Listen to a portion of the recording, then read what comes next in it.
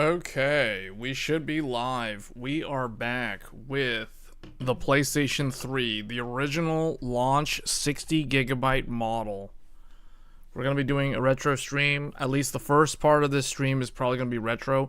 We may play Monster Hunter later on if there's time, and I may stream Final Fantasy 14 if there's time for that. So I decided to get the retro stuff out of the way first. I have been meaning to revisit the PlayStation 3. This is a very old PlayStation 3. It is the old PS3 fat, the legendary 60 gigabyte PS triple. Yes, we are running the legendary 60 gigabyte PS triple in the flesh. This model in particular was manufactured in March of 2000, or maybe it was February of 2007. I think March of 2007. So it is one of the legendary old consoles, one of the highly sought after ones because, as you can see here, it has the ability to play PlayStation 2 disc games. So we're going to go ahead and load one of them. We're going to take a look at a couple. We're going to look at Xenosaga Episode 1 first, and then we might look at Xenosaga Episode 2, Xenosaga Episode 3, and if we have enough time, we may look at Final Fantasy X, my favorite Final Fantasy of all time. I'm curious to see how these PS2 games look on an upscaled image. Now, the thing is, YouTube is going to upscale even more because we're going to stretch this to 4K, downscale it to 1440p for YouTube. The recording that's being done locally is a 4K recording, but the PlayStation 3, as you guys know, can't output at 4K. So we are outputting at 1080p. And PlayStation 2 games running on PS3 do run at an upscale 1080p resolution. So we're going to see what this game looks like at 1080p. And let's go ahead and get started here with a look at Xenosaga Episode 1. On the PS triple. My favorite console of all time. Hey, Mark. And for those wondering, how am I able to do this? Two things. One, we have a HDMI splitter, and the other thing we're using is none other than the Live Gamer Bolt from Avermedia. Link in the description below. Okay. So it wants to start off in a widescreen format. It gives you some choices because it is using the power of PlayStation 3. It can do full screen or it can do the original 4:3 aspect ratio. So this is how it would look if it was on... Oh, am I too quiet? Hold on, is my microphone...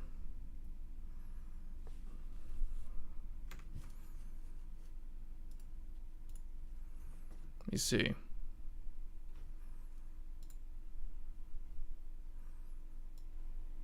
What about now? Is it better? Hold on. Is that better? Maybe I'm sitting too far back from the microphone.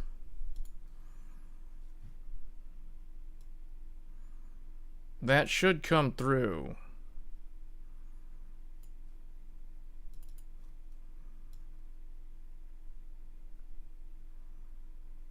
I don't know how to make it louder. You're talking about me, or you're talking about the game? The game audio... I don't see a problem. It doesn't look like it's too low. Because I can see the audio levels. Now I wonder how is this going to sound?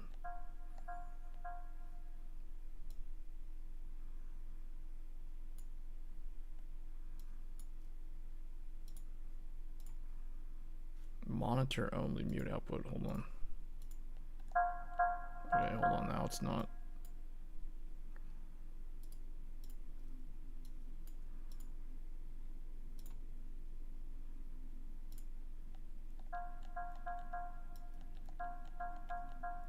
Okay, that seems to be working good. We'll do -5. No, I don't think there's a... I don't see a problem with my audio.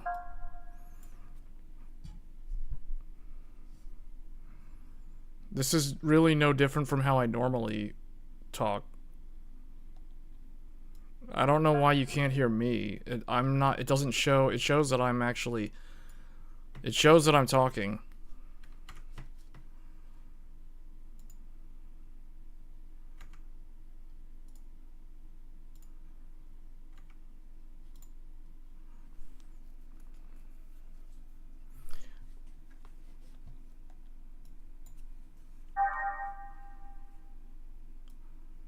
Okay, anyway, we're gonna go ahead and get started here. We're just gonna, instead of me loading my old save file from the virtual memory card, I'm just going to start a new game. The question is, should we run it with the weird full screen, or should we run it with the... This is gonna look stretched. Well, let me see how this looks.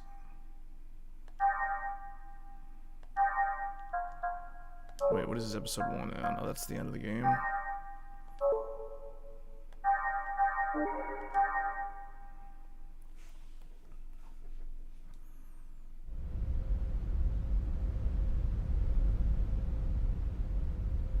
You gotta love those PS2 load times. Alright, this is how it looks. This is how the game looks with the way the PS3 wants to stretch the image so that it looks like a 16:9 aspect ratio.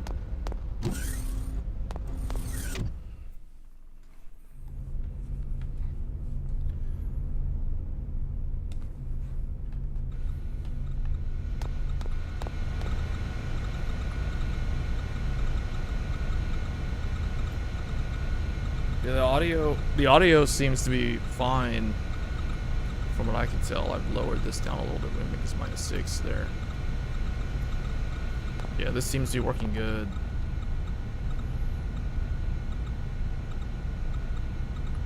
You know, it looks stretched. Let's go to the dock colony.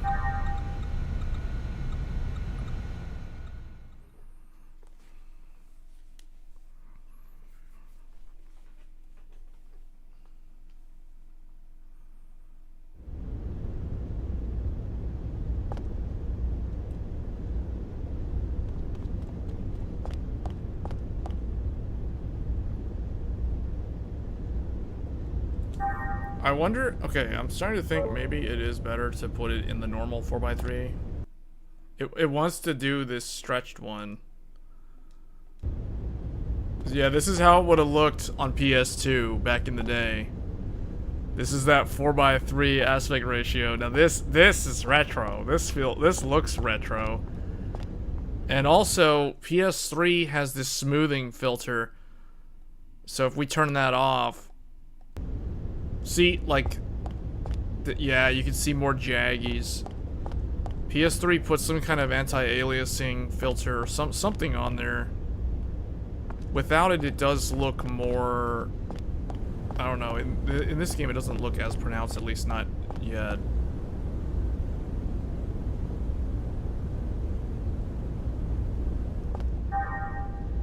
Wait, I keep pressing the wrong button.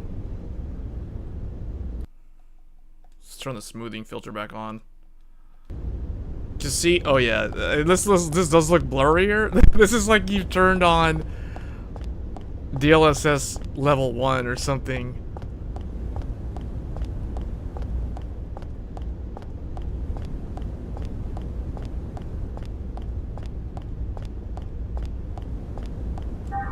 You can also set the on-screen character.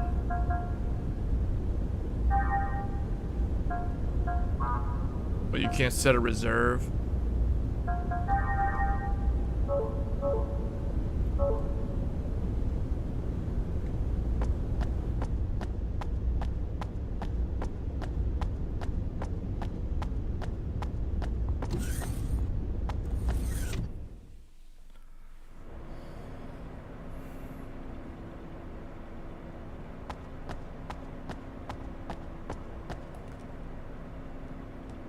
You can. I feel like this is better played on a CRT. It looks so bad on a 4K screen.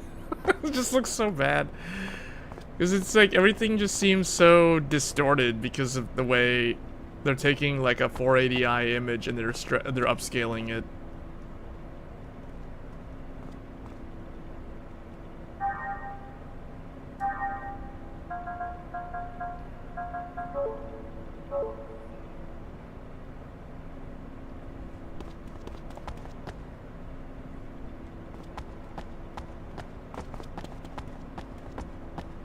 Oh, this goes down.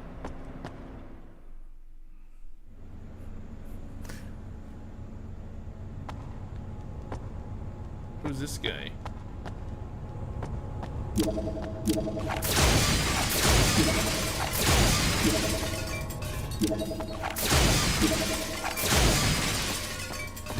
The decoder. We found the decoder. Yeah, that's what this game had. This game had those doors. It had these hidden red doors. You could find treasures behind them.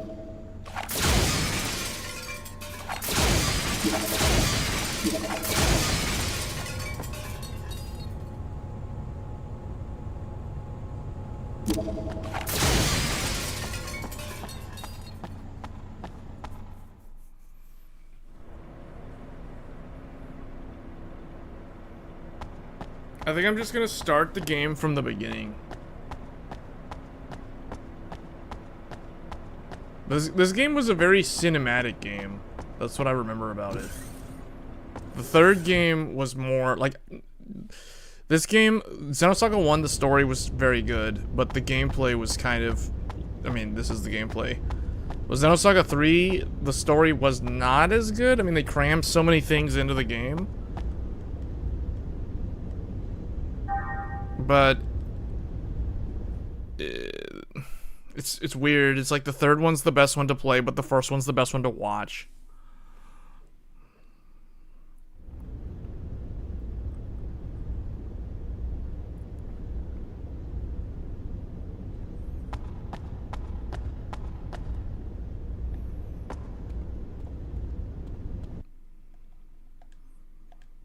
If I play it like that for a long time, I'll get used to that. But see, now everything looks stretched.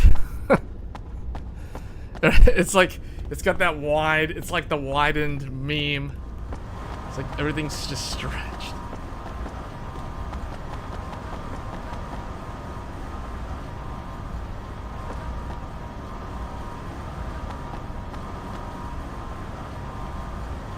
They're on the Durandal. Yeah, see, this game truly took place in outer space. This game, you don't actually spend any point... At no point in Xenosaga 1 are you ever on a planet. That's what's interesting about this game. You're always in space. Because I remember Star Ocean. Star Ocean, you think, oh, you're gonna be in space. You actually spend the whole game, like, on a planet. Bridge. Here we're on like a... This is like a... This is a spaceship. This is a really big spaceship. And you can also go to the colony. Maybe this is the colony. It says Durandal. We're in the Durandal, but there's a way to... Oh, that's right. You gotta take the... Yeah, this train system is inside the spaceship.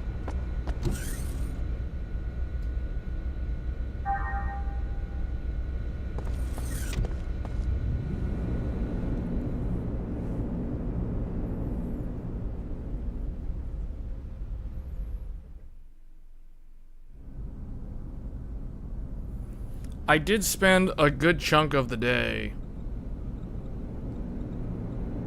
disassembling consoles.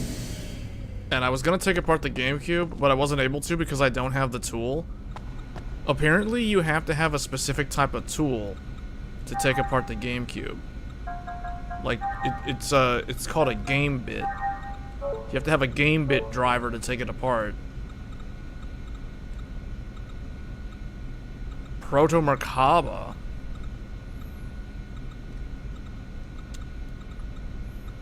Why would there need to be a remake of Shadow of the Colossus? Didn't Shadow of the Colossus get a PS3 remaster?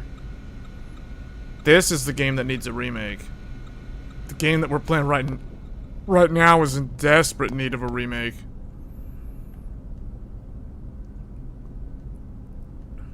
Proto Merkaba. Yeah, without any sort of context of what's going on, I guess people watching this are going to be completely lost. That's why I think I'm just going to start a new game and let it play through the prologue section. This is one of the best sci-fi RPGs ever made. Like, this whole trilogy. Even the original PlayStation 1 Xenogears was super good. I personally prefer Xenosaga over Xenoblade. Xenoblade Chronicles, I didn't think was as good. It's modern, it's newer, it's on Nintendo systems, whereas Xenosaga's stuck on... Yeah, this is Xenosaga 1. Xenosaga's stuck on PS2, and we're using the old fat 60GB PS3 to play it right now. That's how I'm able to get it in this widescreen 1080p upscale with the smoothening filter. This is the... Man, I spent so much of today taking apart my consoles. I took apart my dead PS3 and tried to fix it with a hairdryer. I reapplied the thermal paste. I even changed this little guy. This is the original RTC battery, the CMOS battery on the PlayStation 3 Fat. I replaced this thing, and then I put it back together, and it was still dead. So I wasted so much. I wasted thermal paste, I wasted a battery, and it was still dead. So then I took apart my good one, which is also a 60GB, because remember, I have multiple PS3s. I have 3 PS3s. So my other one is also a 60GB launch model. That's the one that we're using right now. So that one, I opened this one up. Again, I changed the battery, but I did not reapply the thermal paste. I didn't feel like taking this one, ripping this one all the way down to the CPU and the GPU, so I didn't bother to replace the thermal paste. I don't really believe in replacing thermal paste, even if the thermal paste is like 10 years, 15 years old. I mean, at best, you're gonna gain like 2 to 3 degrees Celsius improvement, probably. Unless your console just has, I don't know, like really, really bad thermals because it's like caked in dust on the fan or something. Honestly, I don't really see the point. If it ain't broke, don't fix it. That's my approach. So, I didn't redo the thermal paste on my good PS3. I did do it on my dead PS3 after using a hairdryer on the RSX to try to heat it up. But I guess because I don't have a heat gun, I can't reflow the solder joints because I don't have a heat gun, and I thought a hairdryer would work, and apparently a hairdryer doesn't get hot enough. So, that didn't work.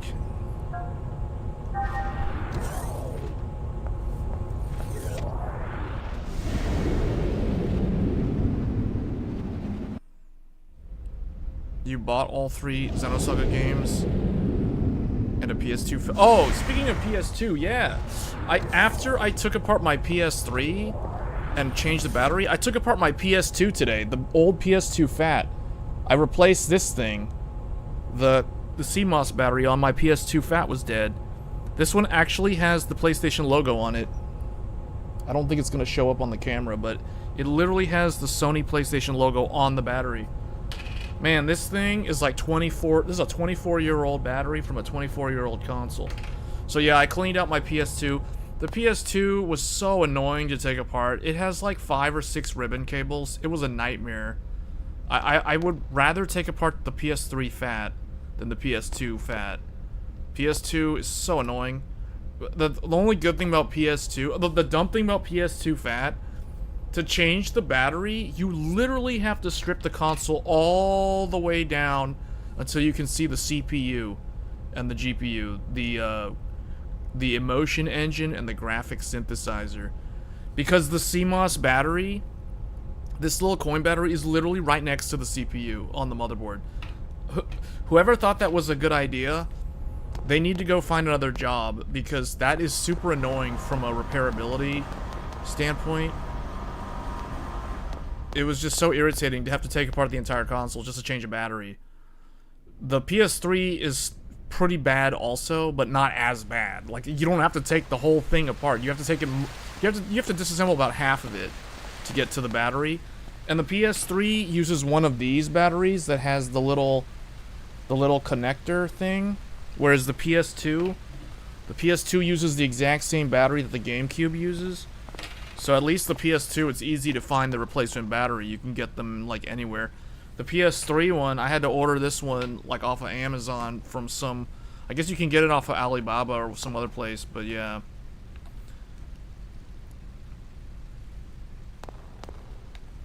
Okay, so this Realian's not gonna say anything.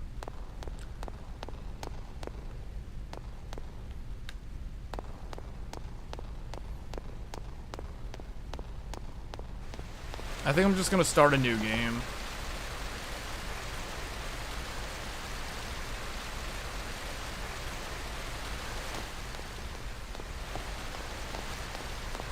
This old save file that I loaded up is from the very end of the game. Like, literally all I gotta do is beat the final boss. And I don't feel like doing that. I think instead what I'm gonna do is I'm gonna start a new game. Because I want people to see how cinematic and cool and epic this game is. And just playing it from here is just not really doing it justice.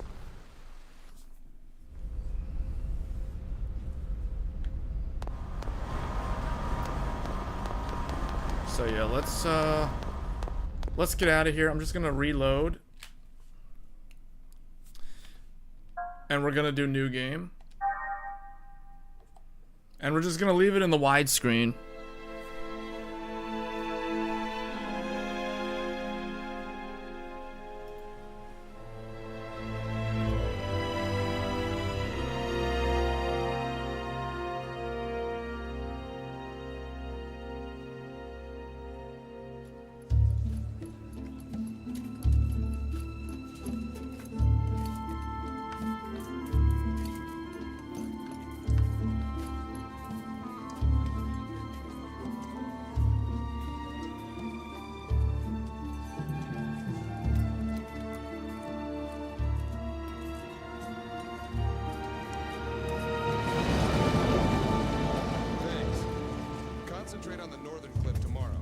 The ground there is hard, so be careful when you dig. Yes, sir. Doctor! Dr. Masuda! What is it? Did you find something? Yeah, we followed the corridor from the lakeside. It matches the location described in the research paper. Good. Show us where it is.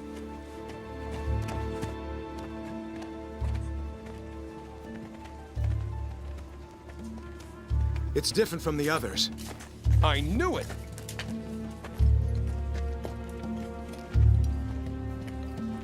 It's over there.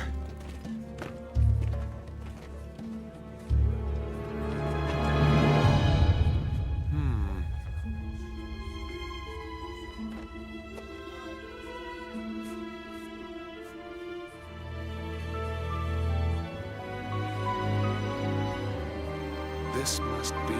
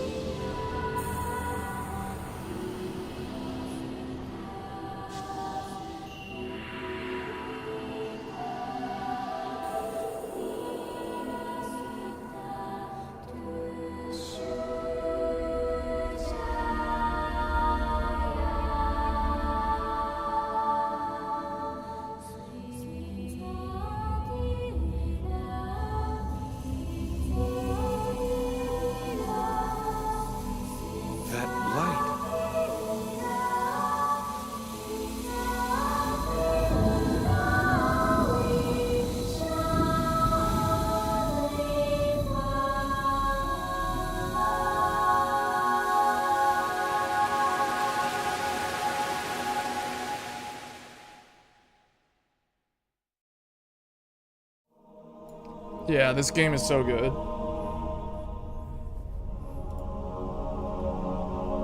Monolith, Nintendo, and Namco need to work out the licensing on this so they can bring this back to modern systems. Seriously.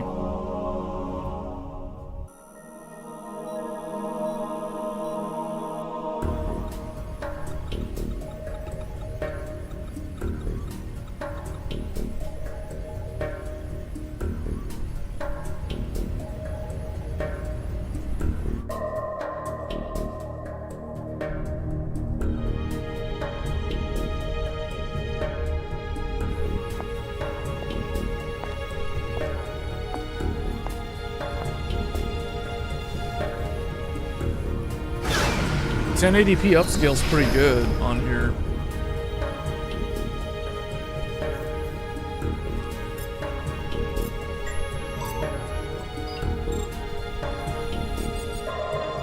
But yeah, my PS2, man.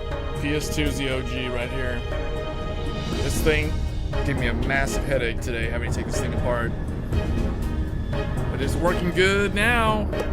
I cured its dementia. It had dementia. In the form of forgetting what time it is every time you turn it on after keeping it unplugged for a while. That means the battery's dead. Commencing startup experiment. Open up an interconnection. Roger.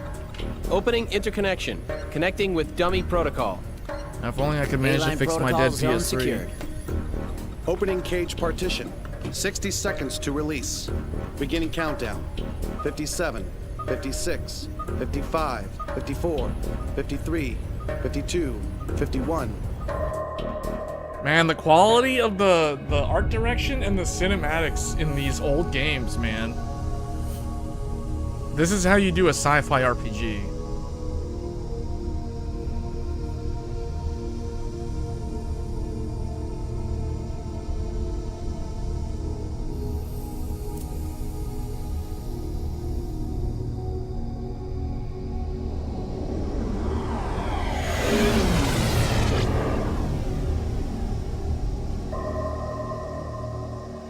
All monitors clear.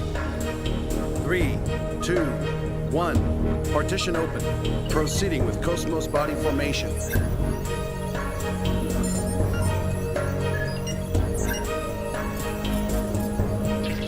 Body formation complete. Commencing Penfield mapping.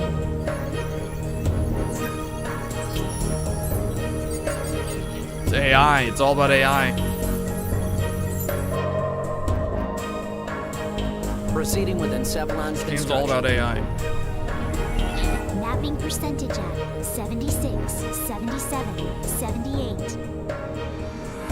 Encephalon construction complete. There's noise appearing in the temporal lobe. What's the problem? It's on the left side of the temporal lobe. I'm showing slight stimulation of the synapses in section 818. It's within permissible bounds, though. Do you want to abort? No. Let's keep going. Just stick to the menu. I'll try for a direct approach. Back me up. Roger. Launching Nataraja connection system.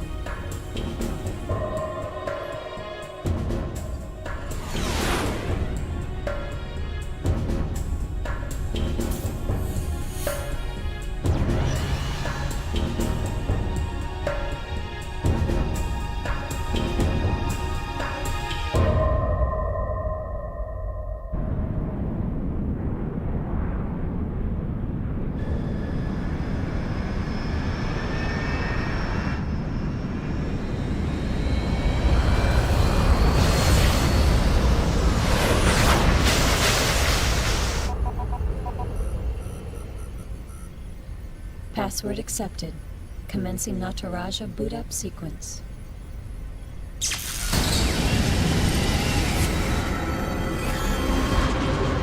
You should know which computer it is, based off of the background.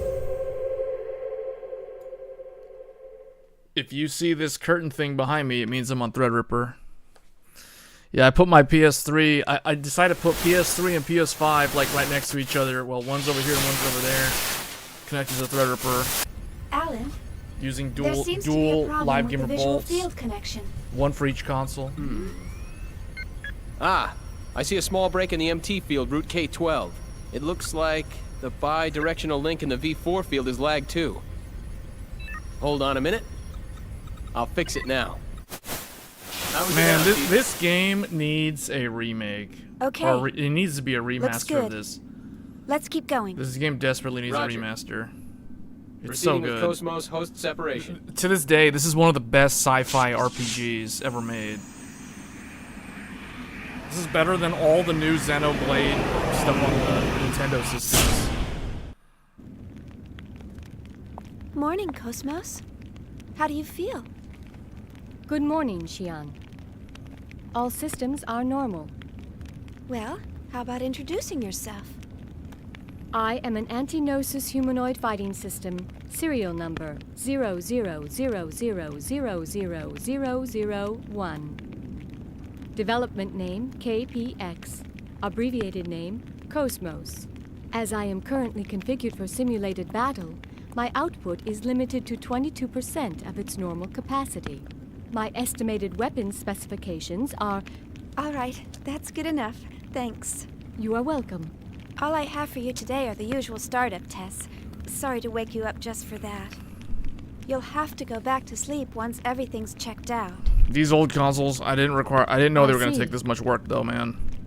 Do you feel I spent like sad or 4 anything? hours today taking apart A these consoles and predetermined fixing set them of up. emotions has been hard-coded into my emotion module to better This is the facilitate test. This is the ultimate interactions with test. Can this humans. console run In order and to make better it through the live facilitate stream? a relationship with you, Chief Engineer Shion Uzuki of the After Cosmos opening it up and Project, taking it Vector apart. Industries' first R&D division. And I had to take it apart I will twice emit because I an messed up the expression Wi-Fi. Such as sadness, only when that response I put it back is together deemed and then I couldn't connect to necessary. the internet with it. However, the emotion module of my It program couldn't find has the access determined that points, this is and then not I tried the necessary Ethernet at this cable, time. and it still couldn't connect. So I was like, okay, I guess screwed you're something right. up when I put it back together. I, of all people, And I should found the know problem. that. I pinched the Wi-Fi understanding antenna is cable appreciated. under the power supply. But So I you had know, to like, Cosmos, I had to put electrical tape on I've it just got to be sure. mixed feelings about all And then this. now, after that, now everything's working correctly.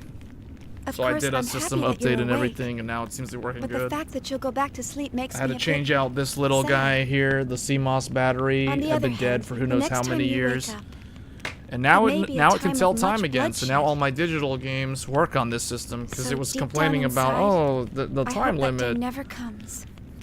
DRM. So I had to fix that. Understand? Took apart the fat The PS2. algorithms I This have been thing programmed was a nightmare to with do take not apart. support I had to the change the coin comprehension battery of in my illogical PS2 human thought. because it didn't know what time it Well, was. It kept thinking it was the year I hope you'll be 2000 every able time I to. turned it on. Understand someday. I will do my best. All right, Cosmos, shall we get started? Alan, let's pick up from process 277 where we last left off. Roger. Placing target drones in the encephalon. The drones are set to random movement and enemy ambush. How about a test run before the mission, Chief? Sure, let's do that. Did you get that, Cosmos? Affirmative. I need to find if there's a way to like repair my dead PS3 by sending it to somebody that has the 40 nanometer chip and that can like basically turn my PS3 into a Frankenstein PS3. We don't need to, can we skip this tutorial?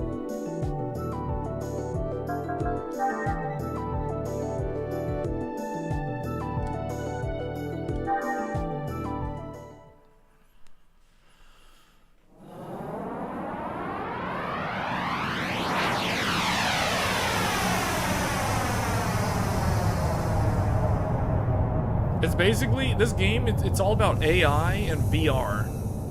They're in VR, and it's an AI.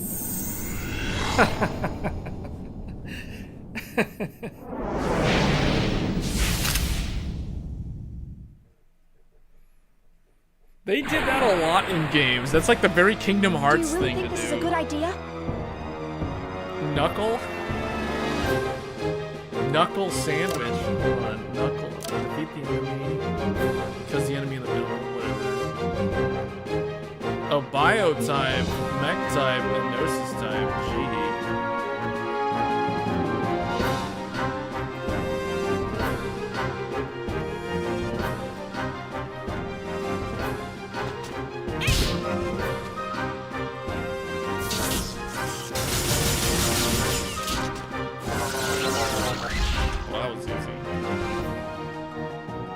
punch this guy.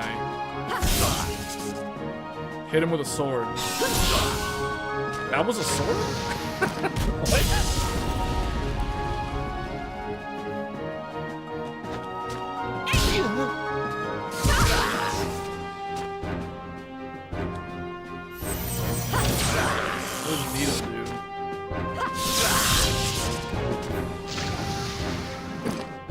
All systems clear.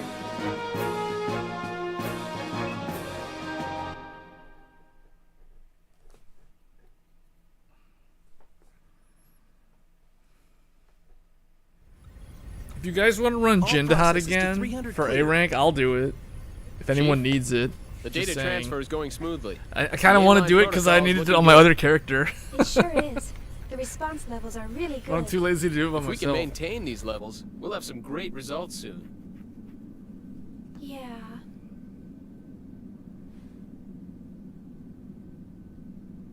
Chief? Hey, Alan. Let's skip all 300 level processes and start from 400. Huh? 400? Chief, but that's... I feel pretty confident this time. But, Chief... Remember what happened last time? Had we waited 10 more seconds to intervene, we wouldn't have been able to get you back at all. Can't we at least test it out in objective mode? You know we can't get precise data that way. I'll be fine. If something happens, I'll get myself out.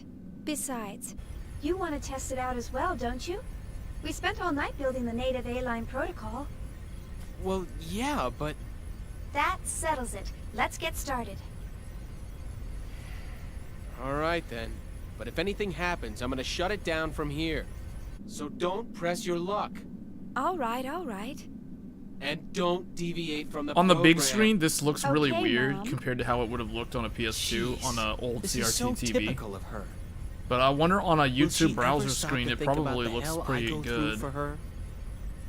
You know, sir, the way you worry Because about when I Chief look at it on Winston all a the smaller time, screen, this actually looks I'm pretty surprised good. you haven't keeled over already. This upscale. This is a Hey, 1080p upscale of that's a enough. 480i game. Is the 400 level program ready to go? We're ready to go anytime. Then start up the program. I want detailed reports from every monitoring station. Any abnormalities, and I'm shutting down immediately.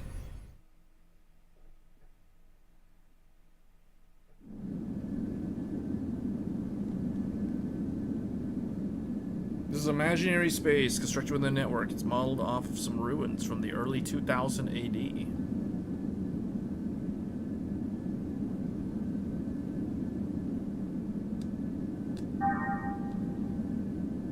Alright.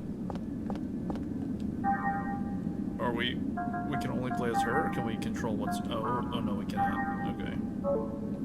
Let's see, equipment. Yeah, this game had a pretty slick UI back in the day.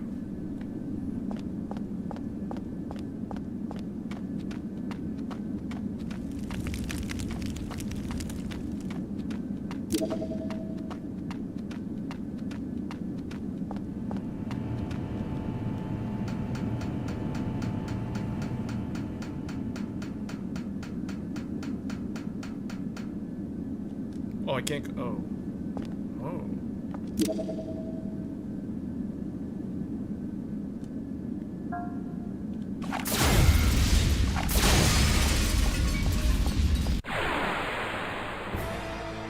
Cosmos, let's go. These games use like a boost system.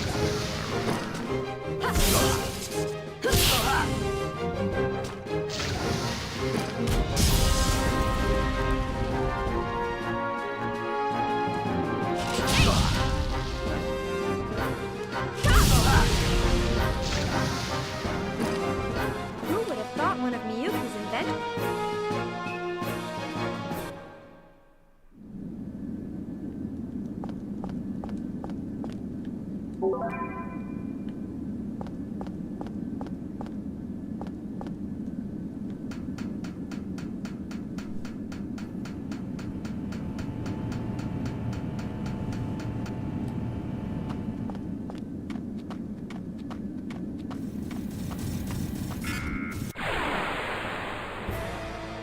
Your orders, Xian?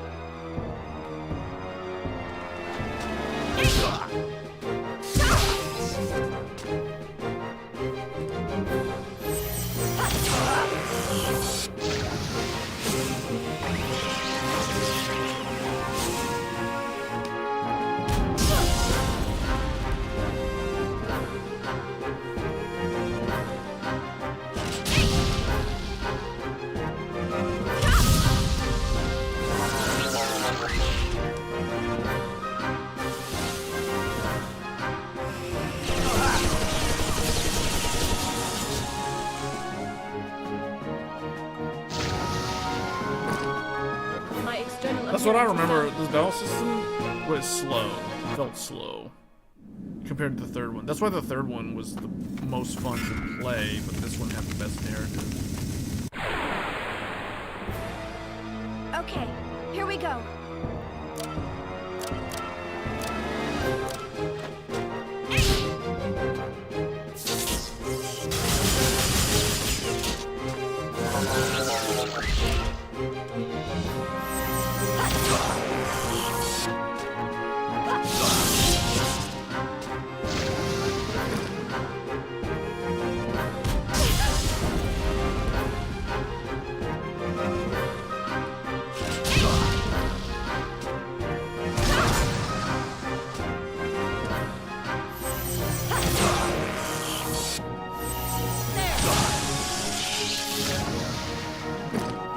All systems clear.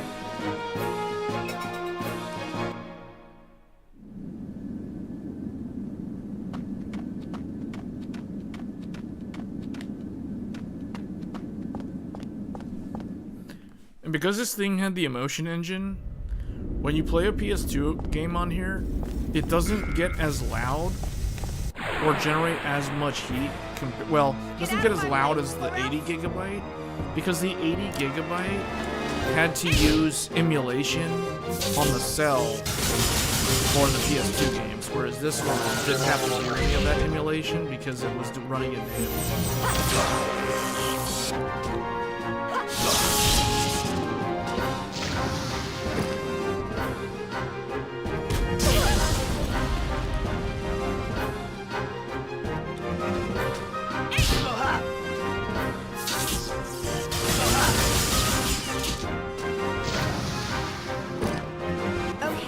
Let's go on.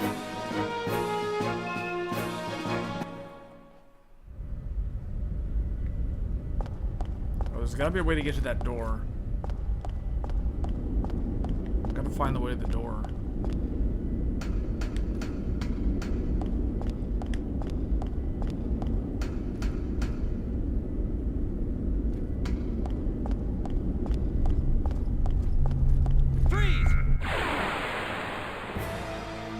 All battle systems are go. You never wanted to see a remake of Shadow of the Colossus?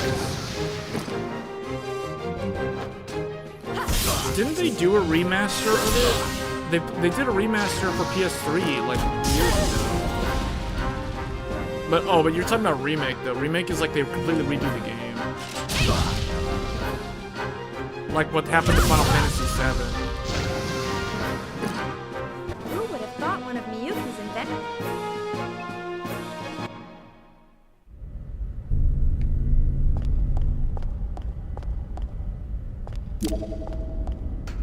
There's gotta be a way. Oh.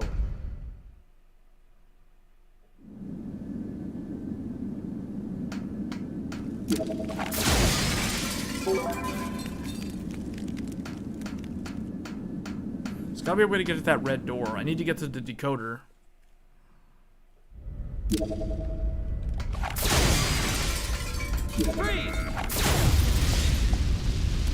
Whatever. He's gonna use the decoder. Just use the trap on him. Do you really think this is a good idea?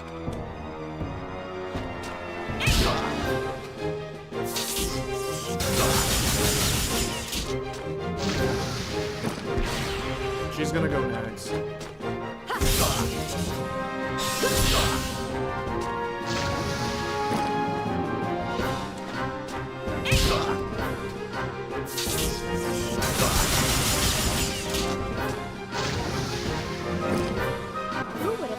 remember if they can carry over their boost gauge between battles. I don't think they do.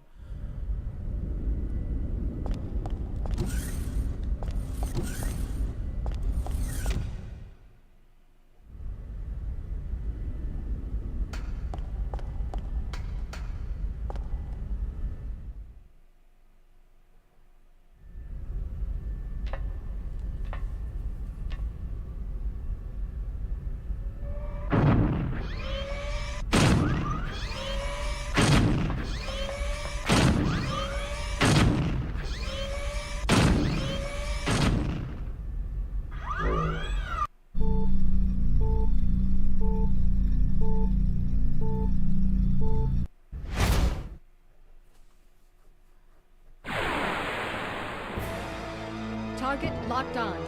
Commencing combat mode. Oh, I can transform. Okay. Yeah, this game you could summon, you could pilot mechs. Yeah. This game handled it like the worst way though, compared to the newer games, or the second and the third game. The third game did it the best.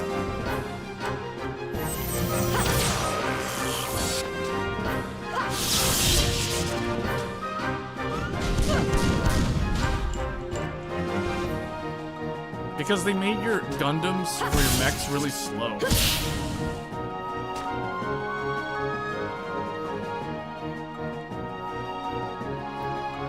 Oh, I'm gonna use the strong attack.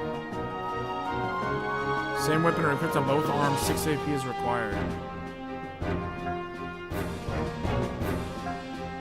Yeah, it was too limiting in what you could do with this.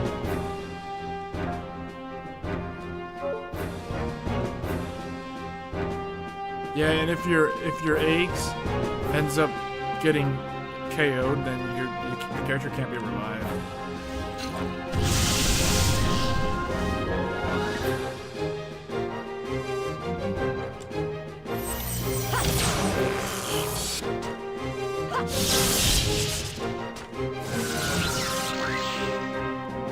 The enemies have been exterminated.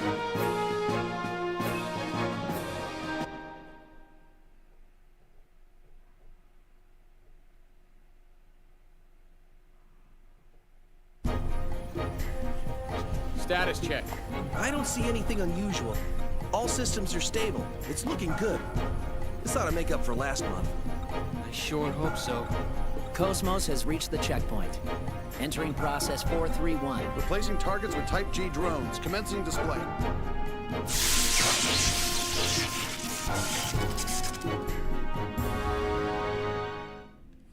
They transformed them into Gnosis.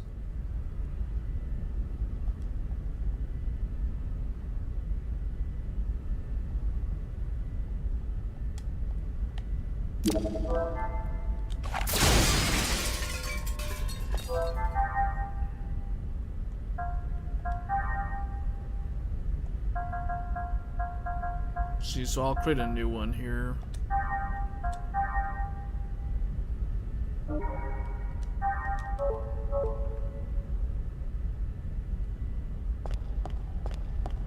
There should be a way to get to the decoder.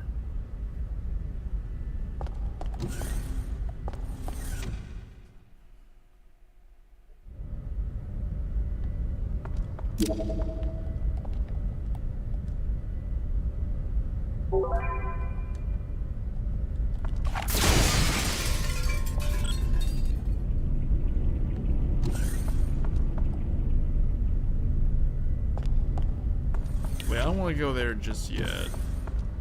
I want to figure out how to get to that door.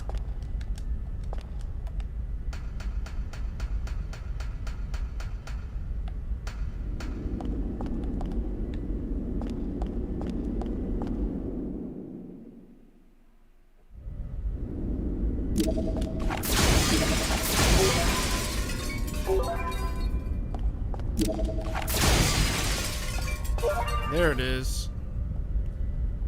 Segment address number 10.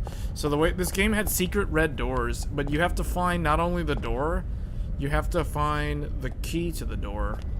So you have to find the decoder to open the memory address. It's like computer hardware. The whole game is like computer hardware. It's all AI and stuff like that. All battle systems are go.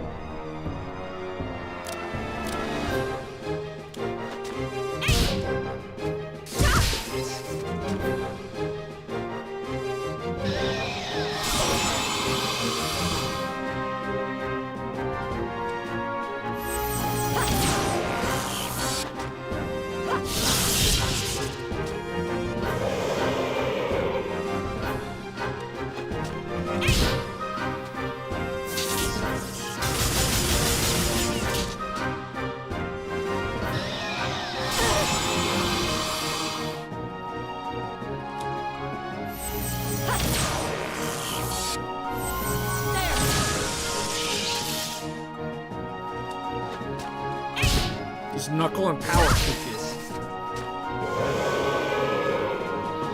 Who would have thought one of Miyuki's...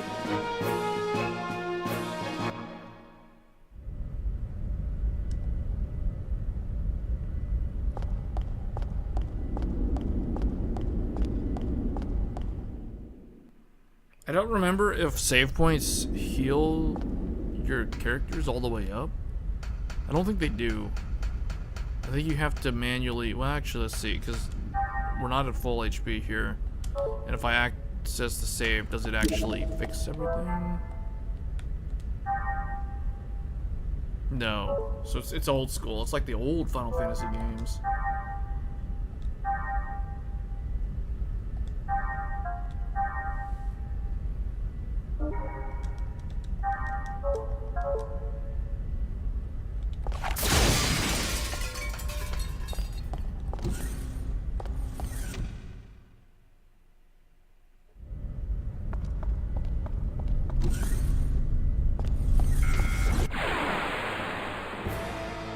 Okay, here we go.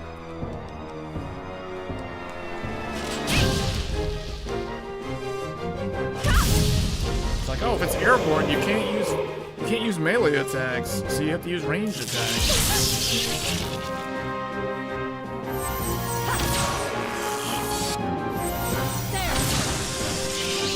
Man, that gun's strong against aerial enemies.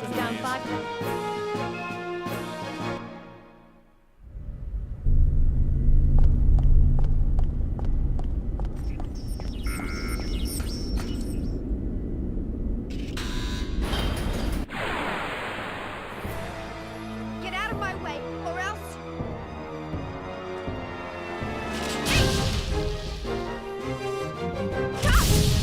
Man, that's weak.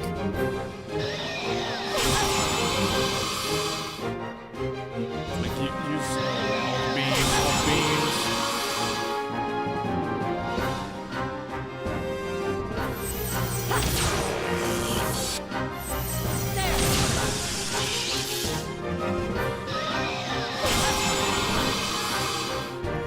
I'm sorry, everyone.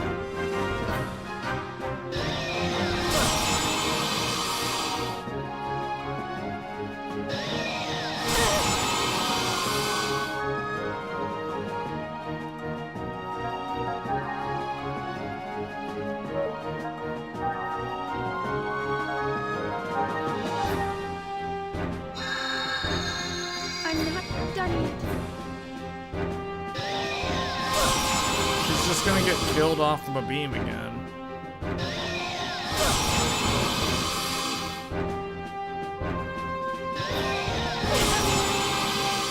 Oh, she somehow survived. Just summon this. Oh wait, I can't. What?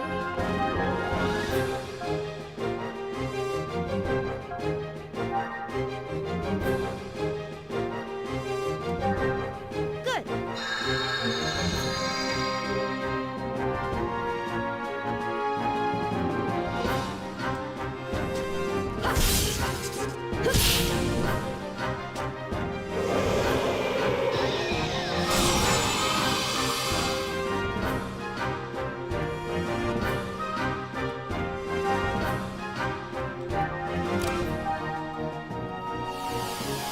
Open ether circuit.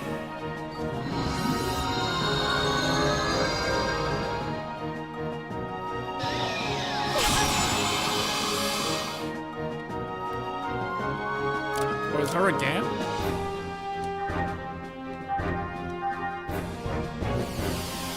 Open ether circuit. I guess agility is the step that makes your character do more.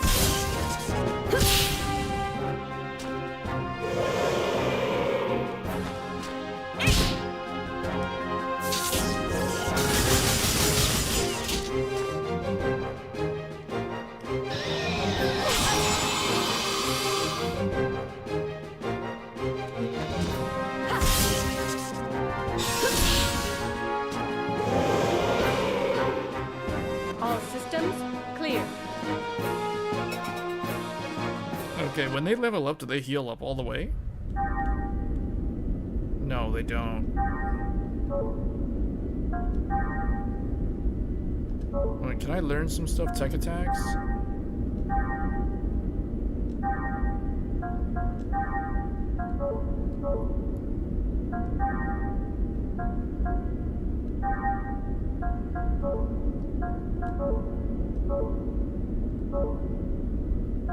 Skills?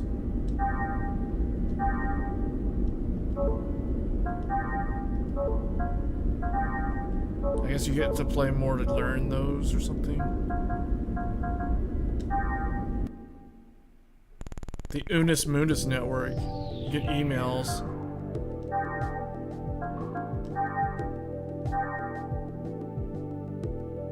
We have an email system.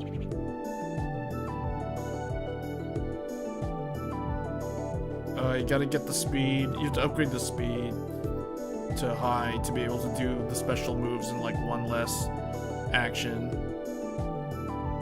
It basically teaches you a lot right there.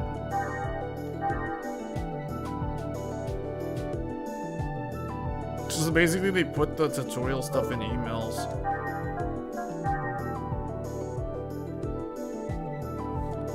Dot Hack had an email system? Oh, Dot Hack is a series that I never got to play. I always wanted to play it. I ended up playing this instead.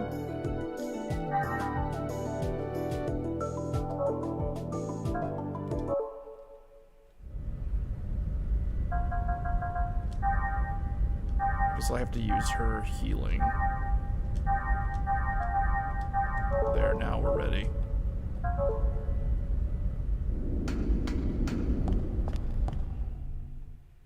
Did you play this game?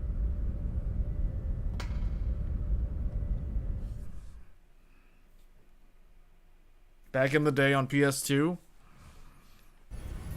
Here we go.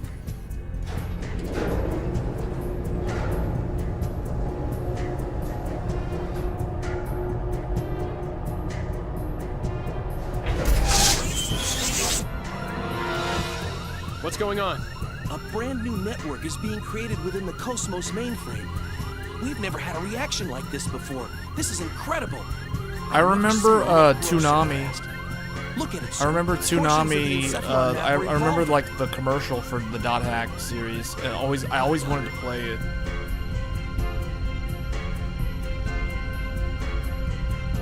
Alan, I'm going to engage the target. Make sure you capture all the data. What? You cannot engage right now. You're tapped into Cosmos perception. It's too unstable. Don't worry. We can pull it off.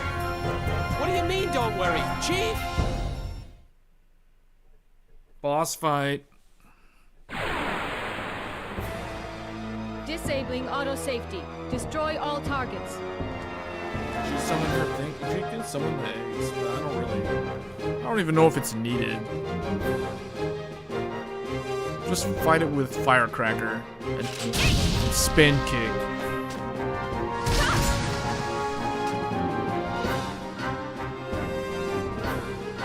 Blaster. Needle.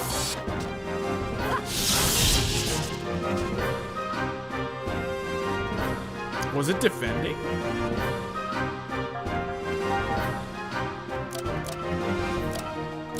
Transmit eggs!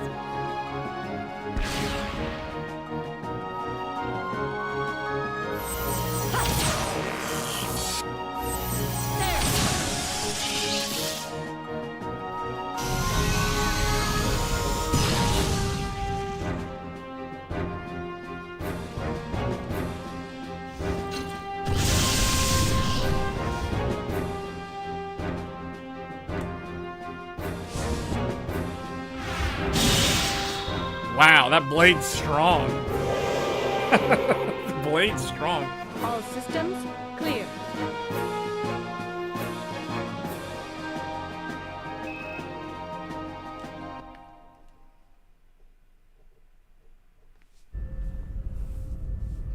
So far, so good.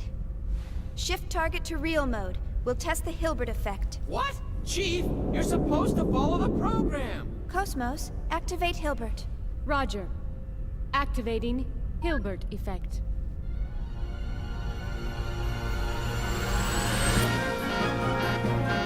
I knew this would happen! Status!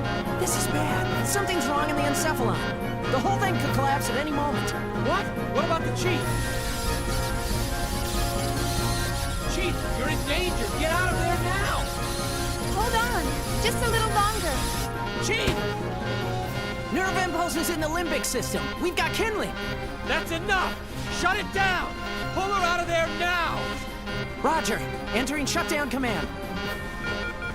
It's been rejected. The Chief's overriding us. We can't control it from here.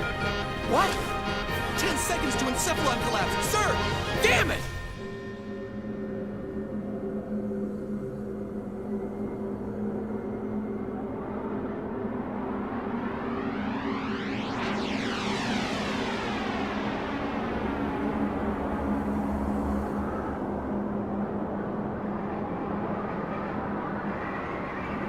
I don't remember if this game was shown in like the tsunami thing ads the way Dot Hack was. But I remember these two games in Final Fantasy X were like the same time frame. These games came a little bit after Final Fantasy X. Chief!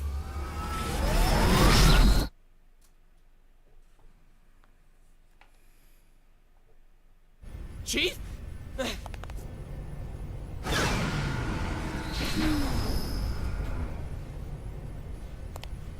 Are you all right? Yeah, thanks.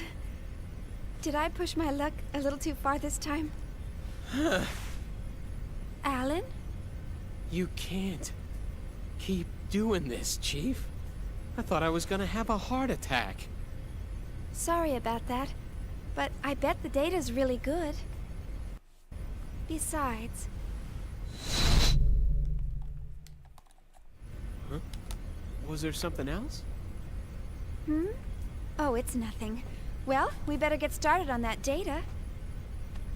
Today's our deadline, so I'm sure they'll be asking for it soon. Attention, please. We are scheduled to gate out in approximately 3 minutes. All hands, please return to your designated areas immediately. Once again, attention, please. We are scheduled to gate out.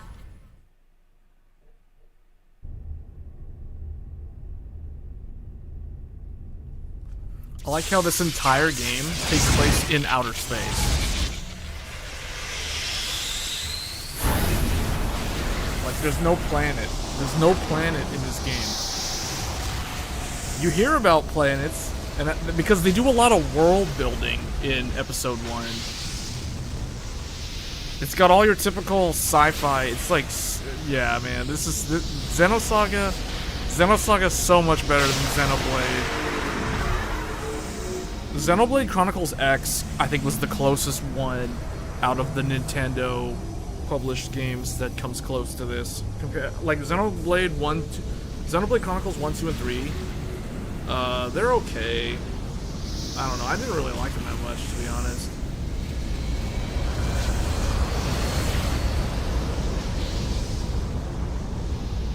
A lot of people like Xenogears on PlayStation 1, but I kind of think this game's better, to be honest. I feel like this trilogy was supposed to be a 6-part epic, but episode 1 and 2 were their thing, and then episode 3 was basically like 3, 4, 5, and 6 all crammed into one game. So it could have been a lot better. All ships, gate out complete. Shifting main engine to stealth mode. Maintaining current speed until sector withdrawal. Japanese Star Wars. Exit from current space set at absolute You mean anime Star Wars? 1300 on the 22nd. Japanese Star Wars. 16 minutes and 30 Japanese seconds Star to Wars is withdraw. actually Final Fantasy 12. Next, UMN column. Final Fantasy 12 is actually Star Wars. They even said, the developers even said it was inspired by Star Wars. Offline until then.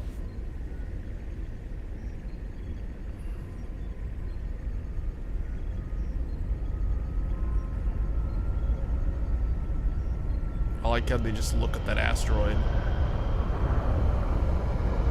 as they just fly by. So, we're almost home. Yes, sir. Our final gate jump is at the next column. We're almost there. We made it this far, we'll be fine. The odds of contact between columns is statistically This is a low. game that desperately needs a Besides, remake. This asteroid field we're in is perfect Or, for okay, hiding it doesn't need a from remake. them. It just needs a remaster. I want to be able to play this game on something other than a PS2 or a fat PS3 or an emulator. I'm sorry, sir. Like, I want to be able to play this for real. Today, aren't we, Commander? Like with modern something amenities wrong? and graphics. No, of course not. They don't have to Ever redo since the we picked up voices. that They don't have to object 10 redo the days ago, Everyone's soundtrack. been a bit jumpy, and we still have a ways to go before we hit comm space. I can empathize with the commander. Captain, can you, debrief us on the current situation? Our original orders from the Galaxy Federation were to investigate the vanished planet and assist the researchers. The But vanished ever planet? Since we picked up that object, it feels like everything's changed. What exactly is that thing anyway? Who knows?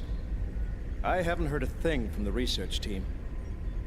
But, as I mentioned before, apparently they're after the object too.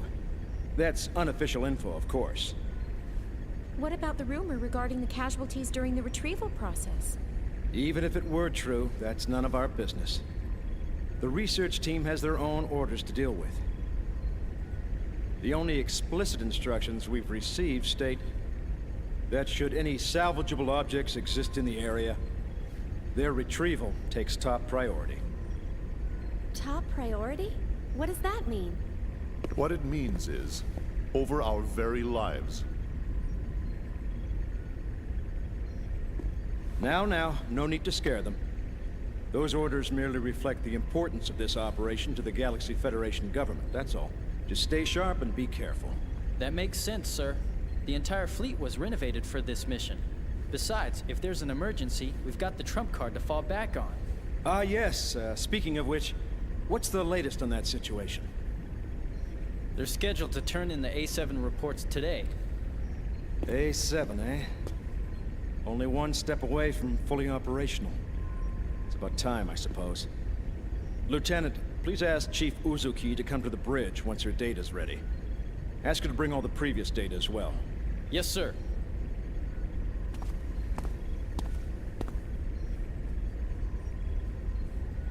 What trump card? Was he referring to that battle android? That's right. You didn't know? Wow, so it's true. Hey, I heard that project's really behind schedule. You can't blame them. There were casualties during their last boot-up test 2 years ago.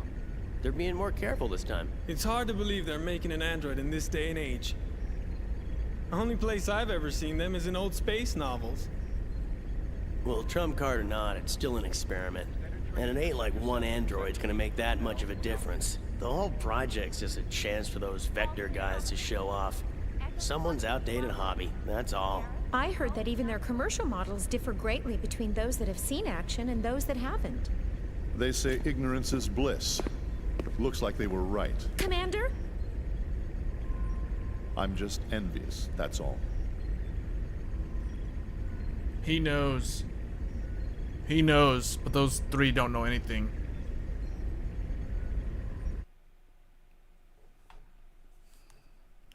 Because they're all like, I heard this, I heard that. He actually knows what happened. Sure. I'll be there in 30 minutes.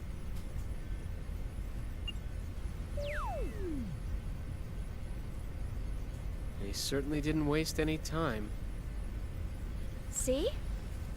I'm usually right about these things. Chief Uzuki, here's the data you requested. Will that be all? Thanks.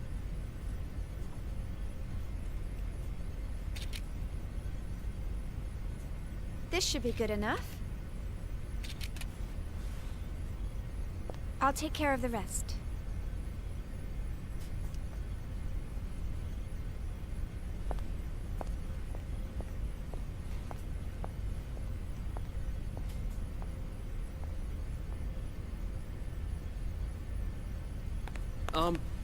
Chief, do you have a second? Yes? The military is expecting actual field data for Cosmos. Is it right for us to keep giving them simulated data like this? Well, I must admit, you got me there. But honestly, if it were up to me, I'd keep her here, safe in her dream world forever. But why are you so afraid to put her to real work when you push her so hard in the simulations? I can't wait to see Cosmos up and completely functional. Couldn't you at least try taking her up to Phase 3? That should be no problem for her by now. Phase 3 in a simulated battle config? Come on. We're not about to wake our little princess for that. Here's a summary of Cosmos' main equipment from the 2nd Division. This should help you with the guys upstairs. Thanks. I'm sure it will.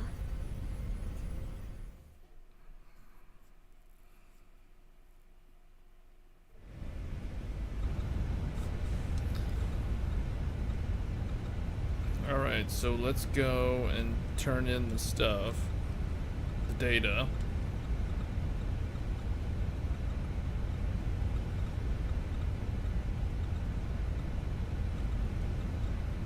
This is a lot of dialogue, okay.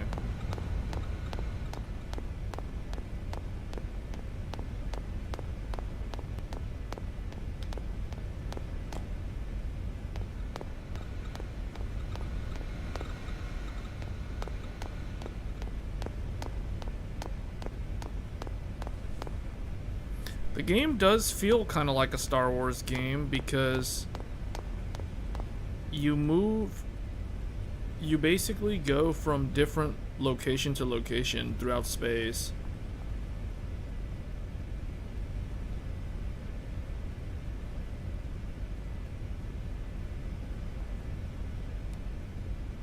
The red vector box.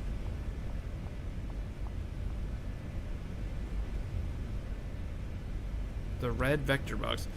Okay, basically she's telling you the next time you go inside the VR, make sure you get the thing.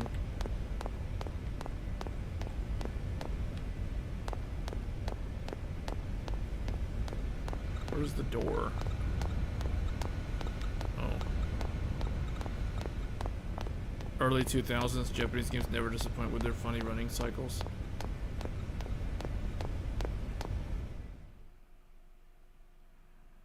Because they didn't have motion capture. All right, see you later. Okay, good luck!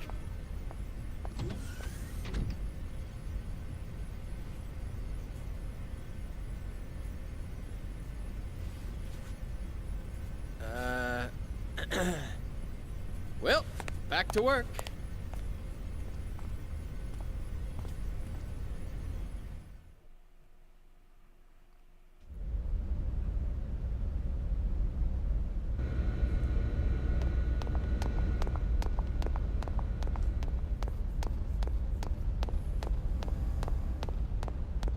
Because now you get to move around the giant... Oh, an email.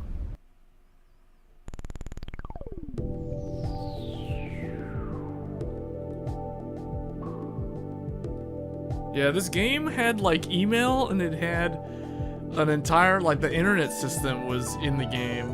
The UMN was basically the internet.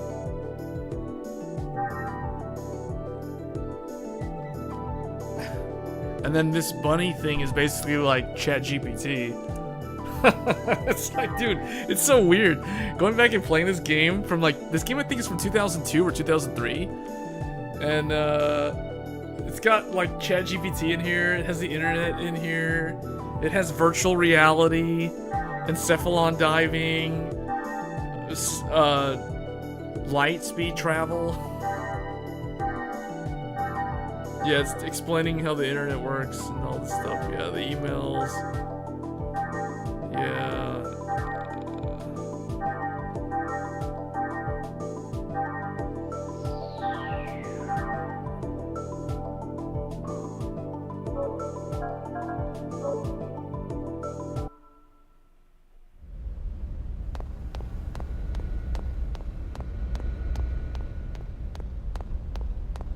I think I'm going the right way.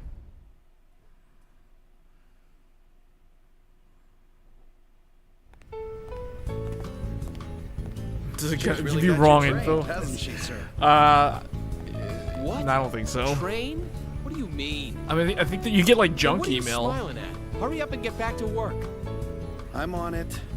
It's See spam how it email. always changes the subject. What was that, Togashi? Nothing at all, sir. You're just hearing things. I swear. Huh? What's up? Still not convinced? Oh, no, it's not that. It's just... I know how you feel, but you saw what happened just now. Even the chief is cautious sometimes. Besides... Oh, that's right. You just transferred in a month ago, right? I guess you couldn't have known. You mean the accident from 2 years ago? I've heard about it, but I don't know any details.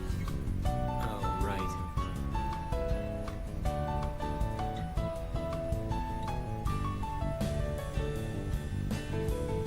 Oh, man, not again.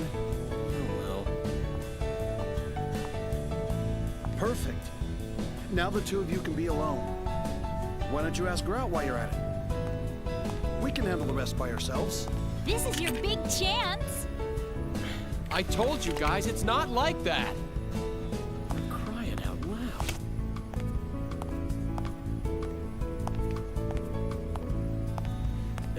Anyway, I better get this to her. Good luck. Yeah. Go, Tiger.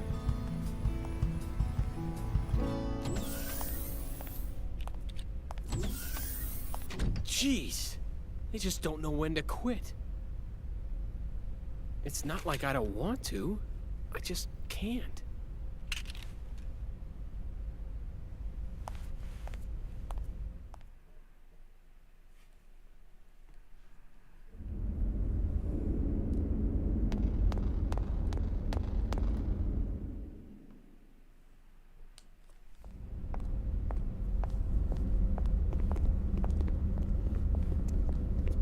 You're slacking off! And you! And you! You're all a bunch of slackers! Yeah! Listen up! You lazy bums are the cause of that accident! You're not getting any time to confess your sins, though. Why not? Because I'm not giving it to you! If you got time to be sorry, you got time to get your ass in gear! If you got time to think, you got time to get your fingers moving! Don't even start thinking you got a brain to think with! You're gonna become machines, and work like them day and night! You're all a bunch of slackers! Boy, I guess not every department's run like ours.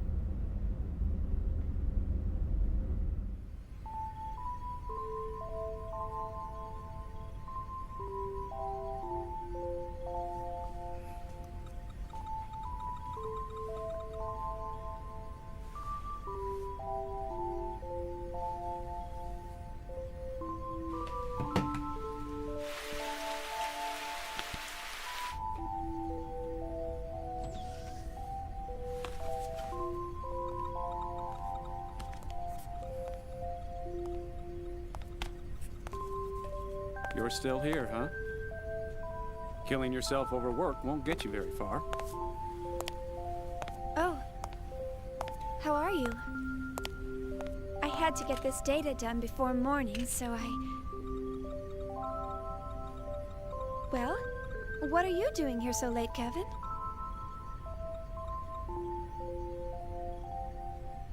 You'd better get some sleep. We've got an early morning ahead. Here, this is for you. Huh? Oh, thank you.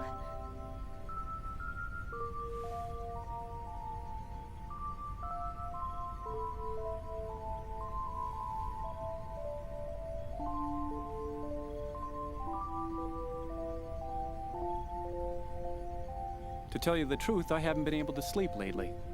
Something's been on my mind. On your mind?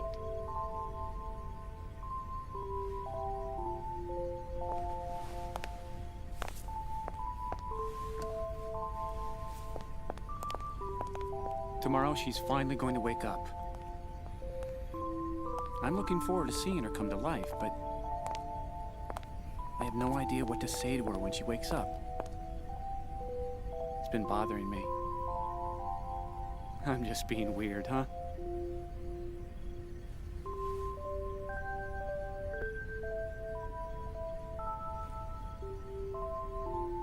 Why don't you just say, "Good morning, Cosmos"? Good morning? Well, that's what you say to someone when they wake up, right?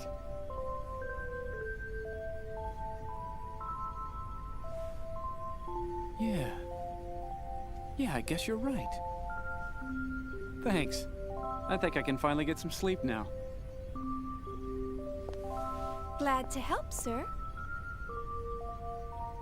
You should get some rest too. All right.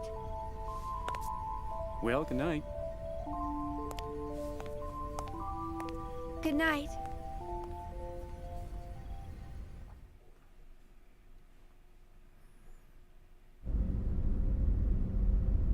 Yeah. Everybody's so eager to see her.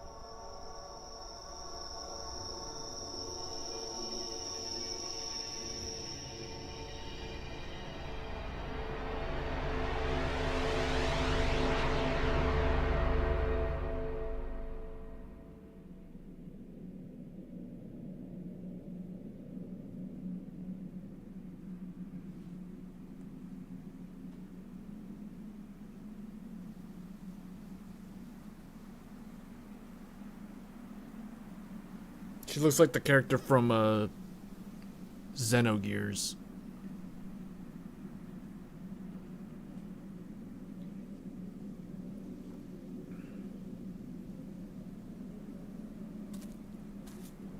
Not only does this game have ChatGPT, the internet, space travel, and a sci-fi epic,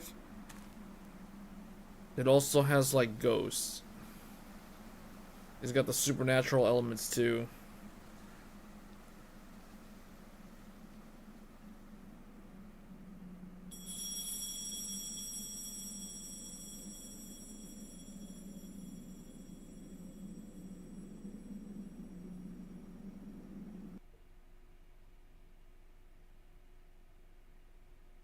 Look out! Watch it, you slacker! Only authorized personnel are allowed up here. I've had 3 people vanish on me already. Get the hell out of here! My men will start slacking off if they see bimbos like you around. I'm so sorry. Who's the idiot that let civilians on this ship? What the hell are you staring at? Oh. Dang. Damn slacker! Man, he uppercut that guy.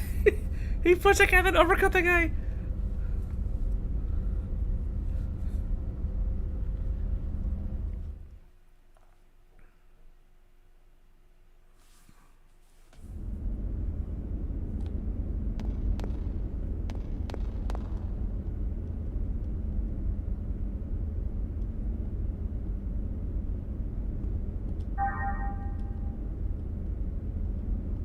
Oh, is this a spam email?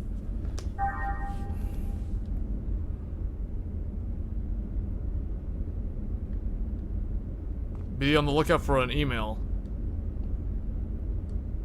And don't tell anyone. What? What if you go back over here? What if you try to go over here? Oh, he gets mad. The lieutenant commander. Don't you ever ignore my orders again. Wait, what happens if that thing...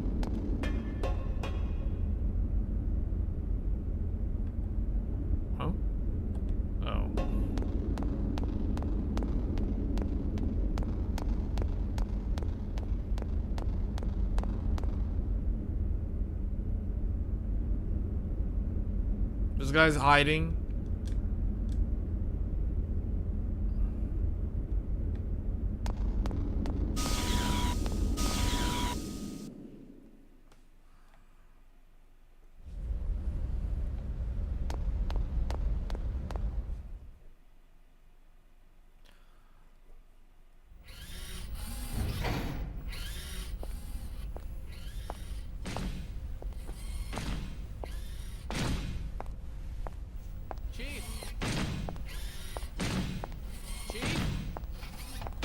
Chief! Hmm? Alan? What do you mean, Alan? Don't act so surprised. Didn't you forget something important? You know, it's dangerous wandering around in a daze like that. Yeah. Sorry. I was just thinking about something.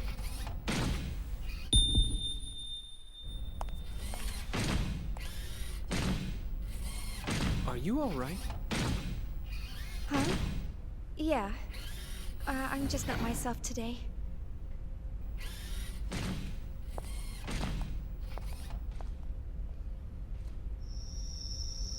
That's creepy.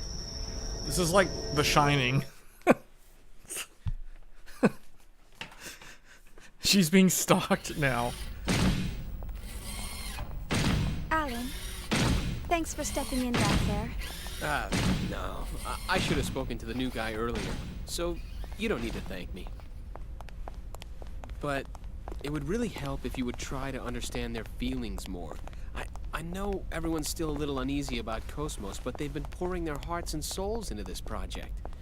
They all want to see with their own eyes the end results of what they've been working so hard to complete. I feel the same way myself, you know? I know that. It's just that Chief, the incident, right? Huh?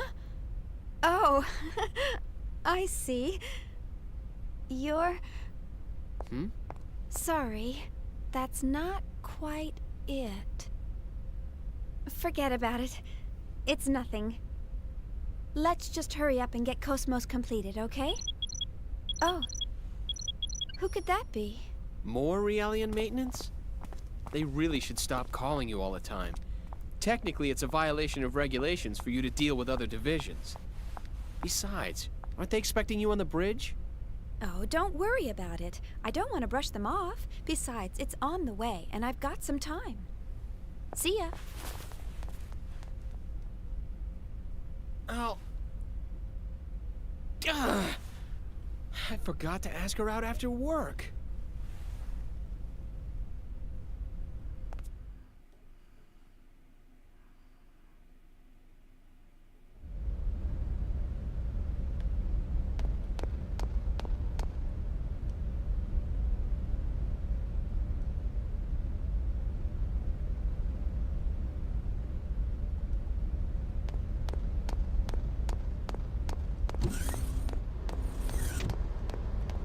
What's this red button?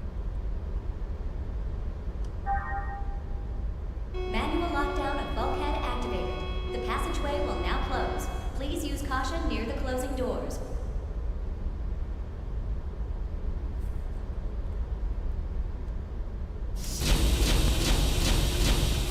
That guy's in there. There was a guy standing there. Oh, now you've done it. What? Press the red button. Bulkhead lockdown deactivated. The passageway will now open. Please use caution near the opening doors.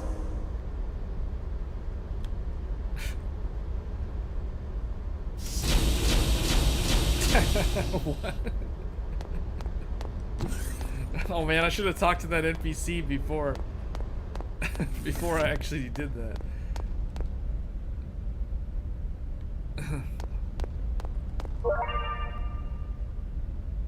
Okay, I have 18.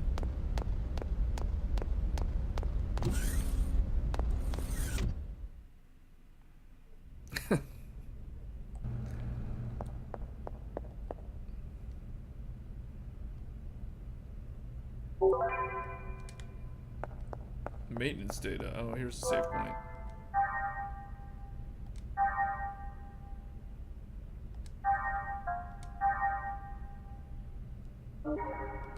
Oh wow, I've already played this for over an hour.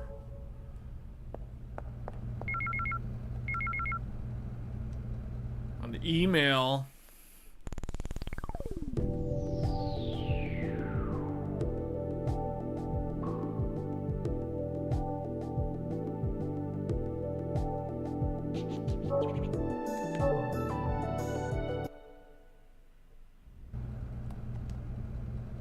A magnificent plan.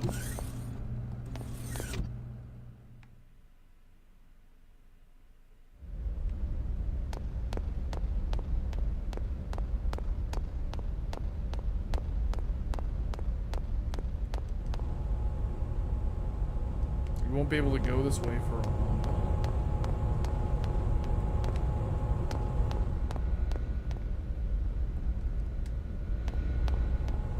Okay, because I see what happens. They prevent you from going this way because they want you to go see the Realians. If you go this way, this is the way this is the direct route to the bridge.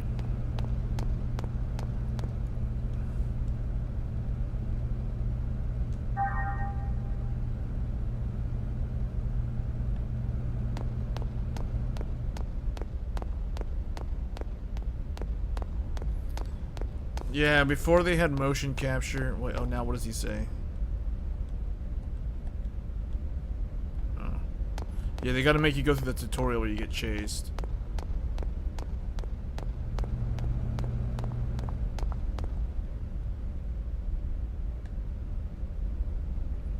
Yeah, you gotta go talk to the medical people. I don't know if I'm gonna play this the whole time.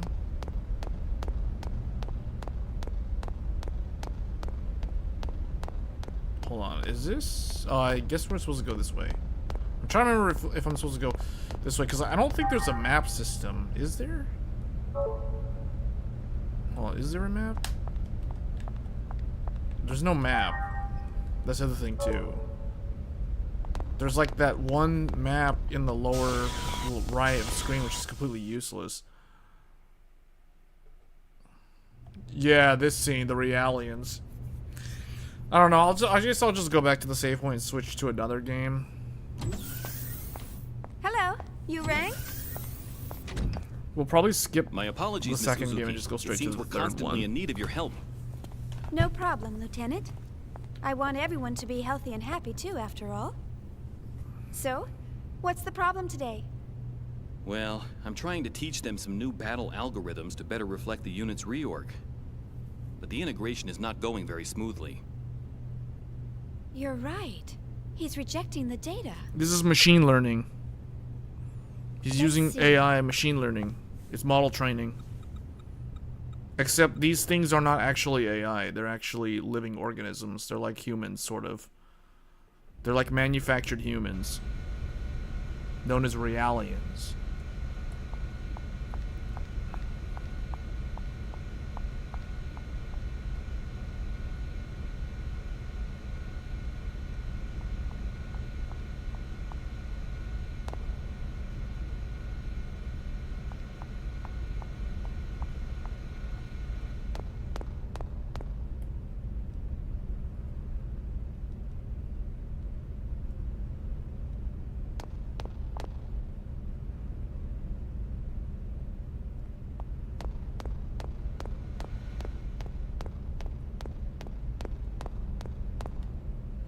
Oh wow, this place is... This area is quite large.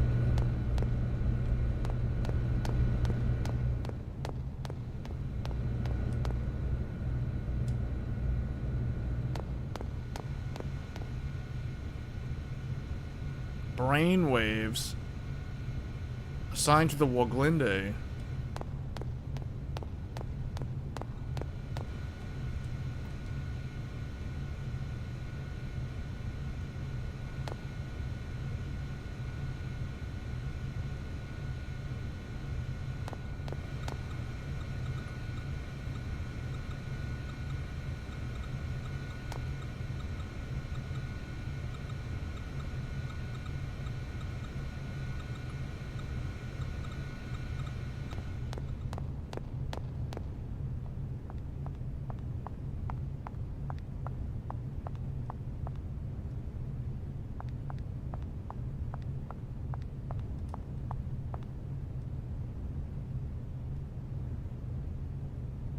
basically made for combat. Oh wait, did I?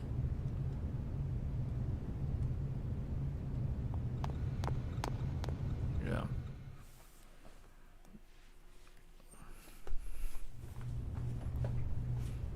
Well, I've made some adjustments, but please contact 3rd Division once we return.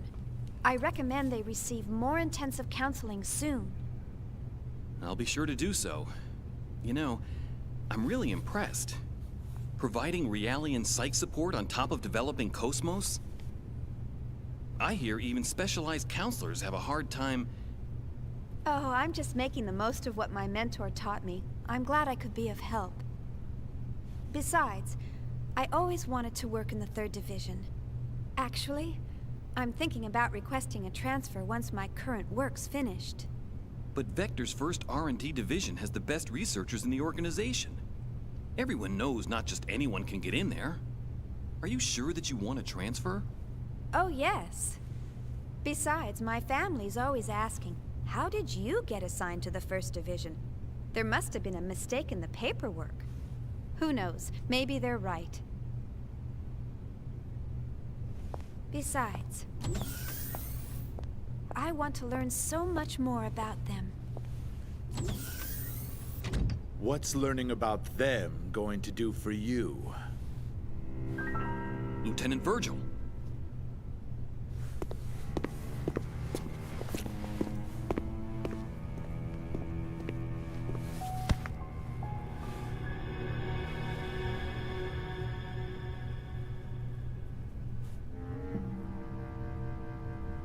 Their stench.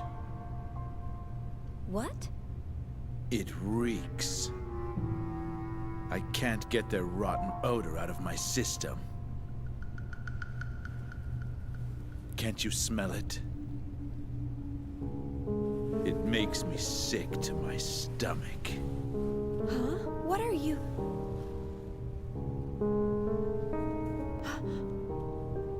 That's enough. You got your orders from the Lieutenant Commander, didn't you? One of the goals of this operation is to enhance combat support between the eggs and the new model Realians. And yet you're... Support? Huh. In a battle against them? The last thing I want to worry about is supporting a bunch of untested, weapons-grade Realians. Excuse me, but these people are highly qualified soldiers.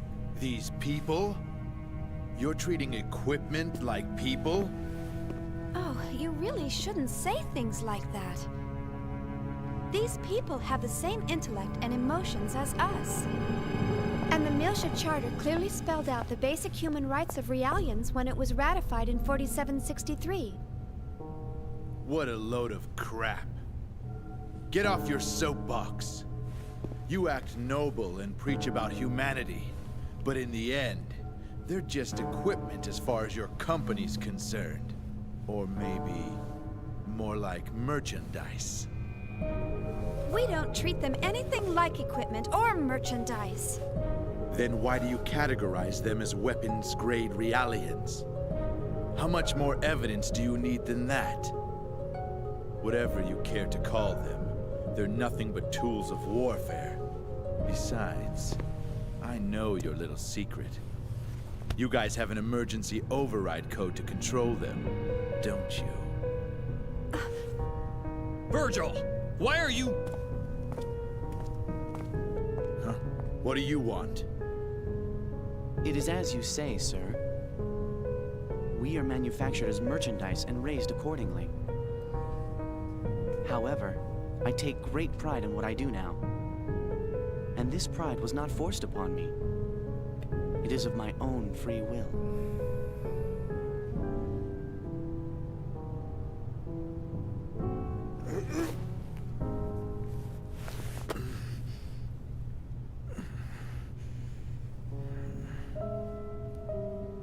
Free will, huh? Well, good for you. You'd better just enjoy it while you can. The time will come soon enough when you'll realize what's going on. Just you wait.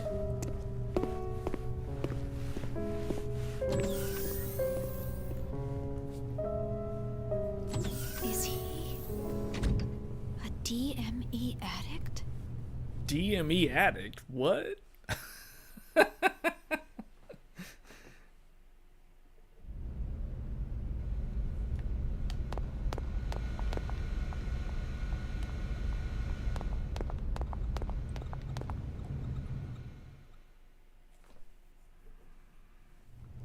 My apologies, Ms. Uzuki.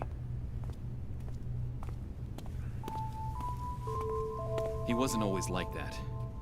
But then something happened. Is he an old acquaintance? We were classmates at the military academy, and I've been stuck with him since then. It was Milsha. I see. So, that's why.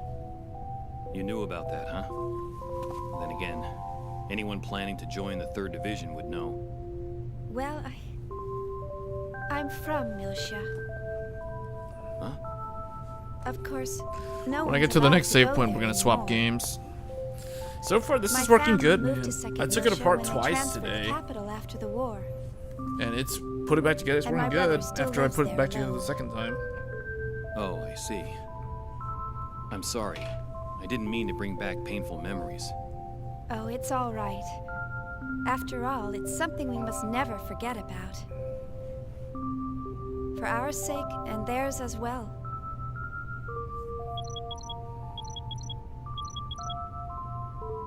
Oh no! I forgot I had to report to the bridge. Sorry, I'll come back to check on them later.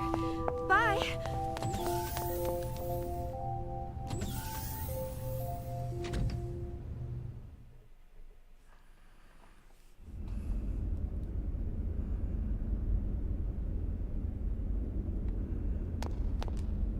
Alright, I'm just gonna go straight to the bridge.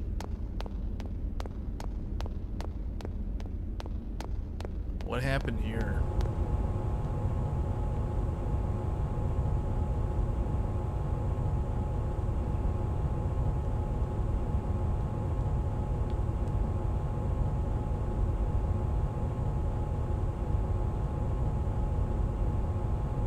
Clumsy worker caused an accident.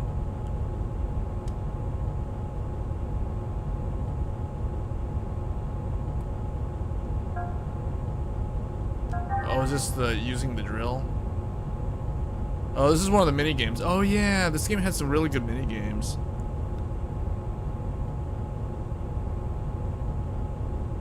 I need to get back to the save point.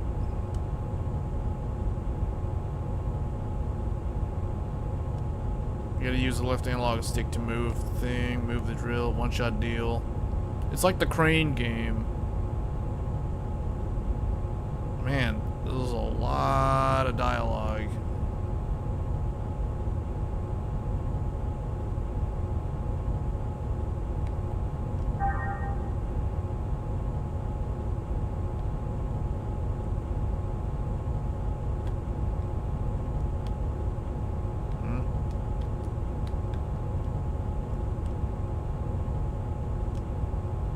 Wait, what? No, I'm supposed to do the drill, right? What the heck?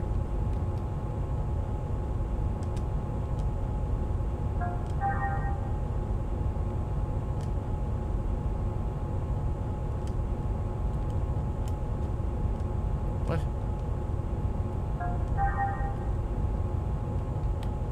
Why is it not doing anything?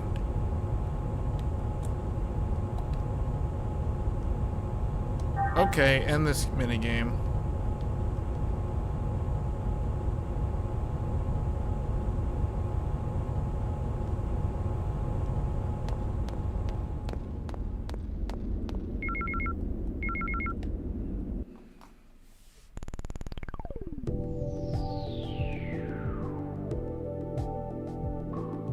Plugins.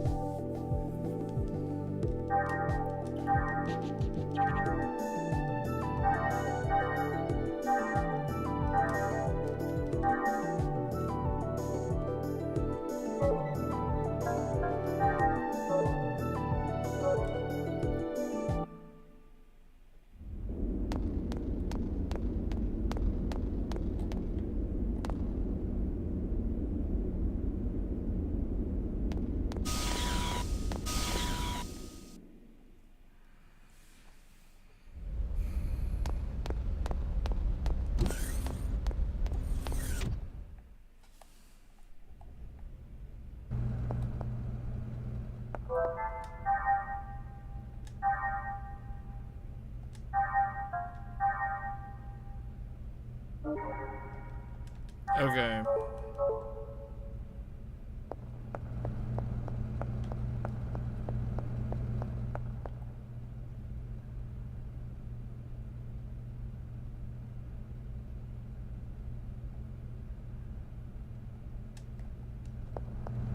Alright, let's change to a different game. I thought I would get... This game has a lot of cutscenes. I thought I'd be able to just... Oh, another email.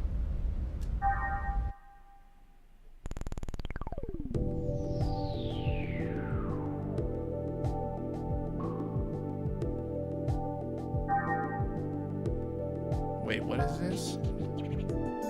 Oh, this is how you can reply to the email.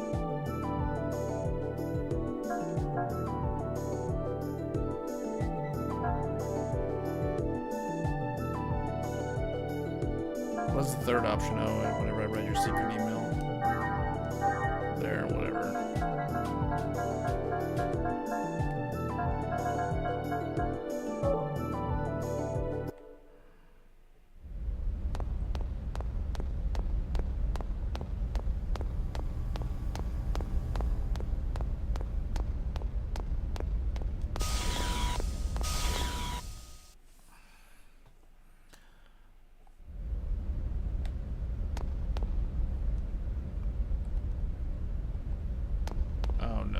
What is this? Oh, this is the thing about the decoder. Yeah.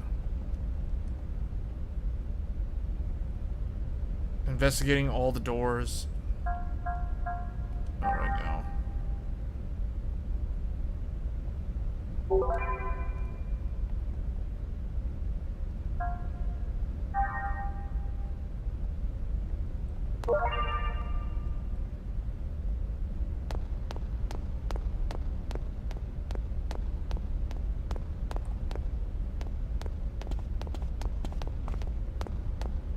What?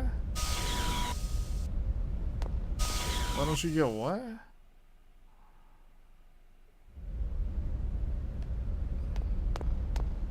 Wait a minute, am I going the wrong way? I think I went the wrong way.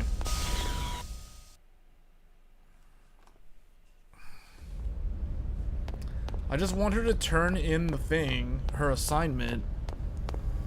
And, oh, no. Wait, this can't be the right way.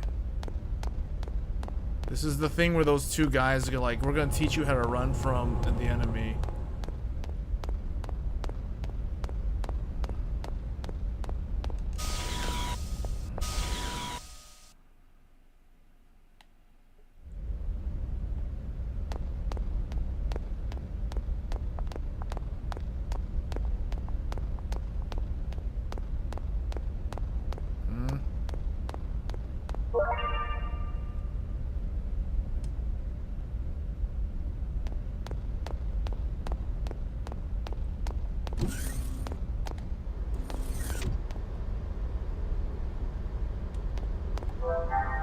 Alright, I'm gonna switch games. I really wanted to turn the assignment, but man, this game is pretty long. We're at 1 hour. Okay, so 90 minutes. That's where I'm gonna have to draw the line. Alright, we're gonna switch. We're gonna switch. Unless you guys wanted me to continue playing it. I wanted to play to the part where where Cosmos wakes up, but I feel like that's gonna probably be another 40 minutes or so. So we're gonna go ahead and quit out of this. The other thing too is PS3 can play this game like old 4x3 style. It can make it look like you're on the old CRT. And maybe I should have been playing it this way. This is not the default. Yeah, see, now everything is properly proportioned. This is how it would look on a PS2 on a CRTV. Like, this is the actual aspect ratio. Yeah, instead everybody has that meme wide look where they stretch everything wide like a meme.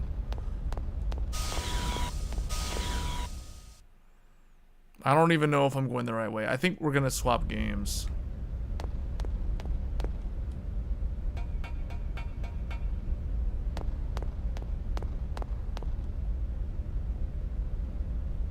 Don't touch that console.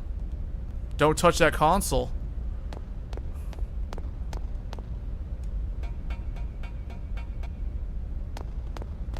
Uh-oh, now I can't get out. Okay, whatever.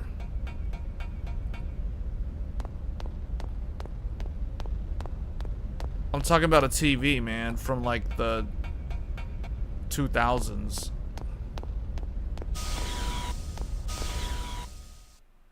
This is how they were. This is how I should have been playing the game. Now everything looks normal. Like, this is how it's supposed to look.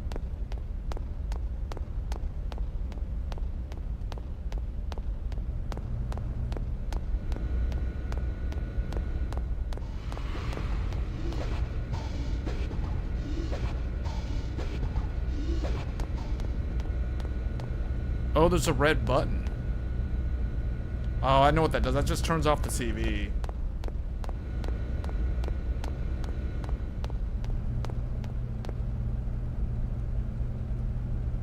Yeah, everything looks normal now. So there's two things a PS3 can do. PS3 can make it look... They can, like, stretch it to full screen to match, like, a 16:9. And then it also has a smoothing filter. If I turn it off... This is how the game... This is how it actually looks on a PS2. Because it doesn't have... Well, I don't think it had smoothing like this. So now it looks a lot more... There's jaggies. It's got a lot more aliasing. Okay, I finally made it. No. Well, the first flat screen monitors were 5x4. I have my first flat screen LCD was a 5x4. 1280 by 1024 resolution.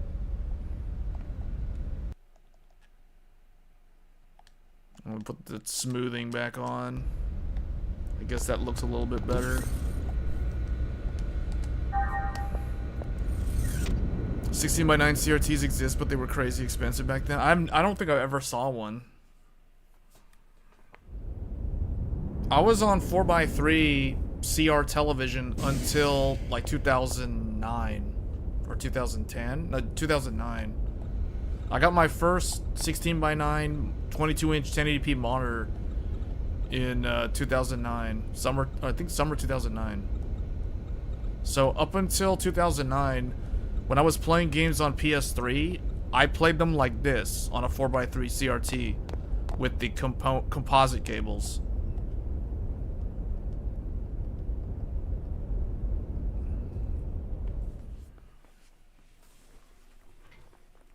Let's see how the cutscene looks in 4x3. I see.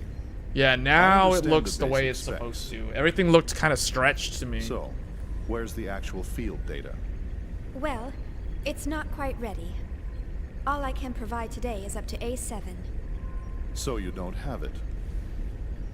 Well, we'll begin testing with a mock-up unit very soon. But the system is still a little unstable and... Aren't you just making excuses? Listen, Chief Uzuki. Why do you think you're on this ship? Think about that for a moment.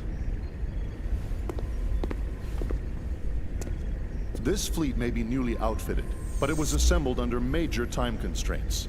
And we have eggs units, but the 100 I series always thought observational units that go S-Video with and them composite aren't available barely until looked later. any different from each other. What would happen Component if by some definitely chance looked better we were though. attacked by those things?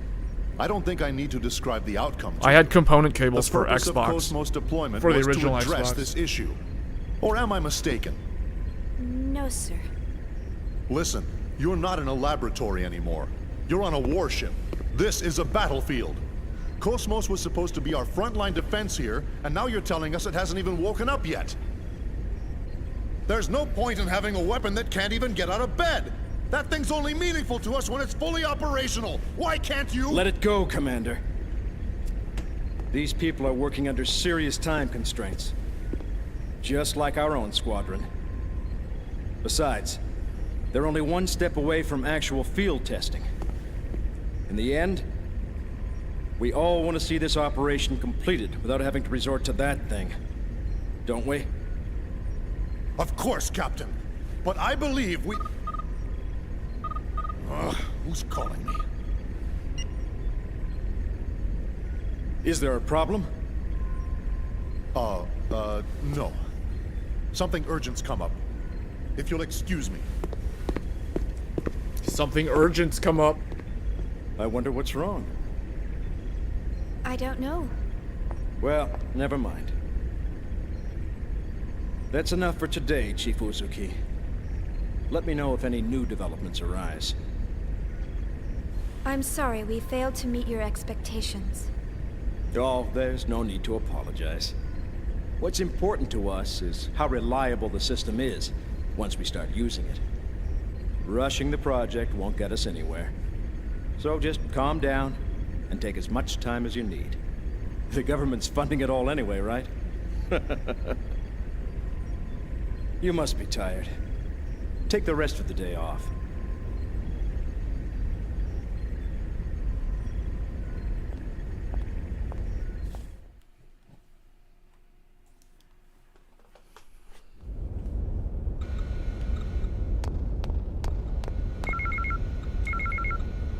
Let's not read the email. Don't read email. I'm tired of reading email.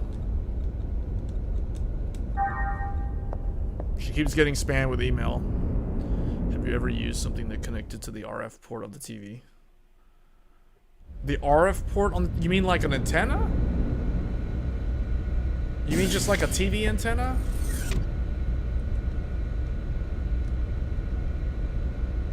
Please claim your package at the eggs... Oh wait, she got an Amazon delivery? Hangar as soon as possible. Where's the... Oh, I gotta go to eggs hangar. I guess I go this way?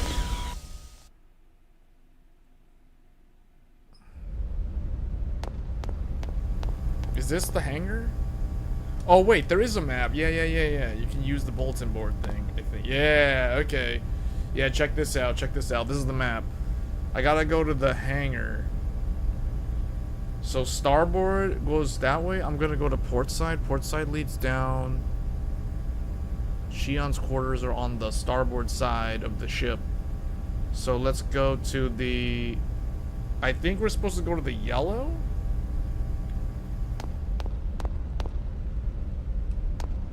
I think we're supposed to go this way. Oh wait, nah, I don't think this is correct. It might be. These two guys are gonna be like, hey, you need to do the training, but I'm not gonna talk to them. Because I don't want to do the training. Oh, no. They gotta do the training. I don't want to do the training.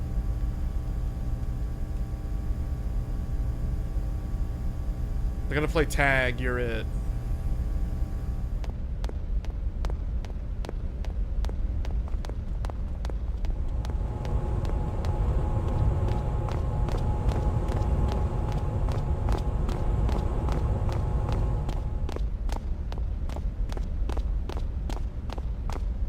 How come the other one's stuck?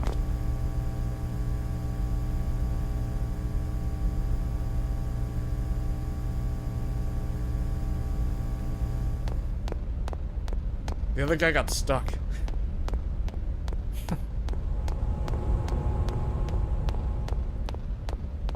I think...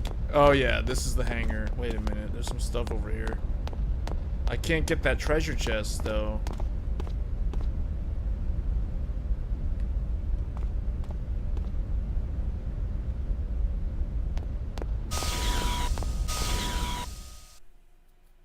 RF is... Isn't RF, like, wireless? RF is wireless. She needs to go find her package. Someone delivered a package.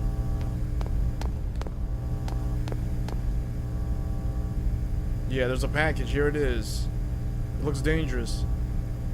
Oh, it's Miyuki's thing. It was what the Miyuki email was about. Oh, MWS. She got the MWS. It's basically that her weapon, basically.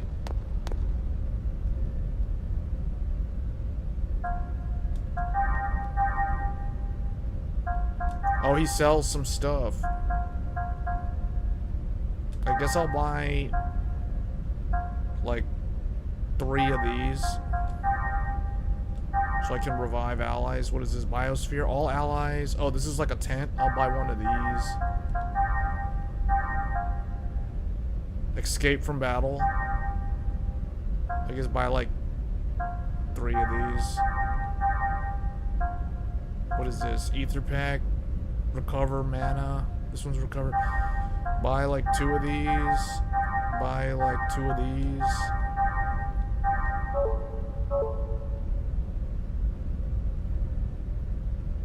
Yeah, wireless is gonna be the worst one, man.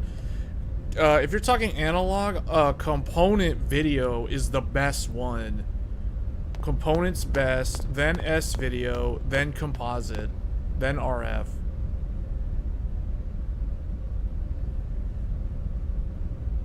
You know, the GameCube was the one console that I never got the component cables for. I don't know why the GameCube used like a special type of component. I had component cables for my original Xbox.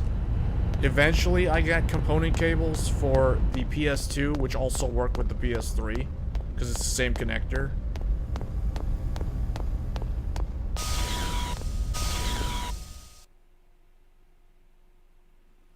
RF gives you worse. Then you get to connect multiple consoles to a single TV if you want.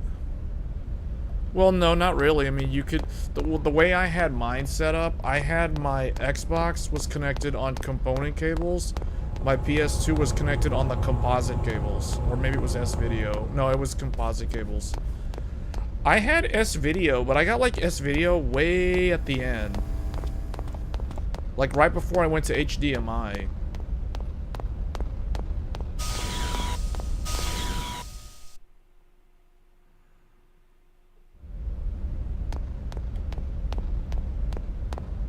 She's on the port side of the ship now.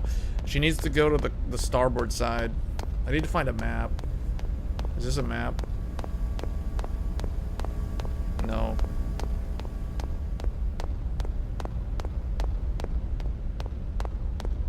Oh, here we go. Yeah, see, look, I'm on the wrong side.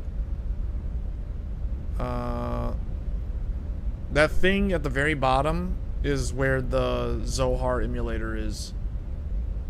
I think. So where's the vector people? They must be on the bottom left. What's over here? Oh.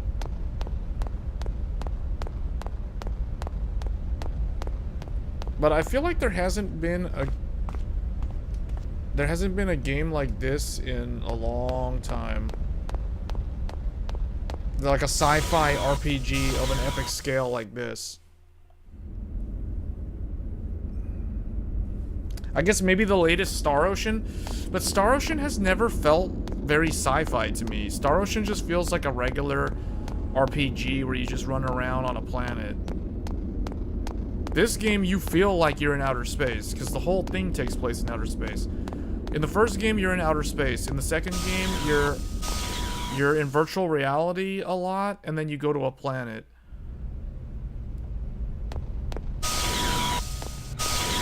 Oh wait, this is where this is? So this is how you get to the Realian place.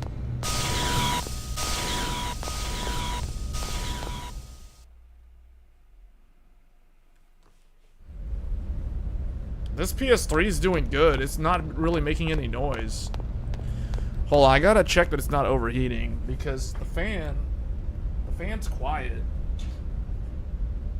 No, it's got that hot air coming out the back. That's why I feel like I don't have to repaste it. I took it apart twice, but I didn't repaste the thermal. I didn't redo the thermal paste at all, because I figured if it's not messed up, I'm not gonna mess with the thermal paste. I'm not gonna take it apart that much. I did change the battery because the battery was dead, so now my PS3 knows what time it is, even if I unplug it. Oh wait, does that mean we can't go down here?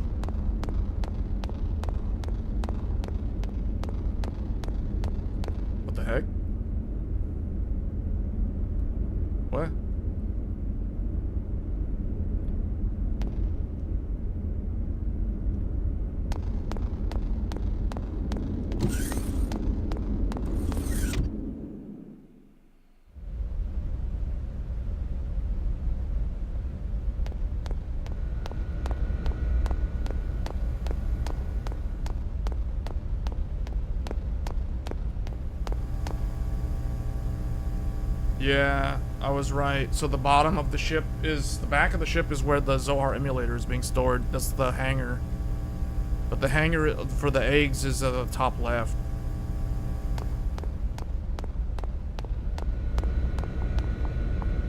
Well, the original, so you've got the same one that I have, don't you? Because I've got this one right here. This is the OG PS2 fat. This is the fat one. So this one, I'll tell you what I've got. If I can see it. It's too dark. I need a light. I have S. I can't read it, it's too dark. Okay, I have SCPH 30,001.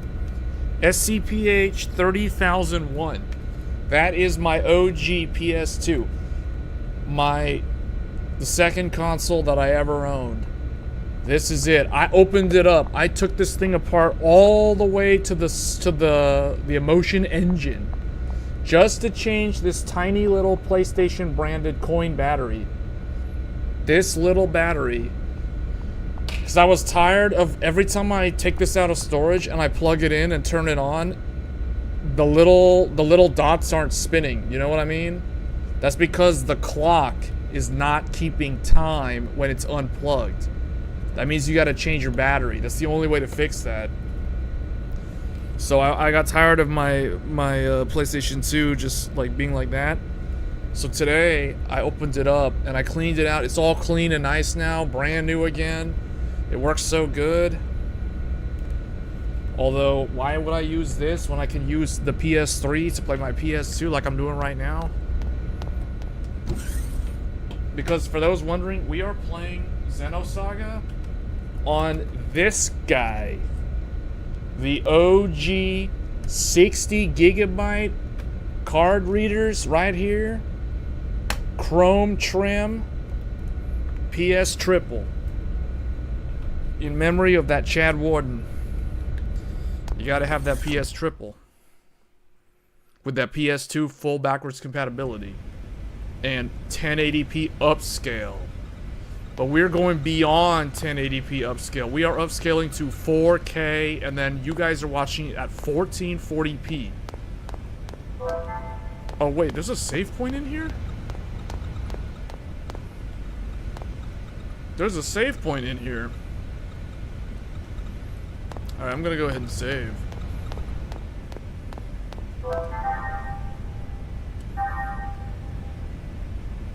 I'm gonna let the chat decide. Should I play this game to the point that Cosmos wakes up? Or should I go to the next game? Should we continue playing Xenosaga until Cosmos wakes up?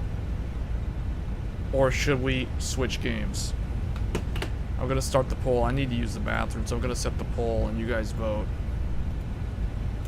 Continue. Okay, wait. What should I do? What should I do next? Continue playing Xenosaga to Cosmos.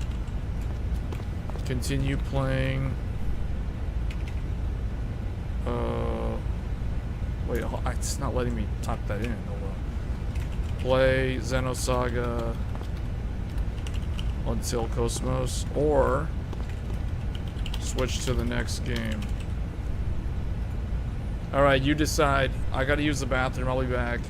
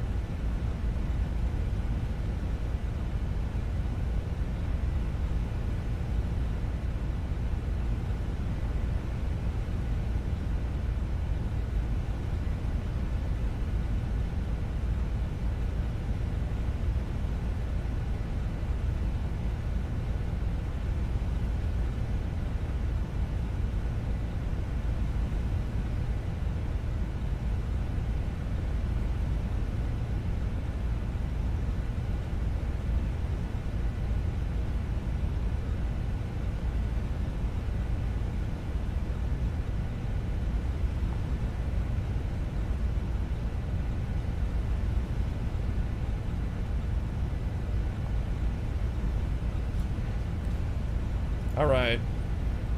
So it looks like 80% want to go to the next game. Okay. Let me just make sure that I saved. Pretty sure I did.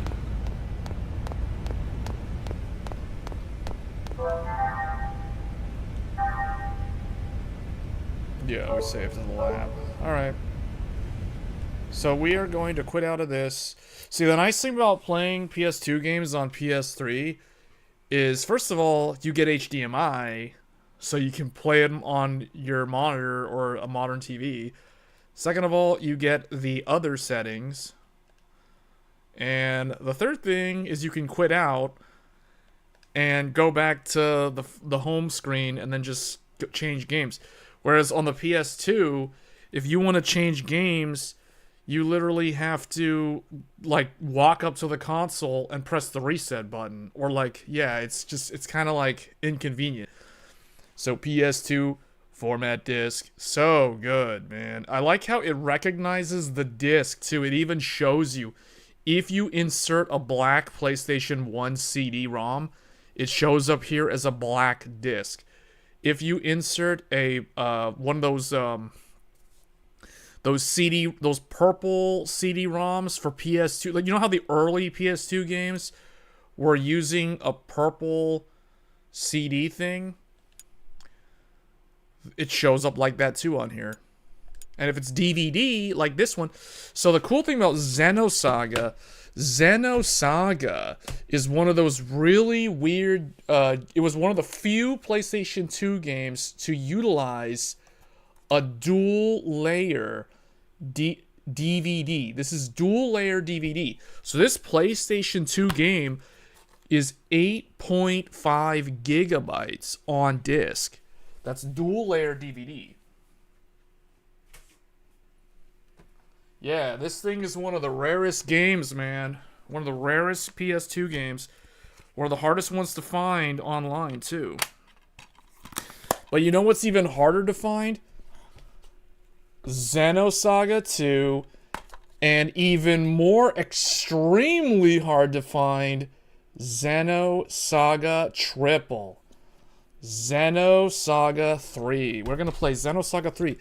This game is a 2-disc game, though.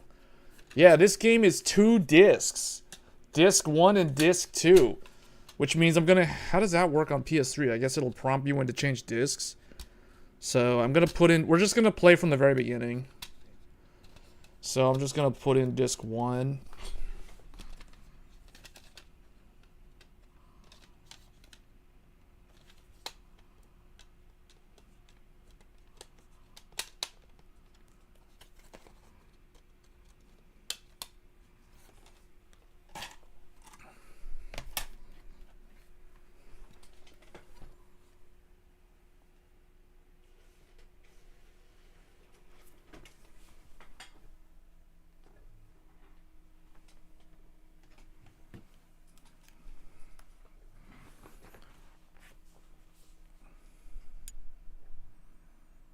PS3 game, PS3 demo.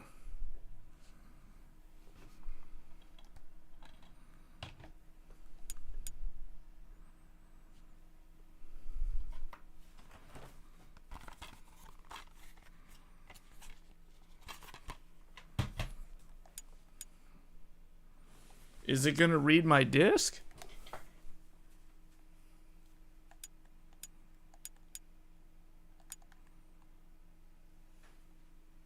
It shows it's in there. I got the blue light. Why is it not?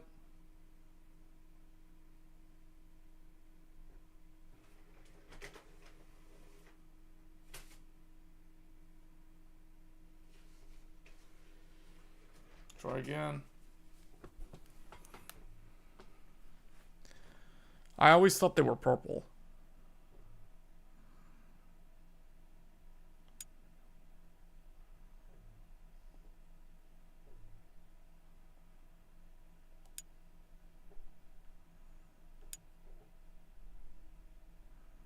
Oh, there it is. Alright, PlayStation 2 format disc. Here we go.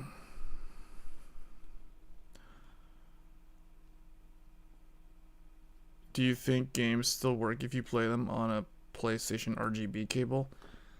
Yeah, why wouldn't they work? Of course they would still work. You're talking about the composite cable or component cable. You're talking about component cables. Component cables are the red, blue, and green video output cables. Yeah, you can hook that. You can use a PlayStation 3 with component video. It'll work. PS2 will work. Of course it'll work. I'm using HDMI. Okay, see, it always defaults to this widescreen look.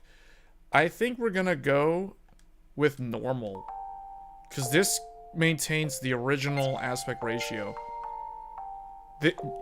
This game is so rare and worth so much money that this is an example of why this trilogy definitely needs some kind of remaster. Rare PS2 Linux RGB cable? I don't know what you're talking about. Unlock a special feature for episode 3 by loading. Yeah, let's load the clear data. You earn Shion's vector uniform from episode 2.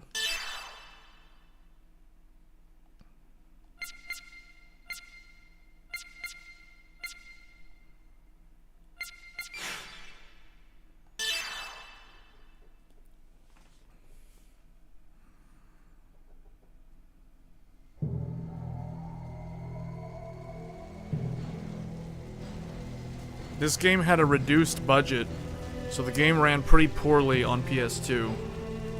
The cutscenes had like choppy frame rate and stuff.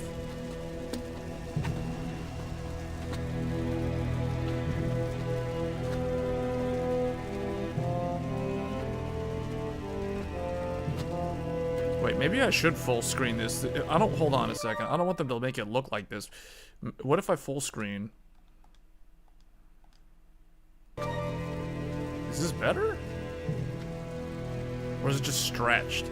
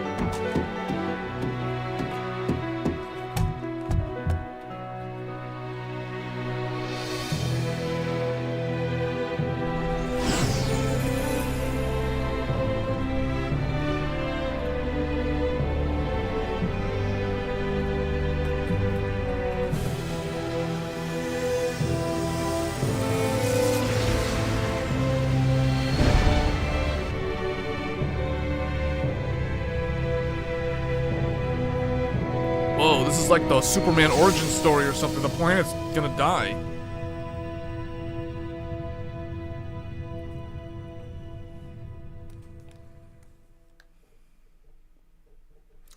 This is an example of why people say PS2 had the best RPGs.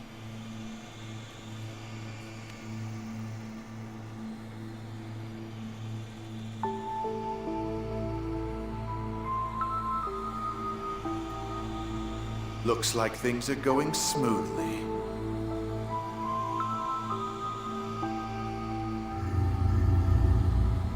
The Testaments. You're as friendly as ever. Well, you sure are pulling out the big guns. Do we really need this thing? The space-time anomaly 15 years ago took place in an incomplete fashion. We must correct the errors. Huh. So, you knew all along, huh? You're one scary guy. I bet you can't wait to see the look on her face when she finally knows everything. This game has everything, man. So, this is our princess?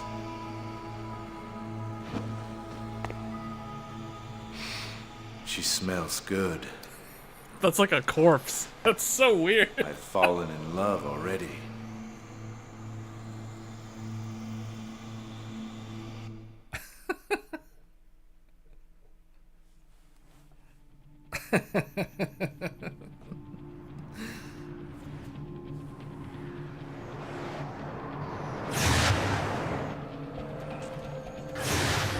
Man, this is the peak. This is peak of PS3. This is the pinnacle. I mean, not PS3. This is the pinnacle of PS2. This is PS2 2006. PS2 gaming in 2006. Macrophages deployed? What the hell have you been doing? The end of the PS2's lifespan. Take it easy.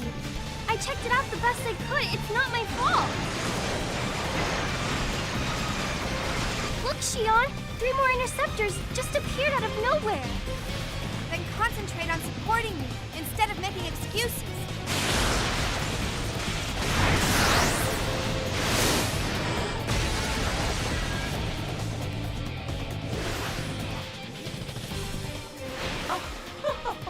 You two make a fine pair.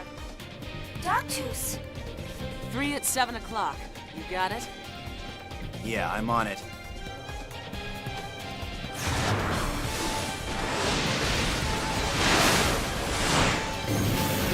This game has the best mech combat out of all 3 of them. First one with the worst combat. The second one was like vastly improved, but still kind of janky. This one is... They did the combat system for the mechs in this game way better than the other 2. Because they separated them from the from the turn-based combat. They made like 2 separate battle systems. That was incredible, Kanan. The way you maneuvered that Ames was unbelievable. We don't have time for that kind of thing, Miyuki. Has anything come up on the scanner yet?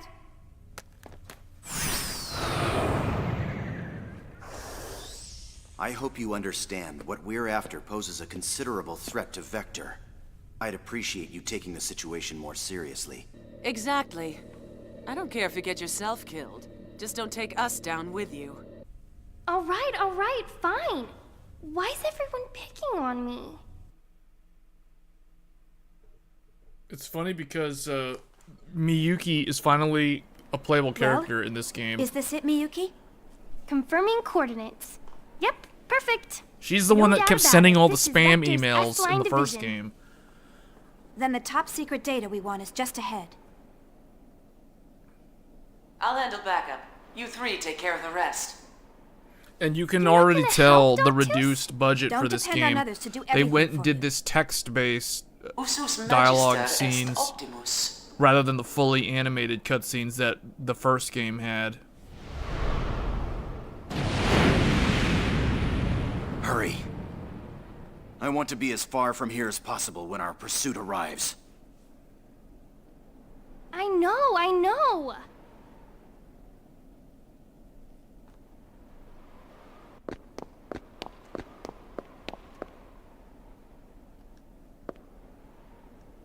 Okay, we don't need a tutorial. I don't want to know the tutorial. Skip the tutorial.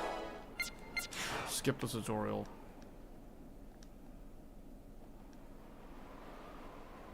This is a game that had the loud feet sounds.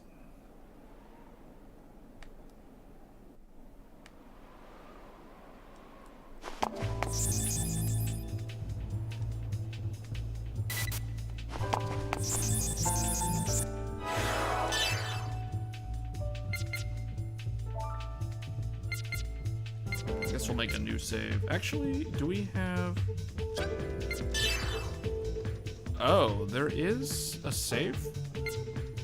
Oh, interesting. So I have some newer saves on this memory card. I think what I'll do is I'll save on memory card 2. I like how PS3 gives you like infinite memory cards.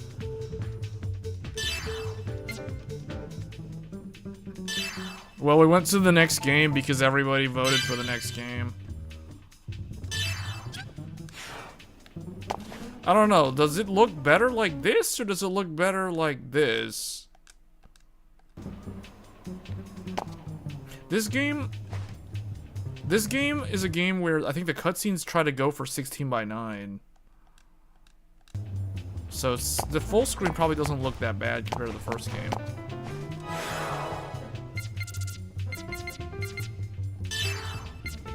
How do I set the leader? Oh, you can't set Kanan or Miyuki as lead character. So you have Shion has to be the lead character. Her feet sounds.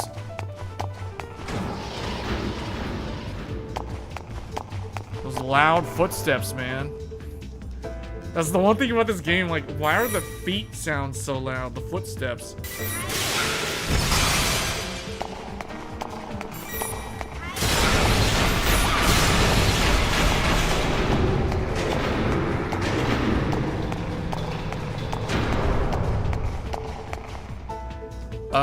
Actually, you know what? This is a good question. Does this game have it? Display adjustment. No, it doesn't have that. Very few PS2 games had that.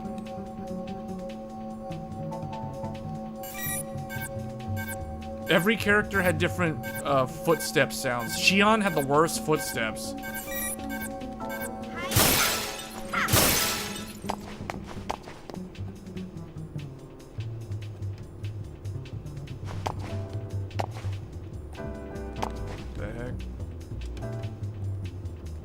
No, don't reset. Oh, this is like, it wants me to do... Wrong. Oh, wait, oh yeah, I gotta reset now, I messed it up.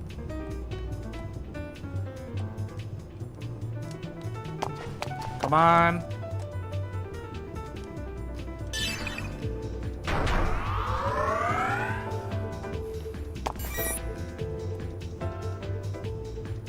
You need to destroy the middle one first, and then this one, and then this one.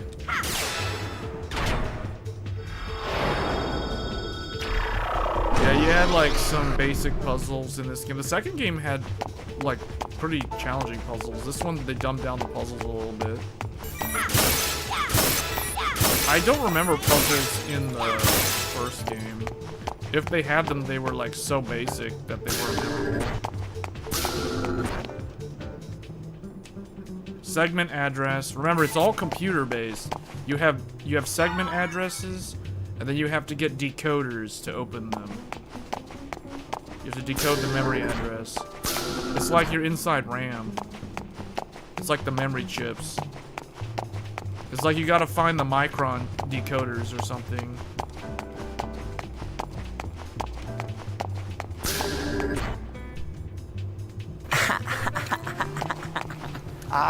Yeah, but see, like if I was gonna play, I don't know, man. I feel like if this PS3, if I had like a Frankie PS3, man, I would retire my Slim and I'd just go Frankenstein the whole time.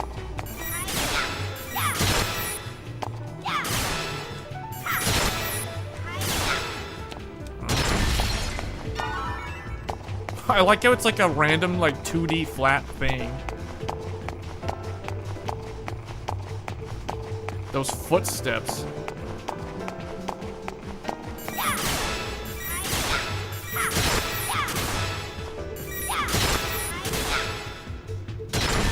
See, look at that. It's like a flat little image. That's the item.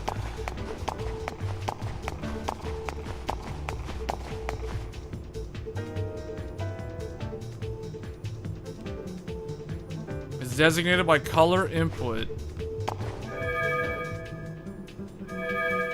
Red, yellow, blue. What? What was there a first one? Red, yellow, blue, right?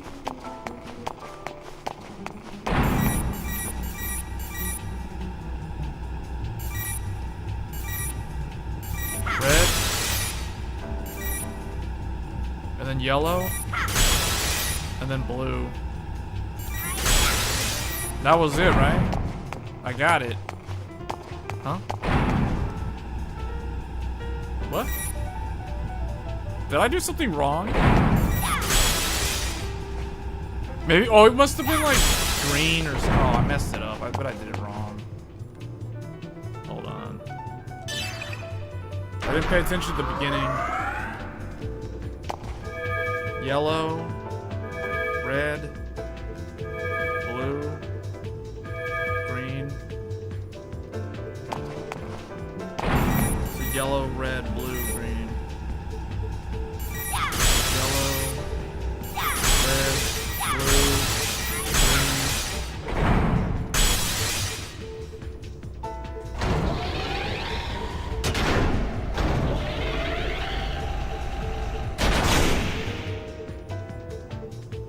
What RAM did PS2 use? I think it was Elpida. Elpida. I opened it up today and I saw Elpida. Elpida, it belongs to Micron now, I think, because Elpida was Japanese RAM, but I believe Micron acquired them years ago. So technically it's, yeah, so technically you're correct. It's Micron.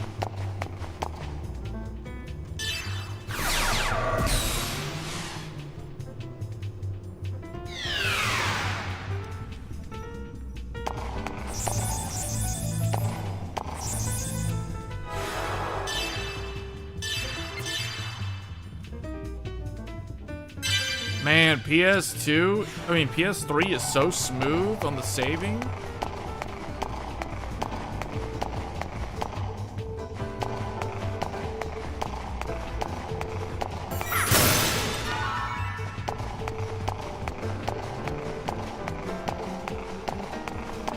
Yeah, because this is a Japanese console.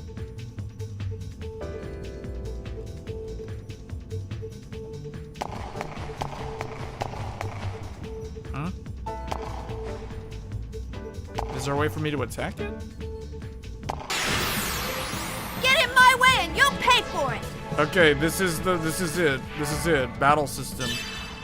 Oh, I like how they gave Miyuki Shion's old weapon from the first game, which is actually the weapon that Miyuki made for her to use.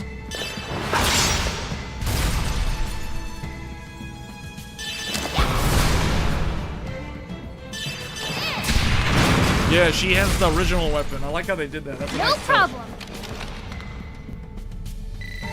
Yeah, this battle system is vastly improved over the first game.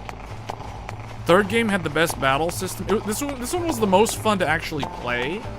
But I like the first game's story the most. Like the first game's cutscenes, the production values of the first game were very high compared to this game. This game had the lowest production values.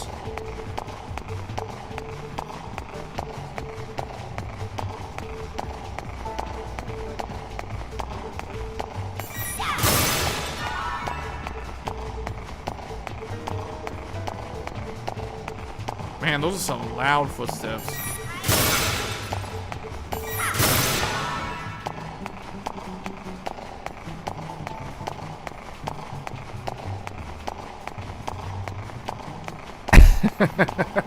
The walking. Oh, what? You can't walk faster. All right, hold on. Let's do a tech attack.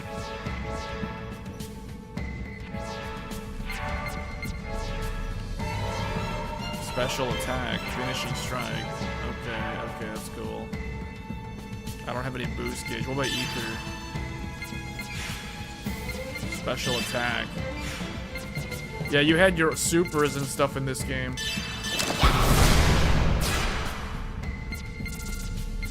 Kanan fights with his hands. He just grabs them. Bam! Oh no, never mind, he has a knife. He got a knife. Player one. Okay, hold up. That's the enemy. Wait, can I do... She only has the heal.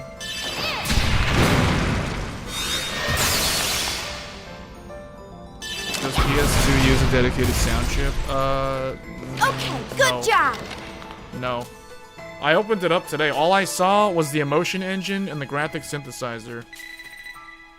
I mean, there's like the chip that controls the output for the video out, like for the AV on the back, which sound goes through there also. Because your composite cable has your audio, your red and your white. your stereo audio.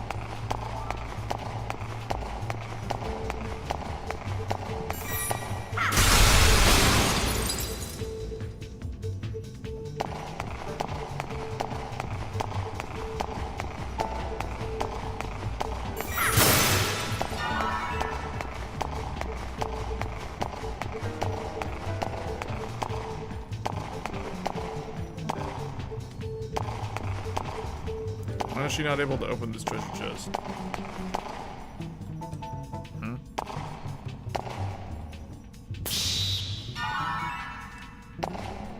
300G.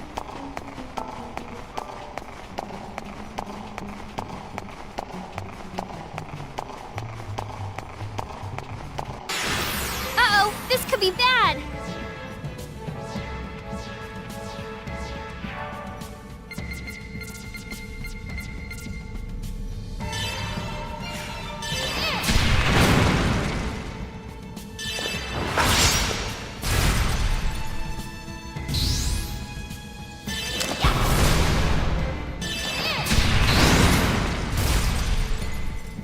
No problem.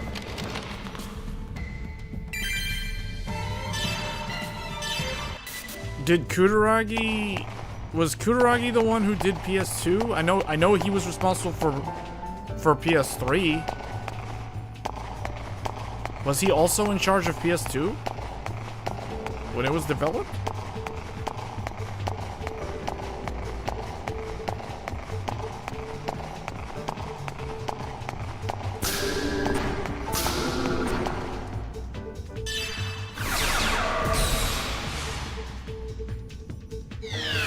Kutaragi? Are you talking about Kutaragi or are you talking about Kaz Hirai?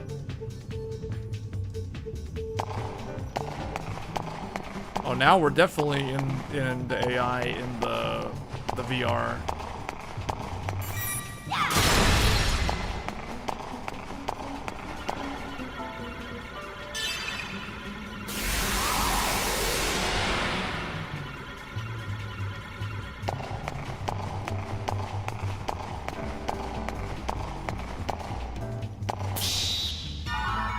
Update file 1. That's not a decoder file though. I can handle this alone.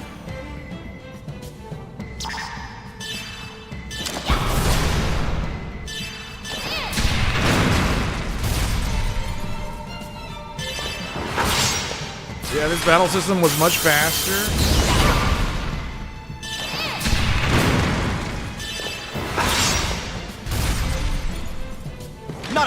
It was way faster and way smooth.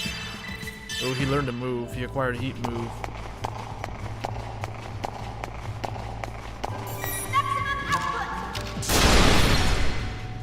Huh? Don't underestimate me!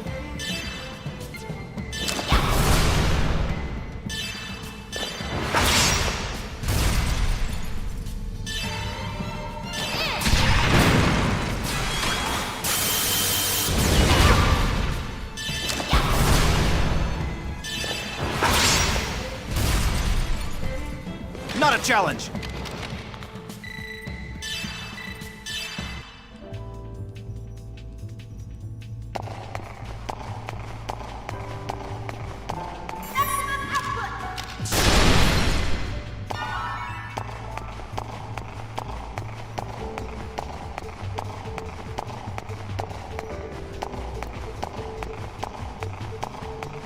Also, the composer for this game, so Xenosaga 1 had, I believe the guy who does the soundtrack for Dragon Quest. But someone else did the soundtrack for Episode 2 and Episode 3. Here I go! Wish the FFA battle system was as fast as this. Yeah, this one's fast, man. I like this game's battle system. Double, because you have the boost system. The boost system is what makes this battle system so good. Ooh, Lunar Blade. They learn new moves. Got some new moves.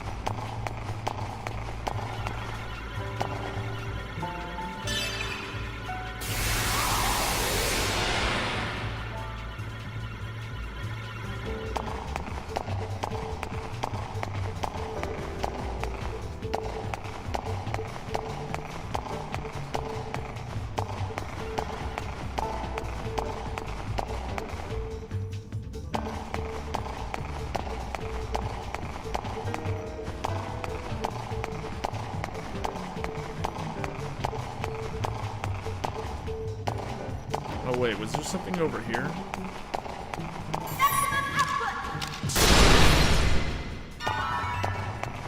Antidote.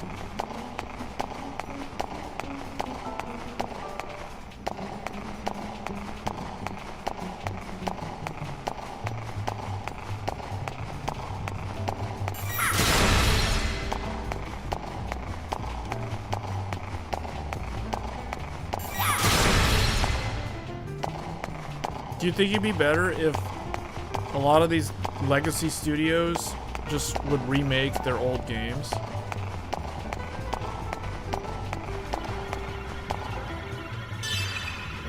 Like redo Final Fantasy VIII, redo this trilogy, etc. I mean, Dragon Quest VII is getting a whole like redone thing in a couple of weeks.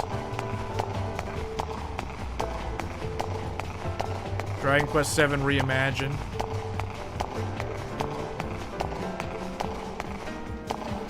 It's down here.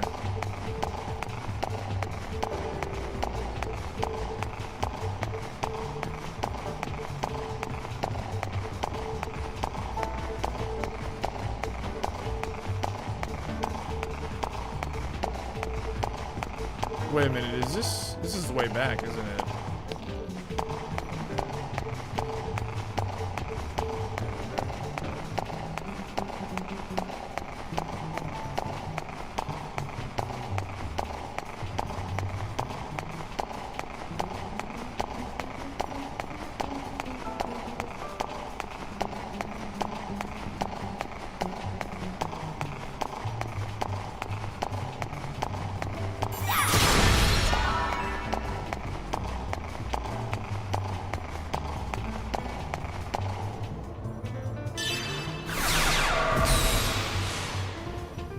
Well, they should be deciding on what to do about Final Fantasy 17 soon.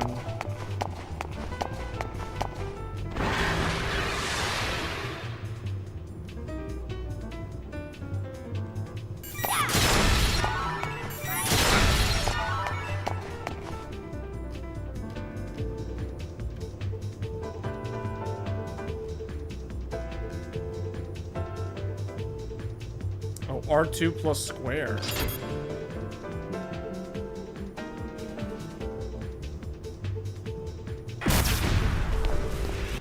It did it for me. I didn't even get a chance to do it. Like, it did everything for me. Traps. Initiative. Oh, it allows you to start with 2 boost gauge.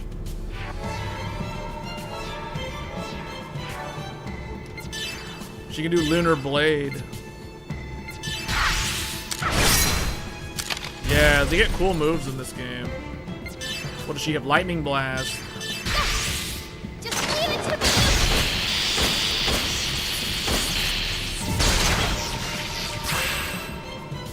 It got confused. Now it's in break status.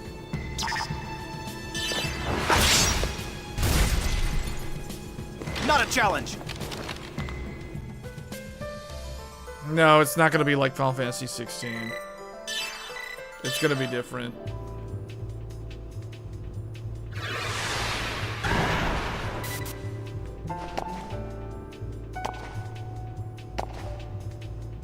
Oh yeah, you can set your traps.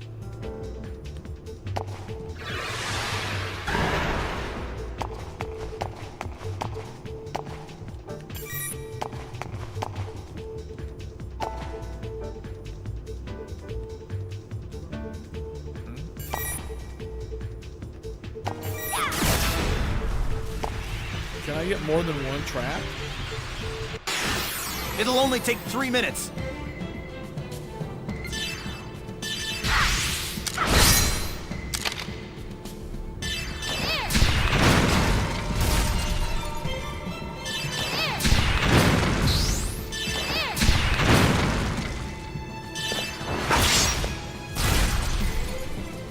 Not a challenge. That's a very tough question. My favorite Final Fantasy game to this day is still Final Fantasy X. But best story? I can handle this alone.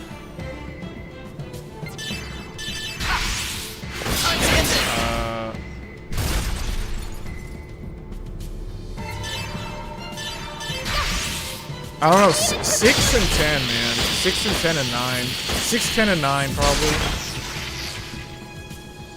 In terms of story. Okay, good job.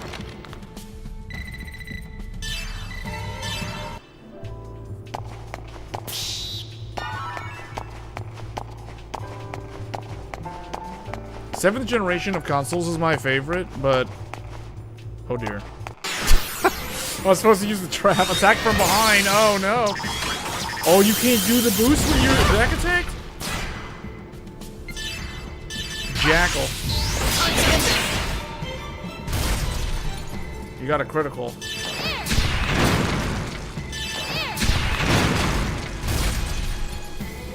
Nope.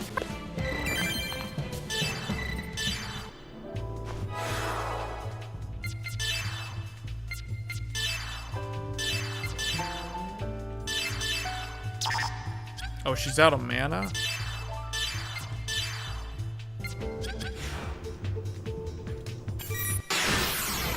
Well, that didn't work. Did it work? Okay, I guess it worked.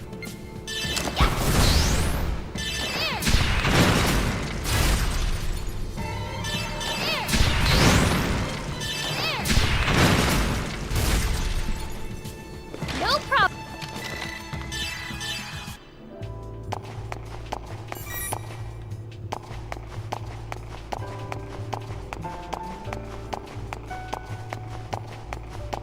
"13 used the shroud system. This game uses the trap system.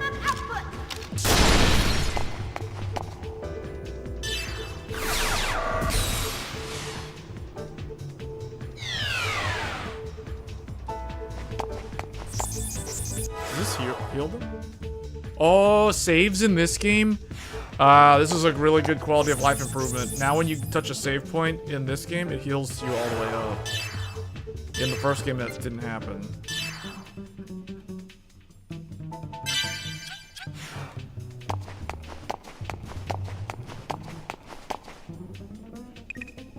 Second Milsha main server room ahead. Access to the main server is currently restricted. All security...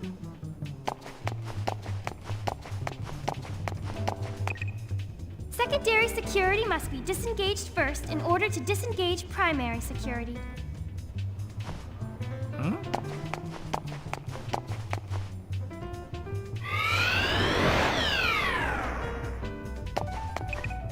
Disengaging secondary security.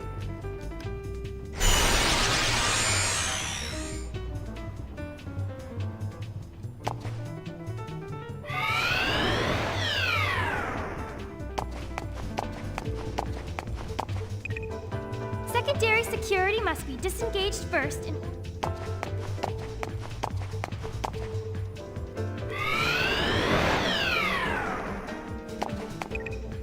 Disengaging secondary...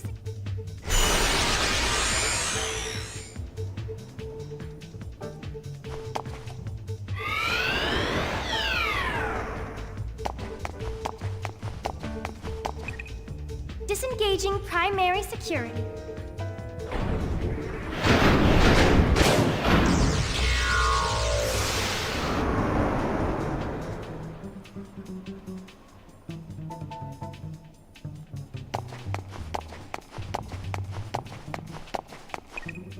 Logging in to the main server.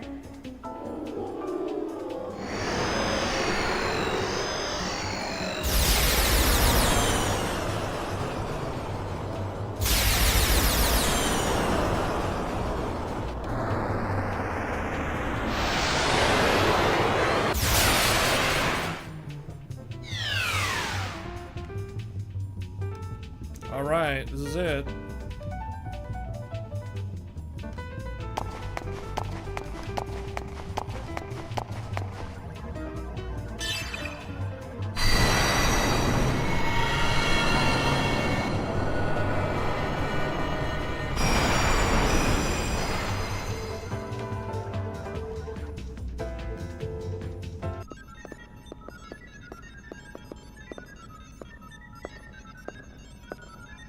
Miyuki, keep watch. Kanan, please start the data backup. I'm already on it. Don't screw up, now that we've made it this far. I know. But will this really expose Vector's crimes? Miyuki, do you understand what this UMN really is? It's a wide area network system or something, right? A wide area information network system with non-local connections. Its characteristics enable warp travel and light speed communication. An exemplary answer. Something only made by AI. What do you mean? They needed AI to accelerate A wide human area network that intelligence connects our star cluster. to create this. But who built it and when? Who established the gate jump It was built by columns? NVIDIA For 4,000 that, years ago. What division of Vector even handles the base theory development? It's, Exactly. No one knows, because no one established it or built it. It was already there. We just use it as if we invented it. That's nothing more than your own conjecture. I'll give you credit for your vivid imagination, but you have no proof. He's right. Don't you think you're jumping to conclusions? I hope so. If I'm wrong, everyone can live in peace. But we need to make sure. We need to know what they intend to accomplish with the UMN. Yeah, What their PS2 ultimate is goal pretty is. good. Although the Xbox original was the most powerful Huh? of the 6th generation of Xion, consoles. there's something weird. Something? I've told you time and again to make precise reports. Well, there's a strange fluctuation in the particle flow. It started about 300 seconds ago. Looks like a fractal pattern. I think someone or something's trying to interfere with us. Is it a pursuit craft or the cyber surveillance system? No. There hasn't been any physical contact from macrophages. And there's no sign that our jamming of the surveillance network has been broken. It's like someone's watching. No, studying us. Studying us? Who? Why? There's no way for me to tell. How's that data coming? Just a little more. Hurry! It's dangerous to stay here much longer.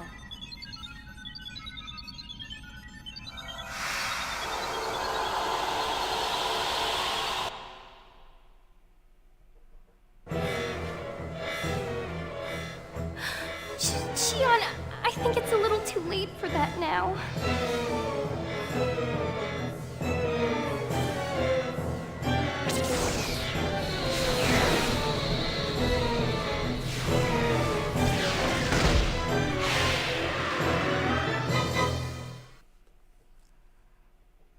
It's a boss made by AI. Don't underestimate me!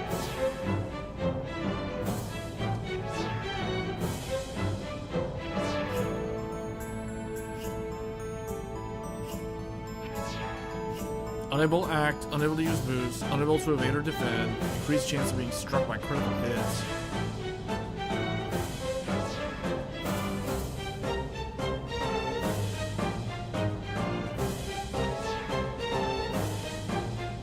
You can protect your ally by using heat. Where is that again?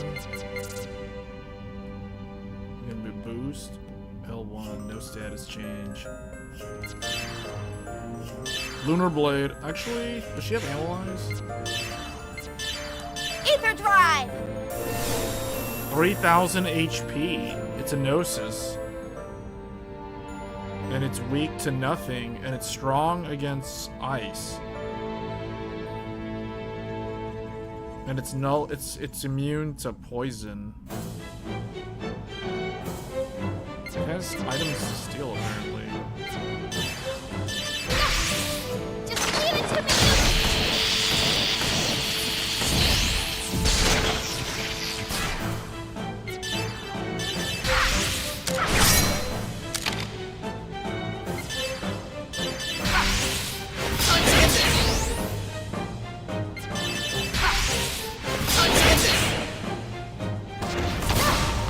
They fixed the multiple fingers problem of generative AI. Yeah.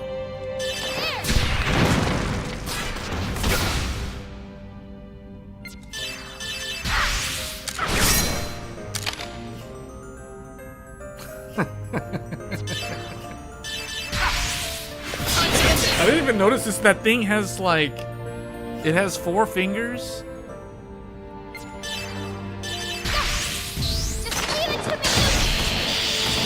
I'm gonna make her do a double. Actually, we need to be stocking some ether right here. Get some boost gauge. Oh, it does ice damage.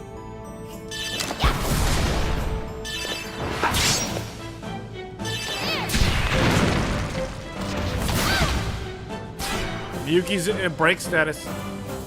So that means what do I do if I do this? Oh, need one more boost. I see.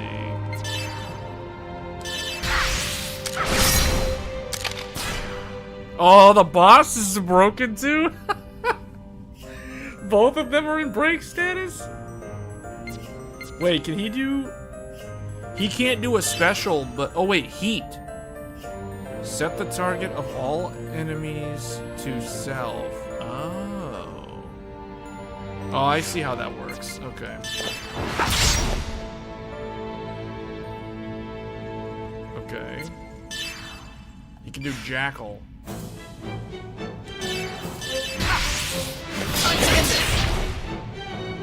She should be able to do her special. Break Bash. Here we go.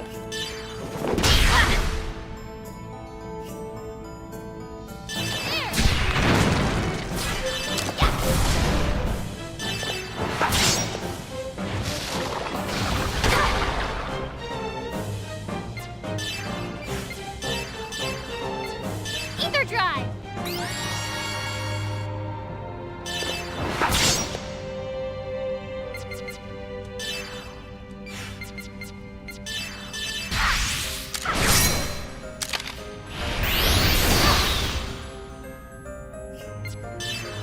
What is his...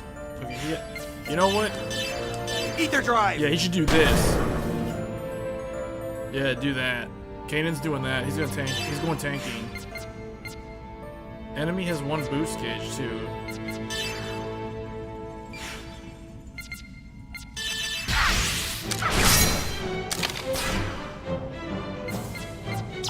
She doesn't have a special attack?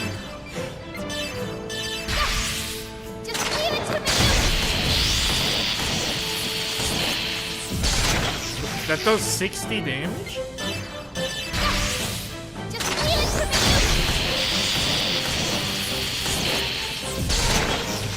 71 damage. Shion's going in. Lunar Blade. Oh man, he guarded it. He guarded it.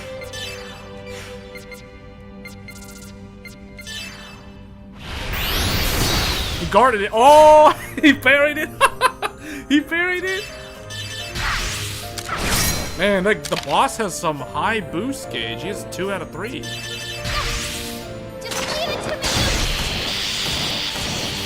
Yeah, this whole trilogy needs to be remade. The whole thing. So she does. Okay, so Kanan and Miyuki don't have special attacks. Only Shion has special attack.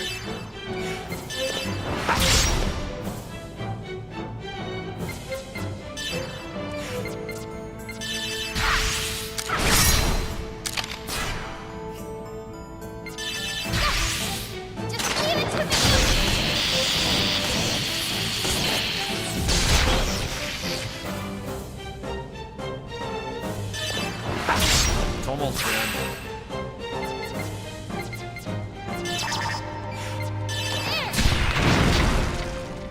All right, she's a max power. Here we go. Bam! Finish strike. Okay, good job. Well, the problem is Namco had, well, according to Harada, he tried, because people kept bothering him on Twitter about getting this game remade, and he went to the higher-ups multiple times, and they kept shooting it down. But there's more to it than that. Namco published this game. Monolith Software developed this game. But I think Namco owns the rights to this property. It's weird because Monolith was acquired by Nintendo. Nintendo made so then Monolith made the Xenoblade Chronicles franchise. That's why you look at the original Wii had Xenoblade Chronicles 1, and then the Wii U had Xenoblade Chronicles X. The Nintendo Switch had Xenoblade Chronicles 2 and 3. So basically, Monolith has been making JRPGs on the Nintendo platforms the whole time because they belong to Nintendo. But I think Namco owns the rights to this trilogy for PlayStation 2. So I don't know. I feel like Namco could redo this game, but the problem is, I don't know, man. I think they just need to get like a Blue Point company, just hire some third-party company to remaster the game. You don't need to remake the whole game. Just remaster the game so that it's playable on newer systems.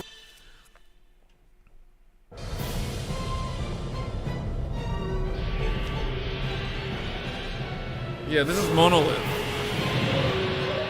The same people who make Xenoblade made this. I think this is better than Xenoblade myself. Shion, we're getting out of here. Realian, you're with me. Transfer ES! My name's Kanan. You should remember that by now. Sorry, didn't mean to hurt your feelings. I don't waste brain power on trivial things. This is gonna be a little bumpy. Hold on tight. Wait! What? Shion?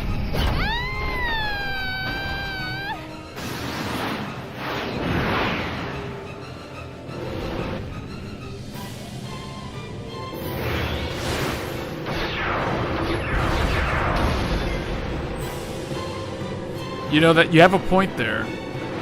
Supposedly, Ninja Gaiden 2, the source code for the Xbox 360 version of Ninja Gaiden 2 was completely lost. that was Team Ninja's excuse last year when they used the UE5. It's because they hired all the young people on their team, on the dev team, like the newly grads. They worked on the remaster. And everyone was, like, the diehards of Ninja Gaiden were mad because they're like, why did you redo the PS3 version of the game? That was the inferior version of the game. Everyone knows the 360 one was the true one.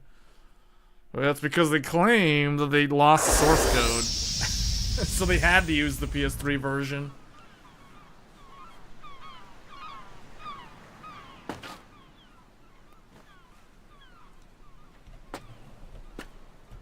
But yeah, you're right. You do have a point, and that might be a reason why some of these old games are stuck like this. That one was a little too close for comfort.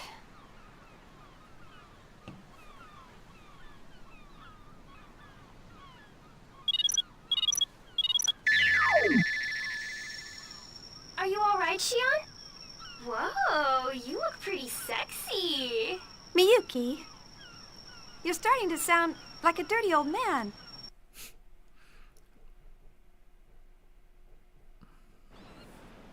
Well, we completed our mission. Well, according to them, they Although lost the someone made it source more code for complicated Ninja than it Gaiden should have 2. been. Oh, come on, Shion. I promise it won't happen And again. probably Anyway, half the how's the team that data? worked on that game probably Don't aren't even tell at the me we company lost it in the anymore. end. Itagaki left, The you know, backup like the whole completed with thing fell apart 0.002 after nanoseconds to Itagaki left. spare. Good. Not bad. Former chief of Vector's first division. You and your brother are both good. The translation method was sloppy and a bit lagging, but thanks to you, we made it. I'm going to start analyzing the backed up data. I'll let you know if I find anything, along with that other thing you asked. Thanks. Start the data transfer, Realian. It's Kanan. You seem to have a defect in your memory. Errare humanum est.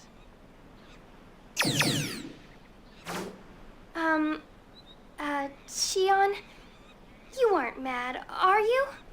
No, everything turned out all right. I don't make a habit of fussing over details. Oh, good. No, it's not good. I'm sending you text on basic structure later, and I want you to answer them. Aw, again? Your method is unable to adapt to the language because you skipped the basics during assembly. Yes, ma'am. Shion, Is what we are doing Miyuki, really okay? basically what she said was You're the one who Miyuki doesn't know how to demanded we let you code. Instead, she just knows how to vibe code using what AI. we're doing is a crime. Yes, but that was before the Gnosis terrorism. We know that the Gnosis Miyuki just knows how to phenomenon is vibe code symbiotically using linked to AI. the UMN. So the UMN, as it stands now, Wow, is dangerous. roasted. Just like Dr. said, Gnosis may not have been called by Professor Mizrahi and the UTIC organization or even Man, the immigrant fleet. she got but roasted. rather Vector, the constructor of the UMN. Vibe coding. If that's true, there may be an ulterior motive in Yeah, Cosmos' Namco owns the rights to it development because as that's the well. reason why Is that why Harada you're asked having the higher ups Scientia multiple investigate the times. Notion conflict? And now Because Harada your left the father might company, have so been it's like, involved? well, I I don't know mean, for I certain, guess but I Xenosaga think is going to someone be has to stuck do on something, PlayStation and I 2 don't forever. want Cosmos to suffer. Shion, you still can't forget about her? You quit the company without any hesitation, so I thought you'd She be quit over her it by job. now. It takes a lot of courage to renounce everything you've worked for. Anyway, if there's any developments over here, I'll let you know. Right. But be careful. You're in more danger than the rest of us since you are where you are. Oh, Shion, stop trying to scare me.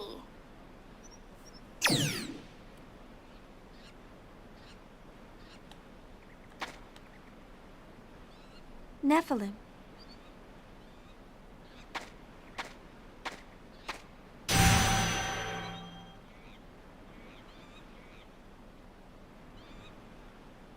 That's happening a lot lately. I wonder if I'm just worn out.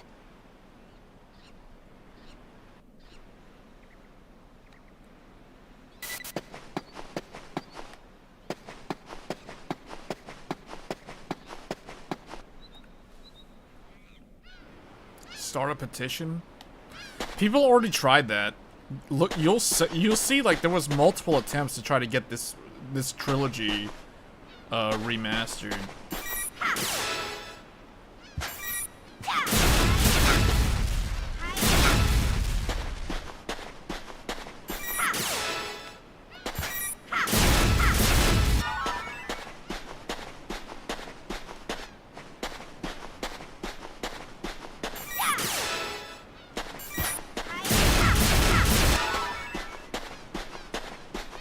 I guess there's like a decoder over here.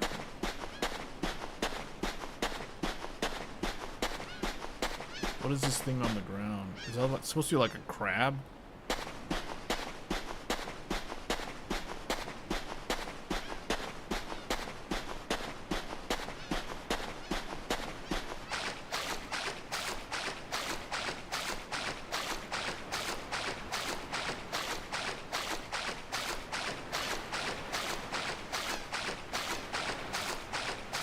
This reminds me of Kingdom Hearts 1. This is like Destiny Islands.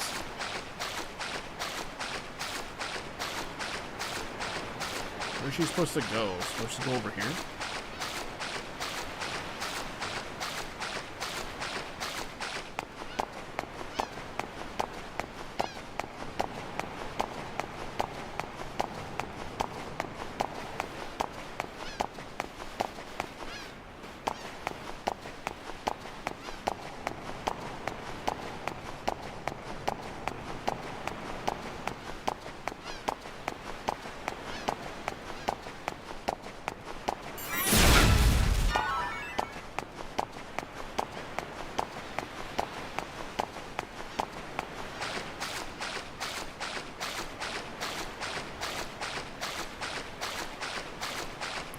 But to this day, this is the only RPG series that I feel really captured the feel of a futuristic sci-fi space epic in a JRPG form factor.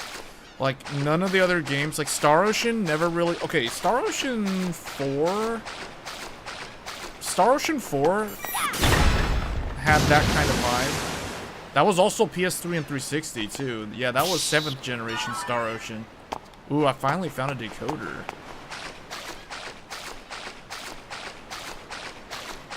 Wait, can I knock those other ones over?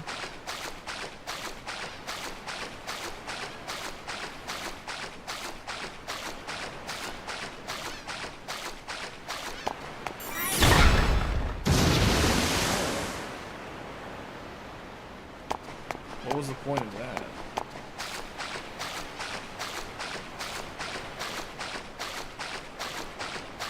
Alright, I don't supposed to go. I'm just gonna go over here. Get back to land.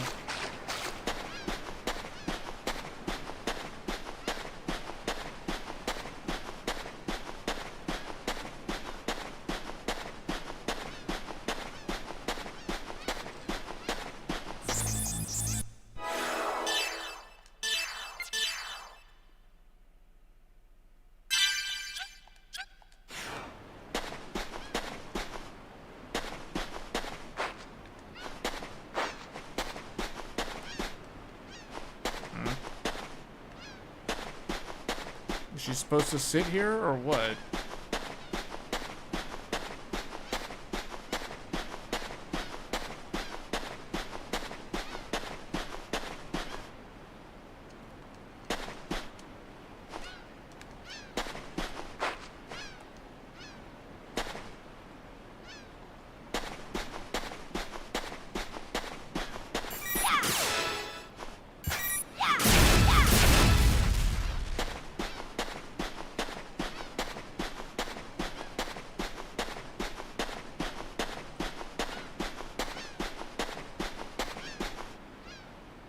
I feel like she's supposed to sit in the chair.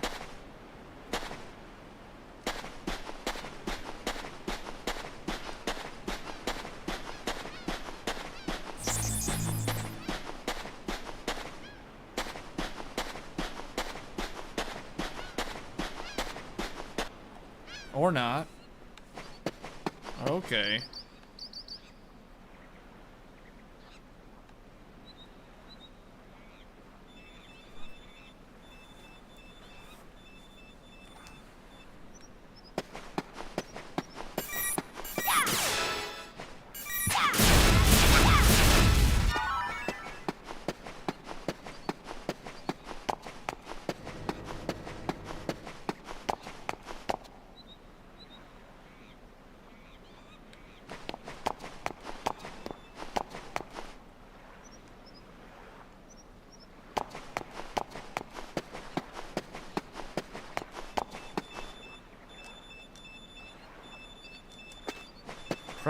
Press circle. I am pressing circle.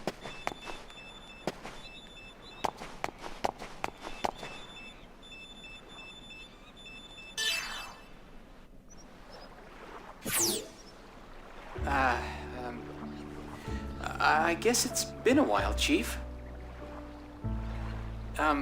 Actually, this is pretty difficult to tell you, but at a staff meeting a few days ago, they officially decided to cancel First Division's Cosmos development project. Actually, it's being transferred to the military, so the project itself isn't going away. But the military is going to oversee the development of a new model. So the Cosmos unit development will come to a close at the end of this month. Togashi and I have the misfortune of being transferred to the military along with it. No, Xenosaga always uses the O button.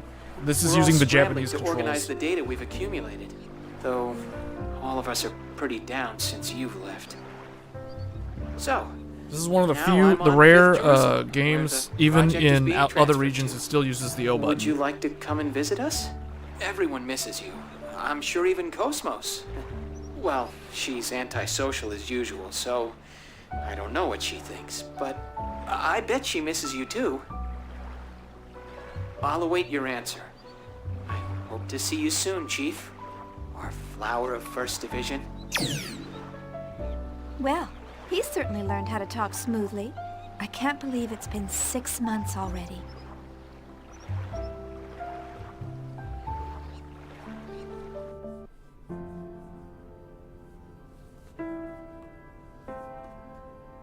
Chief, wait, calm down. Please, tell me why. Weren't you listening to what I just said? I was listening. If they were to I heard remake what you the said. entire thing, though, they What would do you probably mean you're use the quitting? third game's Upper style, management has yet to make a decision. like the character styling. I can't just stay on as chief Because the like weird nothing thing is they happened changed after the causing an characters' incident designs in all three You games. mean the Gnosis The terrorism, second game right? had the worst looking It characters. was that Grimoire guy who caused it. There's no reason for you to take responsibility for it. You haven't been accused of anything yet. You don't have to resign. Cosmos will be sealed and placed under observation, and I'm responsible for it. It may be irresponsible to leave in the middle of development, but I can't stay at Vector. She's only being sealed temporarily, and... Wait, Chief! Alan, please take care of Cosmos, and everyone. Please, give it a second thought. I'm sorry. Chief.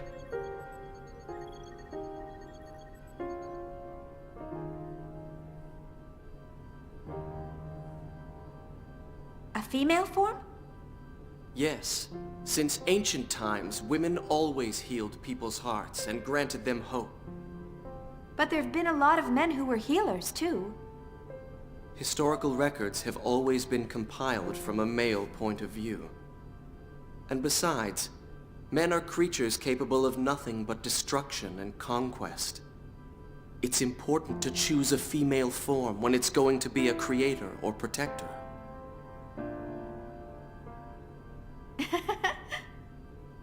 Did I say something strange?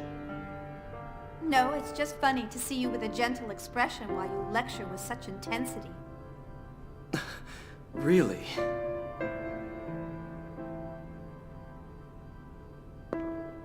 Why did you decide to make Cosmos, Kevin? Is it to protect humanity? Well, it's true that Gnosis are a grave threat to mankind's existence. So wanting to protect people from that threat is part of it.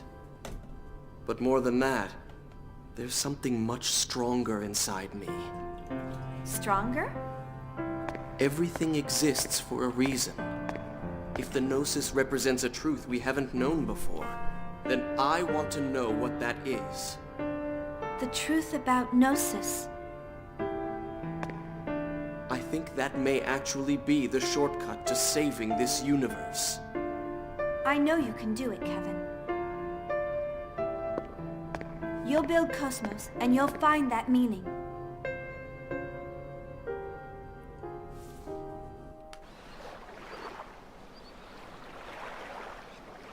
So, they've canceled the project. It's my fault. Kevin would be sad. Everything is unfinished. I'm sure even Cosmos won't be satisfied.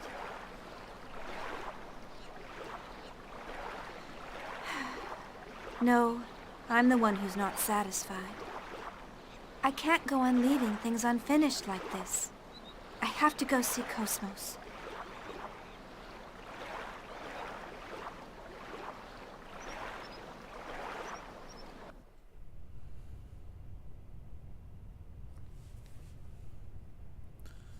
This series also had the coolest looking spaceships.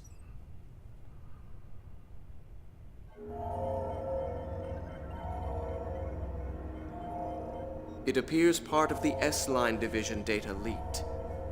It's her handiwork. It seems she's working very hard. The leak includes information about that program. It doesn't matter. They have little power. Actually, it's all rather endearing. They think their cage is the entire world, and they believe they can change it. Let's just watch over them for a while. But enough of that. How did things go at Renlu's Chateau? Is everything ready? Everything is proceeding as planned. The transport to 5th Jerusalem is complete. We're ready for the Zohar project demonstration. Do you intend to leave that location as is? Yes. Ormus needs a sign that they can see with their own eyes. As long as they have their proof, they will continue to sacrifice themselves to protect their idol. For that is the source of their hope. There isn't much time left for her as well. Contact with Cosmos has taken its toll on her. You must succeed this time. I understand. I will tend to her myself.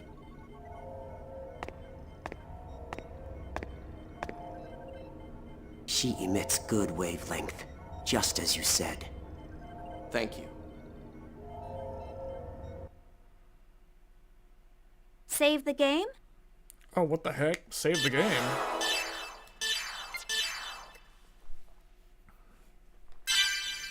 Well, that was the end of the prologue, so I guess we can switch to another game, unless you guys want to see more of this game. And that's right at 1 hour, too. That's pretty good. Okay, so once again...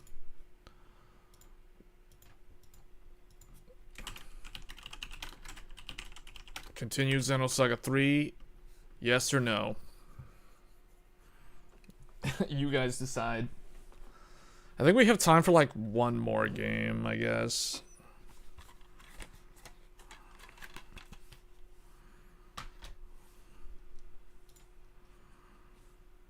Nobody voted.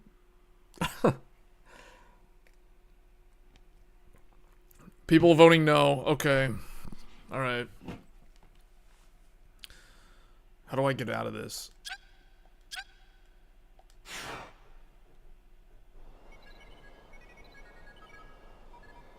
Oh, no. Just, alright, hold on.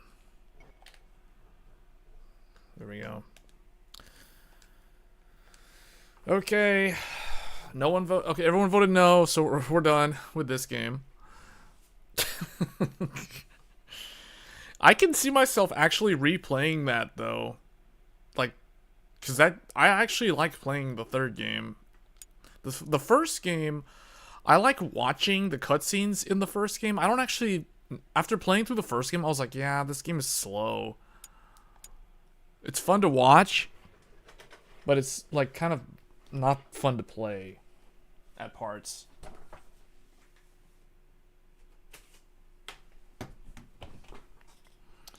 They were so budget constrained that when they made Xenosaga 3, they had to go two discs. Xenosaga 1 was a single disc because Xenosaga 1 was using a dual layer DVD.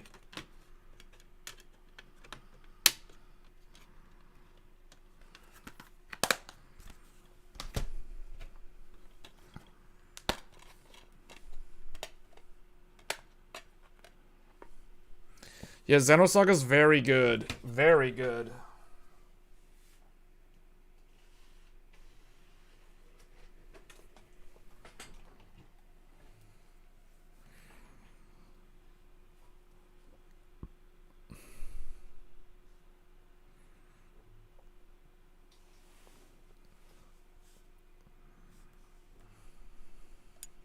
It does feel like a movie.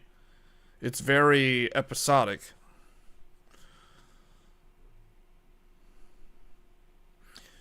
Sometimes I worry that this PS3's disk drive is slow, like the DVD part of it is dying.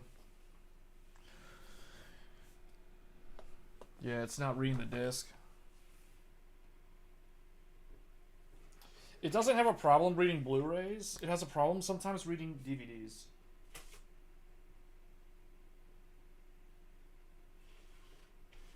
Because it actually has... So the PS3 has two actual lasers.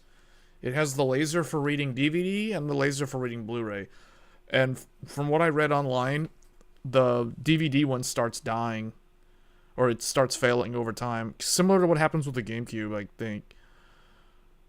There we go. So I had to, see, the fact that I have to put it in twice is weird. I put it in, it doesn't read, so then I take it out, put it back in, then it reads. It has a normal laser for DVDs and the blue one for the Blu-rays.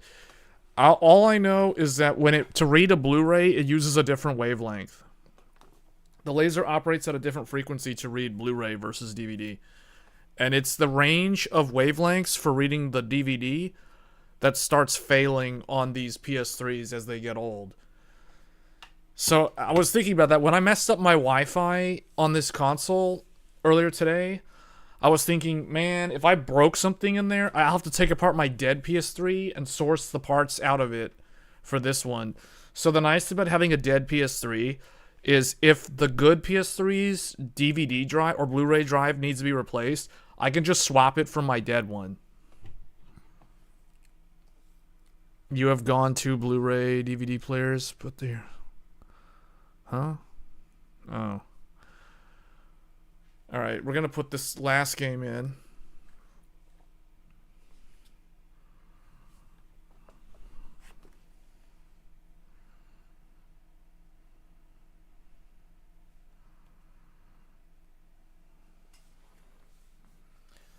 This last one can be played on modern systems because it was remastered.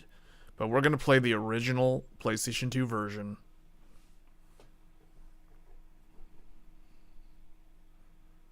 Square Electronic Arts, LLC. Squaresoft, you know what it is. You know what it is. There it is. 2001.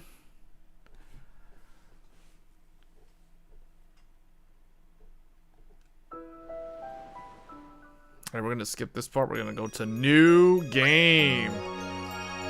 Final, hold on. Should I play it in 4:3 aspect ratio? This is the original look. It's gonna look kind of weird, stretched. But if you guys want it to be full screen, I'll make it full screen.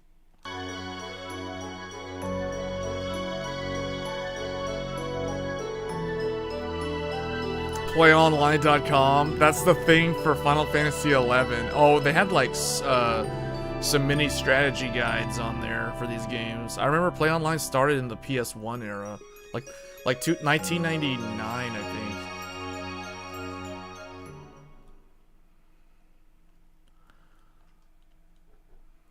think. We're just gonna do new game. We're just gonna play from the beginning. Alright. My favorite Final Fantasy game.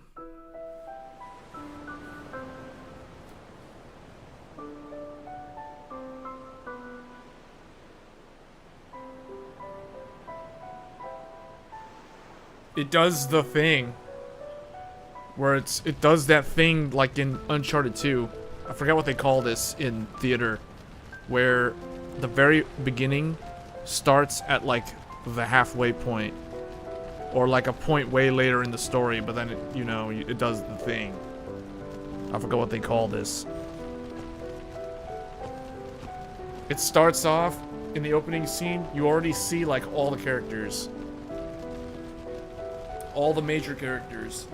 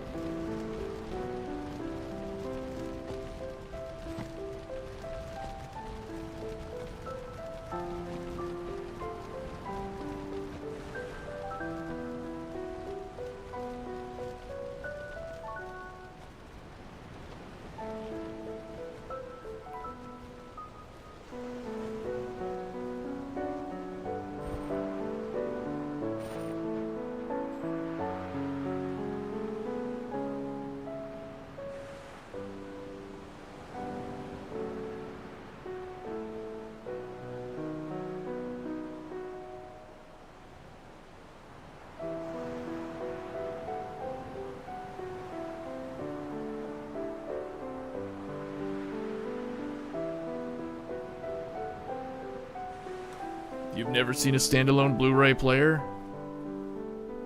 Oh, you mean listen to my an actual story. player, not something like this? Not This an actual just drive? may be our last chance.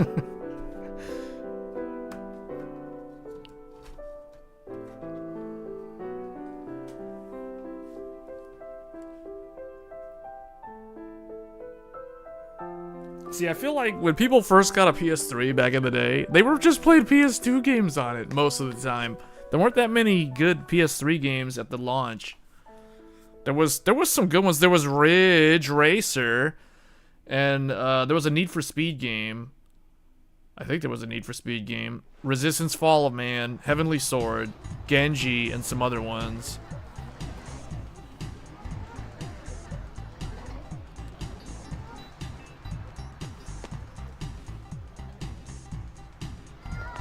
So people were just playing PS2 games on this thing the whole time. I mean, I was. I didn't really start playing PS3 games until like 2009, realistically, now that I think about it. Yeah, man, PS3 was the way you could watch Blu-ray movies too back in the day. So when everyone criticizes Sony for that $5.99 for the 60 gigabyte, You think $5.99, but at the end of the day, you're getting so much value for $600. You're getting a Blu-ray player, you're getting a super audio CD player, a PS3 game, PS1, PS2, multimedia setup that can connect to a printer. You could even install Linux on it if you wanted. I mean, you can change the hard drive. You know, like it uses a laptop hard drive. I mean, it was so good. Can you sign this? No prob. And it just kept getting more and more features as time went by. Please? Alrighty. Me too! Take it easy.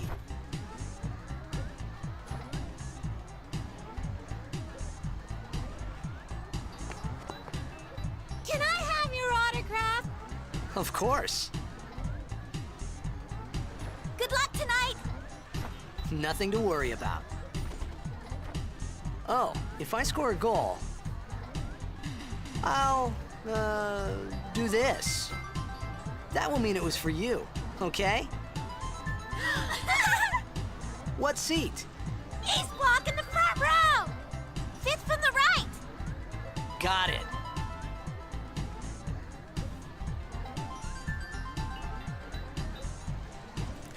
Super audio CD.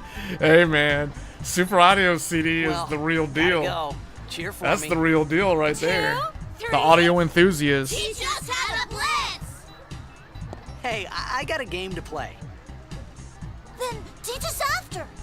Maybe tonight, well... You can't tonight. I mean, tomorrow. Promise? Promise.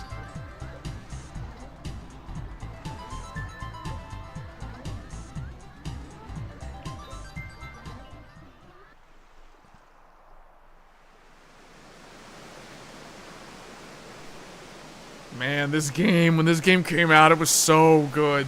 Final Fantasy X, man. Final Fantasy X showed the power of the PS2.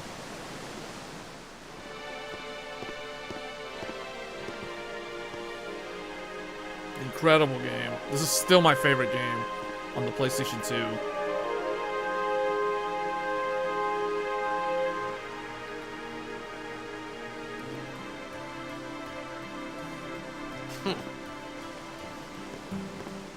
I was in a coffee shop running away from home when I heard the news. Our hero, Jecht, gone, vanished into thin air. My dad must have been his biggest fan. I knew how sad he'd be. Heck, we all were that day. Zanar, I says to myself, what are you thinking? I went running straight back home. We sat up talking about Jecht all night. My dad and I never talked so much. Whoa, didn't mean to reminisce, folks. Anyway, 10 years later, the Jecht Memorial Cup tournament is today.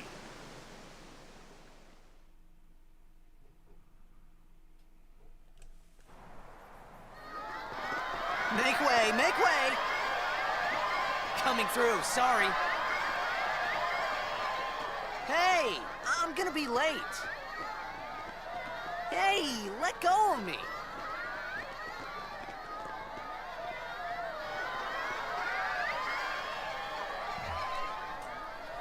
A lot of people that were on PS2 did switch to 360 during that time.